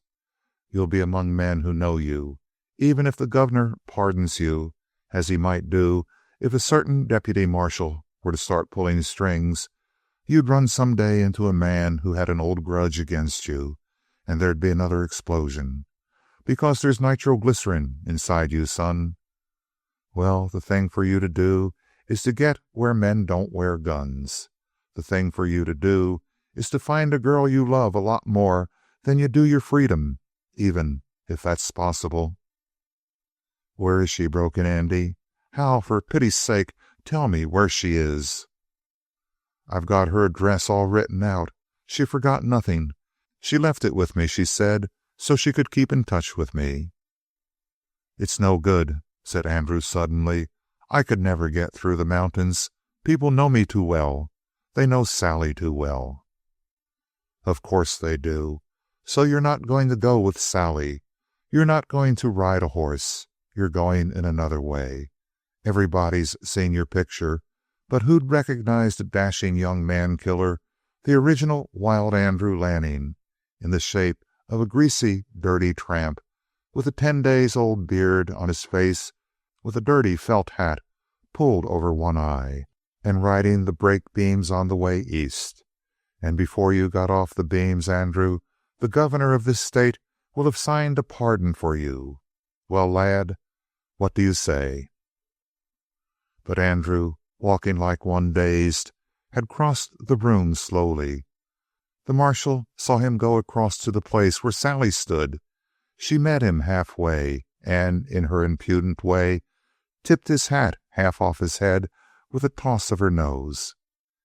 He put his arm around her neck, and they walked slowly off together. Well, said Hal Dozier faintly, what can you do with a man who don't know how to choose between a horse and a girl? End of Way of the Lawless by Max Brand.